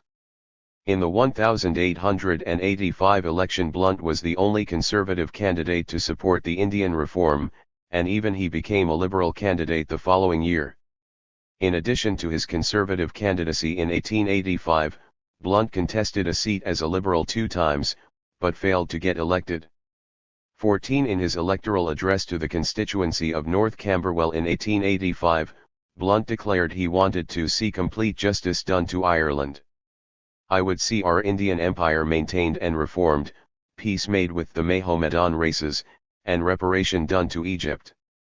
Above all, I would advocate a return to truth and plain speaking in diplomacy, believing that the deceptions and concealments and insincerities of the late administration have profoundly demoralized the nation, and threaten us with political decay." 15. The election of 1885 was thus the first to bring the Indian issue forward on the platform. This was partly due to Blunt, but even more so to Digby and Lulmohan Ghose, an Indian who unsuccessfully contested a Liberal seat in East London in 1885 and 1886. 16. And, most of all, to a 3-man delegation from India. 17. At Nehoroji's request, the delegation aimed to remain impartial and withdraw from advocating either party per se. The intention was to support some individuals in their campaign and oppose others, the latter being mainly former Anglo-Indian officials like Sir Richard Temple. The delegates were supposed to do this from the Indian point of view only, and not to concern themselves on the candidates' opinions on other issues. However, with the sole exception of Blunt, all their friends were liberal, and, with no exception, all opponents conservative. 18 The delegates' most important aim was to present a moderate and politically neutral appeal for India during the election campaign. The appeal began by acknowledging the benefits of British rule and continued by asking all candidates to require a parliamentary inquiry into Indian affairs. It also called for a decentralist federal government for India, changes in military policy, practical enforcement of equality, and the reform of the legislative councils. In conclusion, it urged British voters to elect candidates who would support the parliamentary inquiry into Indian affairs. 19 The plans for neutrality and moderation came to nothing, since the one who eventually took the delegates in tow and guided their fortunes was William Digby. 20 The Indians' claims of impartiality came to seem somewhat peculiar, when they frequently appeared on Digby's platform pleading for the restoration of liberal Ripponism in Indian policy and rebuking the conservatives. In the end, the delegates 86 managed to alienate even Blunt to some extent, and Churchill in particular. 21 Every candidate whom the Indian delegates supported was defeated in the election, while those whom they opposed were all elected. 22 Lord Ripon comforted them by assuring that their friends had not been defeated on any Indian question, but on the Church and Irish questions. 23 Churchill's opinion was that radical liberals had used the Indians unfairly. 24 In his eyes the highly educated native had become a beastly impostor. He wrote to the Viceroy of India, "Fancy the impudence of those Indian delegates going down to Birmingham to speak against me. They are making great fools of themselves, and their special protégés, Digby and Lulmohan Ghose, have been defeated, I am thankful to say." 25 Florence Nightingale was not pleased with Digby's behavior, either. When writing to Wedderburn, she regretted that the Indians had fallen so entirely into the hands of Mr. Digby, who has lost his election, and is no great loss to our cause, and who used them merely as his electioneering agents. 26 When Nehoroji settled in London in April 1886 looking for a parliamentary constituency, Frank Hugh O'Donnell suggested an Irish constituency. His idea was to combine Indian reform with Irish Home Rule. The precise point to which the negotiation was narrowed down was that 4 natives of India, to be selected by the Indians themselves, men of university attainments and considerable power of oratory, should be elected for Irish constituencies, to be Irish Home Rulers on all Irish questions, and to be members for India, and to be backed by the Irish Party, on Indian affairs. 27. Parnell, however, simply could not understand how the proposal could excite interest in Ireland. 28 For the Irish had their own issues and concerns. Nehoroji also met another setback, when Richard Congreve, whom he had expected to help him, was equally discouraging. Congreve told him frankly that he did not wish to see Indians in the British Parliament, assuring Nehoroji that he would attain any object better by working outside the peculiar ways and complications of the ways of Parliament leave no scope to work in it. Once in, you do not know where you are, or what you can do, and have little chance. 29 Moreover, when Nehoroji was made a Liberal parliamentary candidate for Holborn, another friend, Sir George Birdwood, wrote that while he earnestly desired to see a native of India in Parliament, he felt unable to help Nehoroji in any way, since he was politically all for Chamberlain, and dead against Mr. Gladstone and his supporters. 30 Major Evans Bell, on the other hand, was eager to help Nehoroji in the election campaign, as were John Slogg, W. S. Blunt, and John Bright. 31 W. T. Stead. 2. Undoubtedly smelling a good story, asked Nehoroji to send any material about him and his election campaign to be published in the Pall Mall Gazette. 32 William Digby also promoted Nehoroji's cause energetically, but this first attempt in 1886 was unsuccessful. Nehoroji's candidature enhanced the Indian nationalist cause among the Liberals, and their overall attitude towards the Indian National Congress was cautiously positive. Herbert Gladstone visited India in 1886-7 and urged every Englishman, especially MPs, to go and see the rise of educated India by themselves. There was a combination of earnestness, moderation, and ability which should entitle the opinions expressed to a fair and full consideration, he testified. 33 The grand old man himself, when interviewed by Digby in April 1889, assured, "I have always had goodwill towards the Indian people and have done for them, from time to time, all that has seemed to me possible." Digby sought to convince Gladstone that if ever there was any organisation in the British Empire which deserved the hearty support of all English liberals, it is this of the Congresses, emphasising the constitutional manner the Congress acted. 34 Gladstone was rather suspicious of the seditious native press which, he had heard, contained writings of a disloyal character. Digby assured that he, who was an expert in Indian press, did not know of any such instances, but as a matter of fact district officials in India are such irresponsible despots that they resent all comment on their actions however mild, and call that sedition what probably any unprejudiced person would say fair criticism. Gladstone could well believe that. 35 The National Liberal Club hosted a banquet in honour of Nehruji in 1889, who had been selected as a Liberal candidate for the second time, now for Central Finsbury. Ironically, it was the front-row anti-imperialist Frederick Harrison who offered the toast for the empire at the banquet. Harrison discussed the different views on empire in his lengthy toast speech, declaring that he himself belonged to neither the bombastic nor the pessimistic school of empire, as depicted by Sir John Seeley.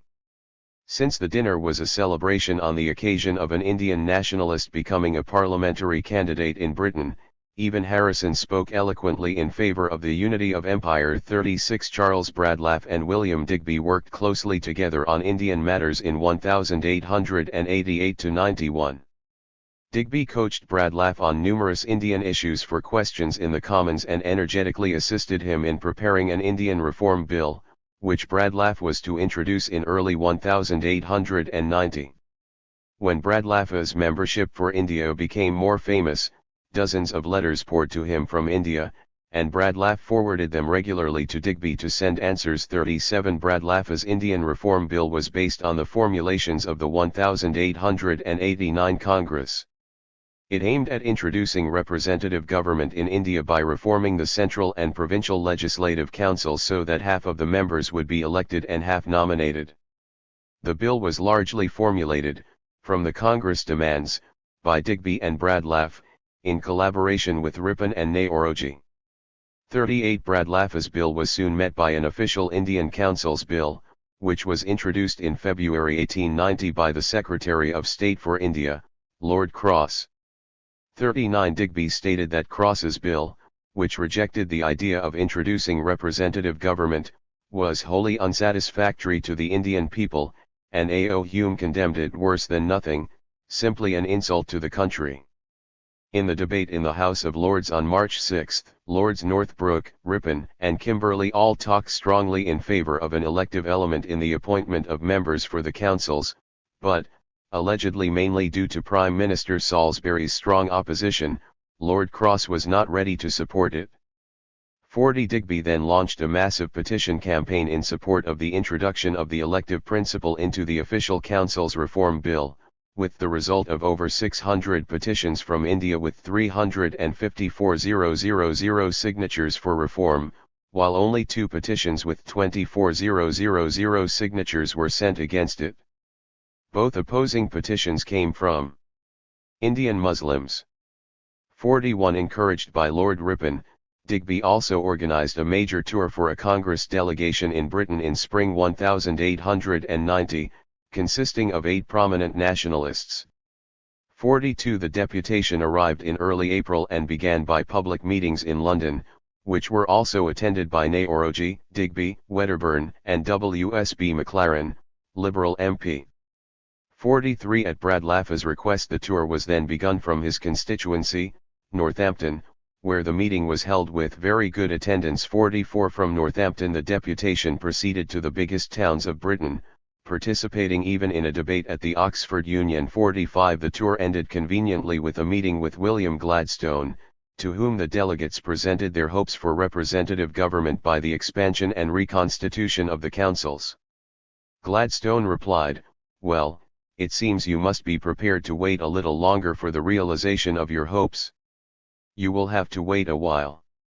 46 Lord Ripon and John Morley concluded that as long as the Irish Home Rule debate was to the fore, any attempt at Indian reform would be left halfway. The time is not favourable for concessions to India. There is a flavour of Home Rule about them which, however mild, would frighten such a House of Commons as this. Ripon wrote to Morley. 47 Many concurred, and the decision was postponed until just before the election of 1892. The legislative councils were then reformed and expanded, but the Congress demands were not met. Salisbury accepted only the principle that the councils should be enlarged and their members allowed to ask parliamentary questions and discuss the budget. The introduction of the elective principle was abandoned, and merely a small new quota of non-official members was admitted to the councils. 48 During the long election campaign which led to Nehruji's seat in Parliament in 1892, Digby was, again, his staunchest supporter. Nehruji made Digby his formal direct agent for the campaign in 1891-49, and their frequent correspondence in 1889-92 reveals that he had full confidence in Digby, who guided him in liberal circles and political practice. During these years they informed each other of every appointment and contact they had made in Indian matters. 50 Digby's own campaign was unsuccessful, 51 but Sir William Wedderburn gained a seat at a by-election a year later. Together with W. S. Kane, equally a member of the British Committee of the Indian National Congress, Nehruji and Wedderburn soon founded an Indian Parliamentary Committee, consisting of 154 MPs before 1895. The Parliamentary Committee was not committed to the Congress programme even to the extent of the British Committee. It simply pledged to pay attention to Indian interests so that justice would be done. 52 Many of the members belonged primarily to other pressure groups, such as the temperance, anti-opium, and social purity movements, and these domestic interests strongly influenced their priorities in regard to India. 53 There were also some Congress sympathizers in the Commons who did not join the Indian Committee, like Sir Charles Dilke and Samuel Smith. They thought their work for Indian reform was more effective if they remained outside any organization. 54 And Smith, especially, had spoken on behalf of India for a long time before the committee. 55 Dilke had earlier argued that true nationalists in India preferred a reformed government of India to the British Parliament, since the latter would always interfere only when there is either a British interest involved or some social question on which there exists strong feeling in England itself. A good example was the repeal of the Indian cotton duties, which was carried out in the name of free trade, but in the teeth of an almost unanimous local native opinion. 56 According to Margot Morrow, there was not a single Conservative or Unionist member in the Indian Parliamentary Committee in 1893-5, but even 43.2% of Liberal MPs and 38.3% of Irish nationalist MPs were members. However, as Morrow points out, such statistical strength was illusory, since the committee was not united in its demands for reform, and its membership did not indicate commitment to the Congress proposals. 57 Even as such, its numbers and a few active members managed to cause the Secretary of State for India, Lord Kimberley, some anxiety. Every day shows there will be extreme difficulty in carrying on the government of India in the face of constant attempts to interfere, he wrote to the Viceroy, Lord Lansdowne. 58 The India Office was, indeed, sensitive to the attempts to publicize Indian issues in Parliament and, as Arnold Kaminsky has put it, it exerted extraordinary efforts to neutralize such activities. 59. In summer 1893 a narrow majority at the House of Commons forwarded a resolution in favour of simultaneous examinations in both India and Britain for the Indian civil service candidates, but, facing strong resistance, the idea was soon watered down without proceeding further. 60 Another major demand in the Congress agenda was the parliamentary inquiry into Indian affairs. Eventually, a Royal Commission on Indian Expenditure was appointed in 1895. Headed by Lord Welby, a former permanent secretary of the British Treasury, It consisted of MPs and Anglo-Indian officials.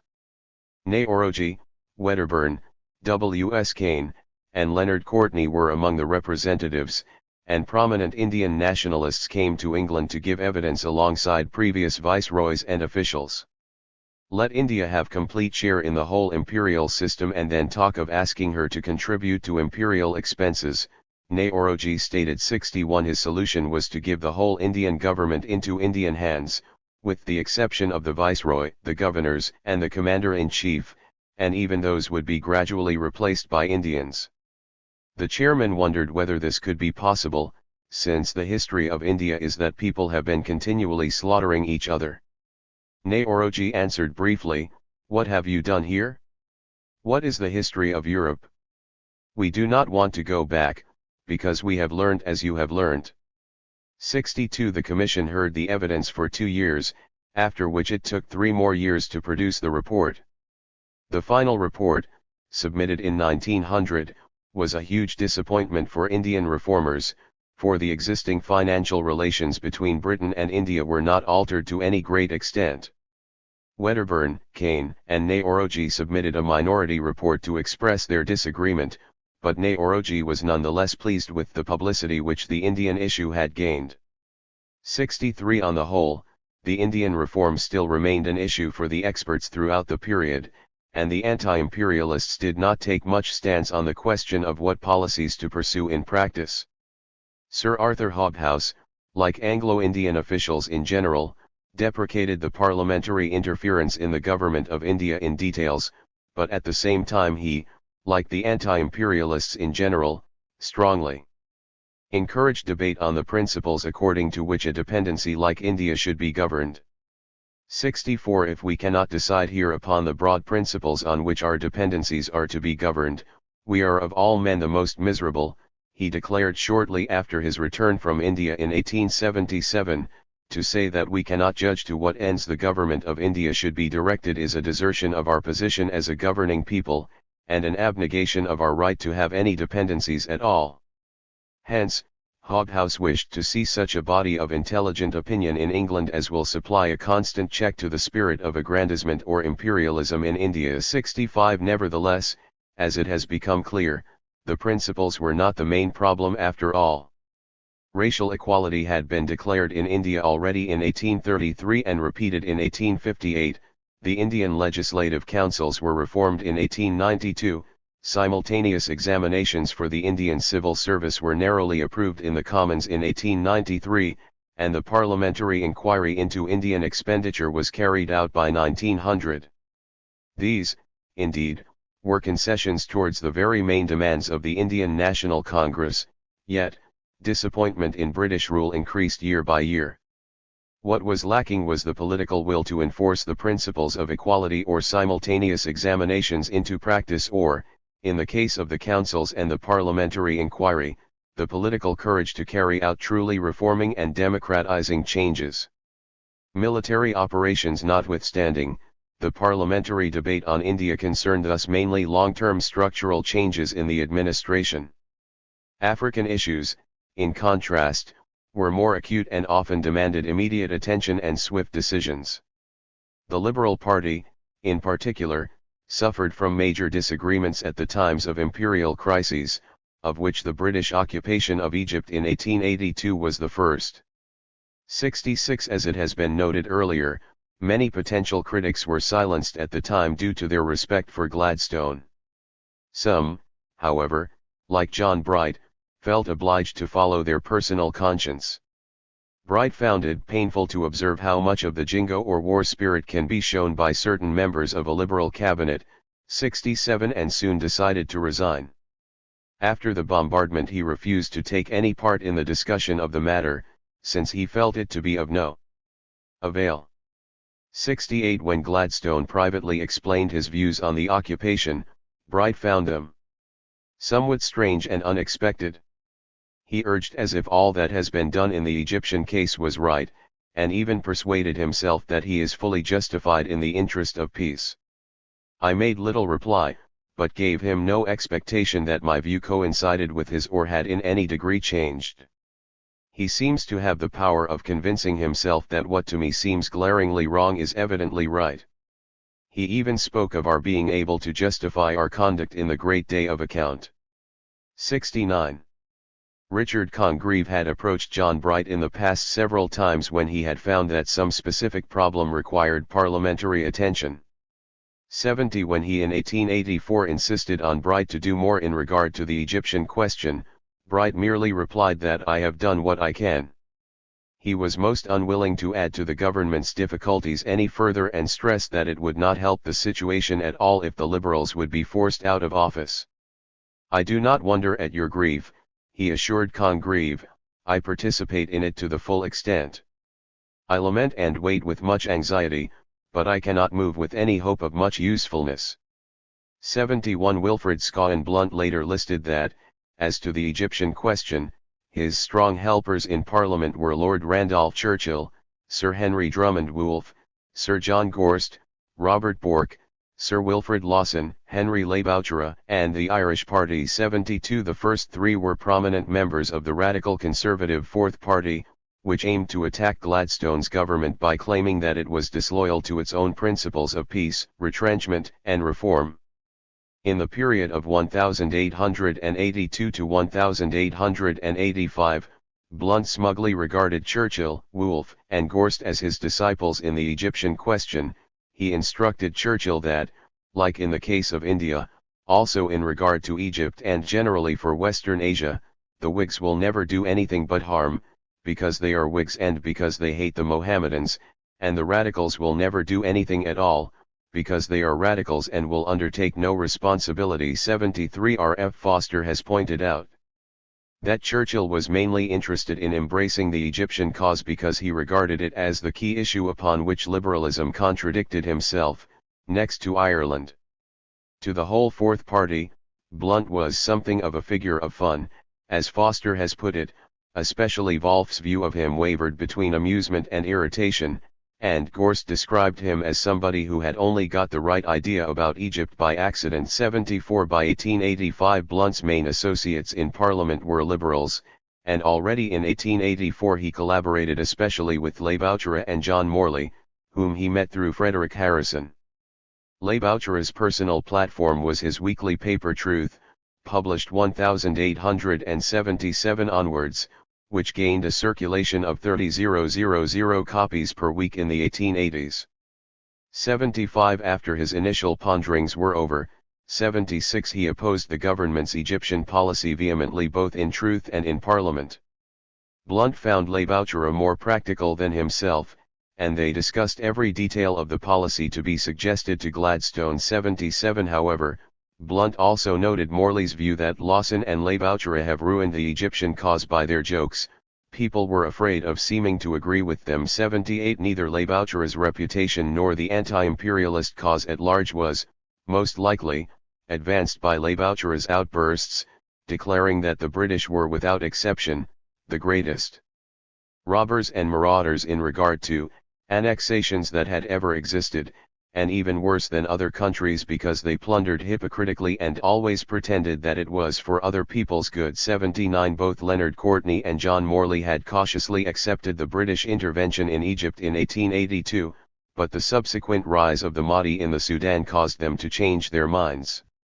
I am a little disposed, Courtney told his constituents in October 1884, to ask myself whether, if we could begin again, we should go to Egypt at all. As his biographer put it, before long he was to reach the definite conclusion that it had been a mistake, and that Bright's resignation had been an act of wisdom as well as of courage. 80. Morley, then, was soon under strong pressure from such associates as Frederick Harrison, Leonard Courtney, Sir Wilfrid Lawson, and his chairman at Newcastle, Robert Spence Watson, not to mention Blunt, to launch a vigorous public campaign against British involvement in the Sudan, which he finally did in early 1885. 81. He explained to Chamberlain that he simply could not go for an hour with a policy which aimed at smashing the Mahdi. War in the Sudan is an affair of political conscience with me, he wrote. I would rather leave the HFC, and go back to my books again, than have anything to do with such a business. 82 Hence, as Kate Courtney noted in his diary in February 1885, amidst the great excitement throughout the country and clamour for a forward policy, Courtney and Morley almost alone raised their voices against any further bloodshed. 83 On February 21, 1885, first Drummond Wolff and then John Morley visited Blunt, asking for material to be used in preparation of speeches for the Commons. It is all very well Morley coming forward now as the champion of peace, but it was his defection from Frederick Harrison and me last year that decided the government to send the expedition. If he had spoken out then as he does now, he would have prevented it, Blunt noted bitterly. 84 3 weeks later he discussed the issue of negotiating with the Mahdi with Kate and Leonard Courtney. Blunt showed a draft of a letter he was sending to Gladstone, but Courtney said it was not definite enough, and urged me to recast it, stating the exact terms which I thought might be accepted as a basis of negotiation. Blunt found Kate Courtney more enthusiastic than he is, and at leaving I urged her to use her influence with him to keep him up to the mark. These Parliament people are absurdly pusillanimous, and though Courtney is the boldest of them he is only half-hearted to speak his mind. 85 Others were more enthusiastic. Sir Wilfrid Lawson, himself in the Riviera, wrote to Courtney to send one line of encouragement in the splendid fight which you and John Morley, almost alone, are making against the madness of the British nation and its rulers. 86 Frederick Harrison wrote to both Courtney and Morley, urging them to form a powerful party together, through which they could ultimately modify the policy of the ministry. 87 Your speech on the Sudan War has gone all over the country and puts you in the place of leader of a party. He praised Morley, assuring that it was a chance for you that does not come twice to a man. The rank and file of the Liberals are entirely with you, and at least 50 MPs will follow you, Harrison argued, and even if Morley and Courtney would stand alone, which you do not, your arguments are unanswerable and have already struck dismay in the Jingoes. 88 Nothing could be accomplished in London, however, and Harrison thus advised them to go straight to the country. No possible opposition can be constructed inside the House with this rotten end of a parliament. If Gladstone could be got to go straight to the people, over the heads of the party and official world, he could do what he liked. 3 speeches from him in Lancashire, Midlothian, and the Midlands would even now destroy the war party altogether, though it might possibly break up his cabinet. I congratulate you on your splendid opportunity. 89. The enthusiasm for smashing the Mahdi and the forward policy in the Sudan did not last long. British officials in Egypt pointed out that the reconquest of the Sudan would be a major operation, and in early April 1885 the political attention was turned to the Russian attack in Penjade near the Indian northwestern border. Once the immediate crisis was avoided, new issues, Ireland in particular, occupied the political arena. The Egyptian question faded into the background, in spite of Blunt's continuous efforts to advocate British evacuation. Sir William Harcourt and John Morley considered many of Blunt's arguments for Egyptian self-government good and noteworthy, but simultaneously acknowledged the complexity of the situation. You have sworn off British politics, a wise determination to which I recommend you to adhere, Harcourt advised Blunt in 1891. 97 months later, when Blunt rightly suspected that Harcourt was soon to be in office again, he wrote to Harcourt asking him to advance a strong native ministry in Egypt. 91 In 1893 Blunt wrote actively to his friends in Parliament, urging either a decision of the evacuation of Egypt or an official declaration of an Egyptian protectorate, which would be better than the temporary occupation with an uncertain future. 92 When Sir Charles Dilke, too, reminded the government in 1892 that the occupation of Egypt had always been pledged to be temporary, Joseph Chamberlain advised him, I think you do go out of your way to offend them when you advocate evacuation of Egypt, and I ask you to consider if this is worthwhile. Be as radical as you like, be home rule if you must, but be a little jingo if you can. 93 The rise of the Roseboroughian liberal imperialist group in the 1890s was largely due to their annoyance at the excessive degree to which the party had become a party of protest, as H.C.G. Matthew has put it, before the 1880 government, the Little England view had been a harmless ideological luxury. By 1895 it seemed to be becoming the majority opinion within the party. 94 To those anti-imperialists who were not in party politics, the emergence of ever more powerful liberal imperialism served as evidence that major changes were needed in the political map in order to reverse the headway of imperialism. Edward Spencer Beazley complained in 1898 that the old classification of politicians has ceased to correspond to the more important differences of opinion between imperialism and anti-imperialism, that one really vital and urgent question which dwarfed all others had nothing to do with existing party divisions. He was convinced that the division of parties on these new lines is bound to come, and cannot be long delayed. 95 The present party classification according to old factions only guaranteed that every cabinet would have its contingent of Jingos who would insist on a continuity of Jingoism, Beazley argued. The only way to end that was to form a new party, led by John Morley, and that party should be determined not only to oppose any further expansion of the empire, but to prepare wisely for its gradual contraction. 96 Frederick Harrison wrote to Morley in August 1899 pointing out that there was, again, a great opportunity for him to stand out as a great anti-imperialist leader. He urged Morley to join forces with Harcourt by putting themselves at the head of the peace movement, which would start a new Midlothian campaign, and force the official liberals to join you.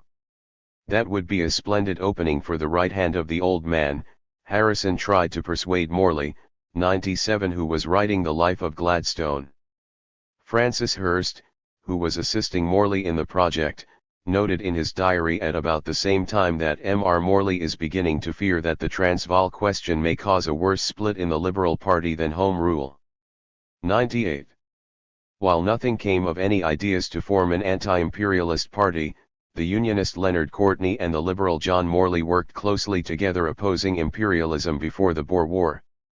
Most notably they appeared together on the same platform at the meeting of the Manchester Transvaal Committee on September 15, 1899. 99 Lies. Lies. Lies, declared Courtney, referring to the campaign of calumny pouring daily from the yellow press to poison the minds of the people against the Boers.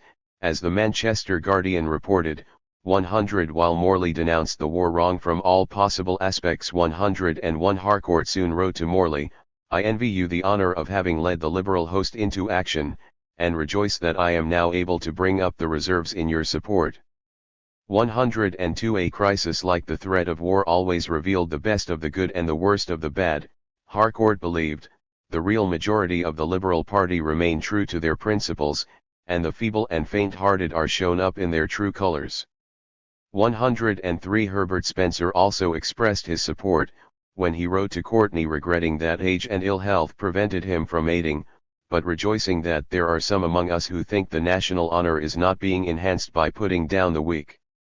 It is sad to see our government backing those whose avowed policy is expansion, which, less politely expressed, means aggression, for which there is a still less polite word, readily guessed, he wrote.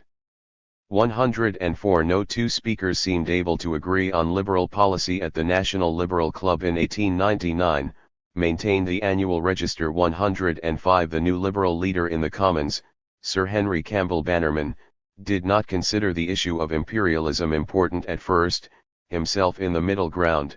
He thought that this Jingo and anti-Jingo business is purely factitious. 106 However, by supporting John Morley's stance in Parliament, he cautiously stepped the line in favour of the anti-Jingo point of view before the Boer War. 107 Which stirred the liberal imperialist group further. The clashing views on liberalism and imperialism were discussed in several articles.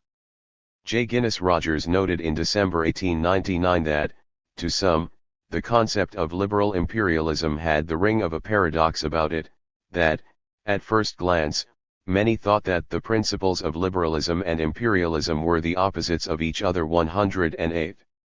Rogers, who 6 years earlier had denounced British imperialism in Uganda, 109 insisted now that there was neither controversy in liberal imperialism nor were there even any ultimately damaging differences inside the Liberal Party on the question. 110 The weakness of the critics became obvious from their lack of practical suggestions, he argued. The question as to whether the war was inevitable is purely academic, he pointed out, criticizing especially John Morley and James Bryce.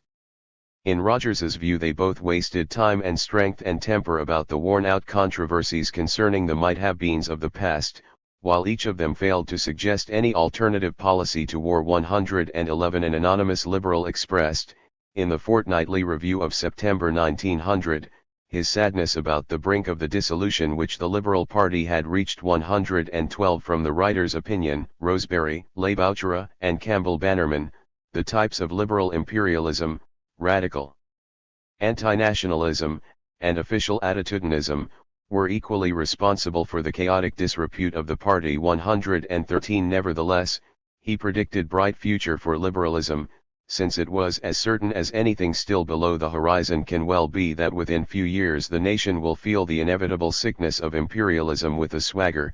Moreover, when this reaction from imperialistic emotions would set in, the Liberal Party would experience a mighty revival. 114. He was convinced that the revival would lead to the extinction of both the Little England Party and the Liberal Jingo Party, and the extreme sentiments upon this subject of the party will be compromised.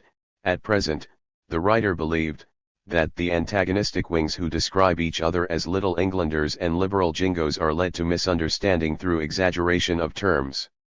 115. Another writer, a liberal without adjectives, also maintained that the party was incoherent due to the exaggeration of terms, and equally that a bright future lay ahead of the party despite that. He acknowledged that some liberals shared Rosebery's imperialist views, but was nevertheless convinced that such an attitude could not be put in tune with the sentiments of hundreds of thousands of liberals all over the country, who hate this war, its motive, its outcome of misery, its repulsive reversal of the noble tradition that England must ever shelter and defend, not destroy, liberty, and hate it with a growing intensity. The writer stated that while Lord Rosebery was a good leader, his views were not in accordance with the majority of the party. Most liberals were closer to Henry Leiboucher in their views, but Leiboucher was a hopeless prospect for a leader. It would be absurd to take Mr. Leiboucher as the measure of the love of peace and justice, which is the cornerstone of the faith of the great majority of liberals in the country. He wrote, Leiboucher simply was a dead weight on any cause. 116. Like John Bright in 1882, John Morley in 1900 was unwilling to disrupt the Liberal Party any further with his criticism. Hence, by the spring of 1900 Morley's willingness to act had disappeared. Courtney moved on from opposing the war to work along the lines of his South Africa Conciliation Committee. Morley, in contrast, wanted nothing to do with practical politics once the war had begun. I do not feel any call upon me to commit myself at this stage to any view whatever as to future reconstruction. The country has flung itself into a course of brutality, hypocrisy, illusion, and wrong, he answered to Courtney's attempt to activate him. Morley felt that he had already outlined the principle according to which to act, but he had not been listened to, the problems did not therefore concern him any more. He wrote to Courtney, let them find out their own wickedness and folly, as they will. Why should I waste time in urging them to abstain from that consummation of their crime on which everybody knows that they were bent, and from which they will not at this time be diverted, though one rose from the dead? As to preventing the annexation, or prescribing the true policy under the existing and future circumstances, I should only be battering my head against a stone wall. 117. Courtney's subsequent requests to Morley were equally unsuccessful. Morley merely replied, I cannot persuade myself that the moment requires parliamentary action, though I see nothing decisive to be said against it. He identified himself with Richard Cobden, who had decades earlier declared that you might as well reason with mad dogs as with men when they have begun to spill each other's blood.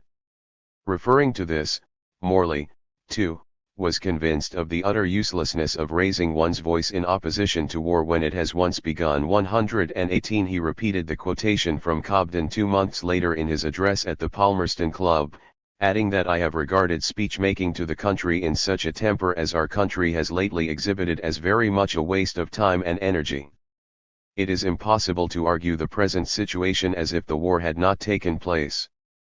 119 Sir Wilfrid Lawson, 2, found himself rather incapable of participating in politics in 1900. 120 The whole spirit of fair play which we were accustomed to associate with Englishmen seemed to have vanished under the war fever, he recalled a decade later. Ever and anon, when we began to get the better of the Boers and news came of these successes, the discerning public devoted themselves to frantic antics in the streets, yelling and dancing about like Red Indians. This I believe is called patriotism or imperialism. Hunting the friends of peace about the streets, breaking up their meetings and smashing their windows, were at this period tolerably common occurrences. The press almost openly encouraged these doings, and worse than that, they were virtually condoned in the House of Commons itself. 121. The Boer War was, undoubtedly, a crucial factor in the election of 1900. Conservative and Unionist posters and leaflets explicitly depicted the Liberals as unpatriotic Little Englanders and pro-Boers. 122 Many critics of the war either lost their seats or declined to be even candidates, for the power of the manly and duty-bound imperialist rhetoric was unquestionable. As the Daily Mail triumphantly declared after the election, Little Englandism has fallen because it supposed that the people of England were selfish. Imperialism has won because it has been able to appeal to that instinct of unselfishness which leads men to subordinate the petty desire for material comfort to the demands of duty. 123 Leonard Courtney received anonymous abusive mail at least October 1899 onwards. One postcard, sent from London in March 1900, declared, "It would be a good job for old England if you instead were hung up to a street lamp post. It is such curses as you two that cause war, by leading other people to think the English are a weak race that do not mean sticking up for their rights. To hell with you, your dirty little England, go and live with the Boers." 124 While the denunciations and violence discouraged some, they also served to enhance the status of those who continued the agitation in spite of them. Leonard Hobhouse was much impressed by Courtney, who now assumed heroic stature in Hobhouse's eyes as a result of his principled anti-imperialism, as Stephen Collini has put it. 125 William Clark, 2, admired Courtney for his independence and honesty. 126 You feel you can trust him, and you feel it instantly. There is no part of that moral fiber which is unsound. There is nothing in that moral fabric which is squeezable, not to say saleable, he praised. Clark regarded Courtney as a courteous, sincere, earnest inquirer after truth. Never in the course of parliamentary history have a series of abler and more earnest speeches been delivered than he has uttered at Westminster during the war. 127 Clark had lost his faith in party politics long since. He had written in desperation in 1885 how the march of European imperialism had become so inevitable that the English cabinet is no longer master of the situation. The Liberal cabinet comes into office with professions of peace and retrenchment, and its career is one long record of war, conquest, annexation, and huge expenditure. And this not because Mr. Gladstone did not honestly mean to carry out a policy of peace and retrenchment, but because imperial necessities overruled personal inclinations. 128. In a way, then, even Clark, who was perhaps the most consistent anti-imperialist of the period, was of the opinion that anti-imperialist principles and peaceful intentions were not enough after all, when the dominating ideology in the whole Western world was imperialism. Other committed anti-imperialists, like Herbert Spencer, Richard Congreve, or Edward Spencer Beasley, equally rejected party politics. And those anti-imperialists who were in Parliament, like John Morley, disparaged politics for their lack of principles. Those, who befriended the anti-imperial nationalists, like W. S. Blunt and William Digby, and wanted to defend their interests in Parliament, never found their way in. The anti-imperialist point of view to party politics was well summed up by Frederick Harrison, whose faith in liberal anti-imperialism was nearly as non-existent as his faith in conservative anti-imperialism. 129 Harrison stressed that Britain's foreign crimes were the work of the military and commercial aristocracy of England and had thus nothing to do with political parties as such. A party attack upon an unjust war, even a genuine protest against barbarity, will tell but little in the long run, whilst the governing classes of this nation maintain and defend the system of military empire, he argued. These governing classes were to be found in every party, and thus the empire was always kept above and outside of all discussion. It was regarded as something that makes everything lawful, and for which everything must be suffered, or committed, or risked.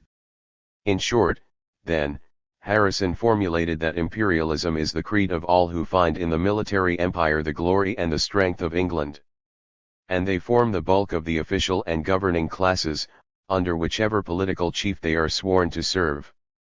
130. During this period of roughly 20 years, imperialism was understood in three different ways. First, there was the illiberal authoritarian imperialism, dominant in the debate before 1882, second, the liberal humanitarian imperialism, i.e. the white man's burden, and third, imperialism as a general empire feeling and empire patriotism. To the anti-imperialists, imperialism always amounted to the first aspect. They denied and disparaged the other two, which in their eyes were equivalents to trying to paint black white. The critics of imperialism thus adhered to the mid-Victorian definition, whereas the society at large evidently sought for more suitable and positive definitions to transform the overall negative image of imperialism to counteract both the increasing debate and criticism and the changing world order with the increasing competition for markets and political power. In every way, the anti-imperialists preferred England to the empire. To them, patriotism was love for England, not for the British Empire, especially, it was love for Britain's non-imperialist liberal and industrial traditions. The principled anti-imperialists, like Herbert Spencer and John Morley, opposed imperialism first and foremost because they regarded it as the negation of true liberal-minded Englishness. Those who used primarily economic arguments also maintained that the good of Britain was not advanced by imperialism. On the contrary, they argued that the British paid additional taxes to meet the costs of the empire and, in addition, imperialism arrested the progress of domestic reform. Wilfred Scawen Blunt and William Digby stand out as somewhat different from the other anti-imperialists in this sense, although they, too, stressed continuously that Britain was abandoning its lovable true self and becoming into something completely different and despicable.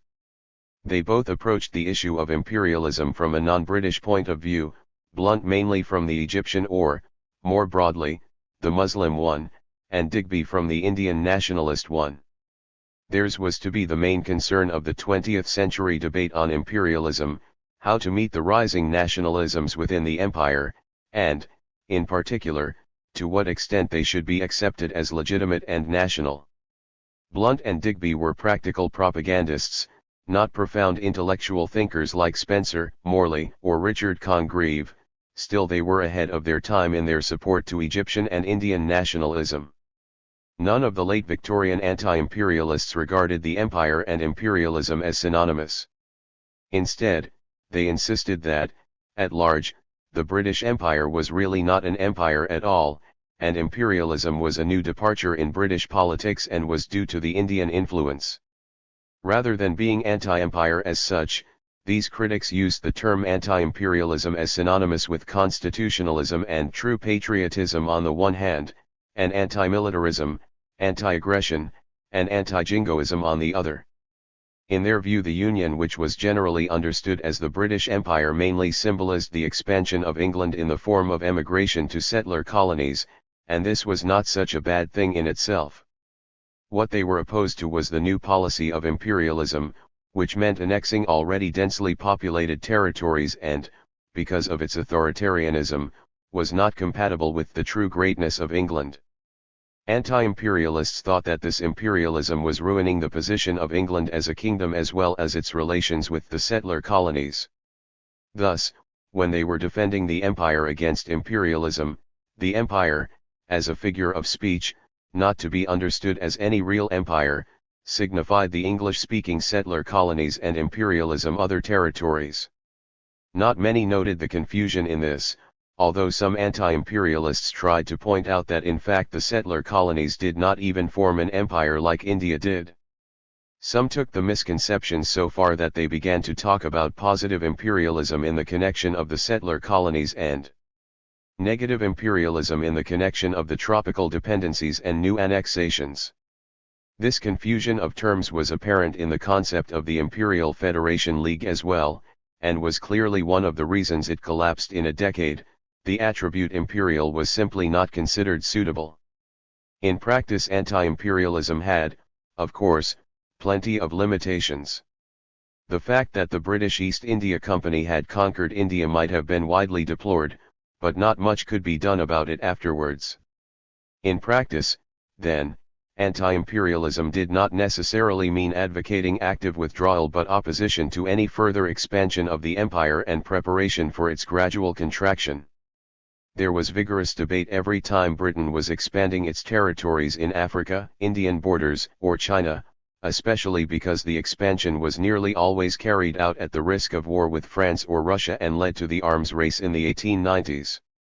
It was also argued that if India were ruled according to English rather than imperial traditions, imperialism would wither away gradually and naturally.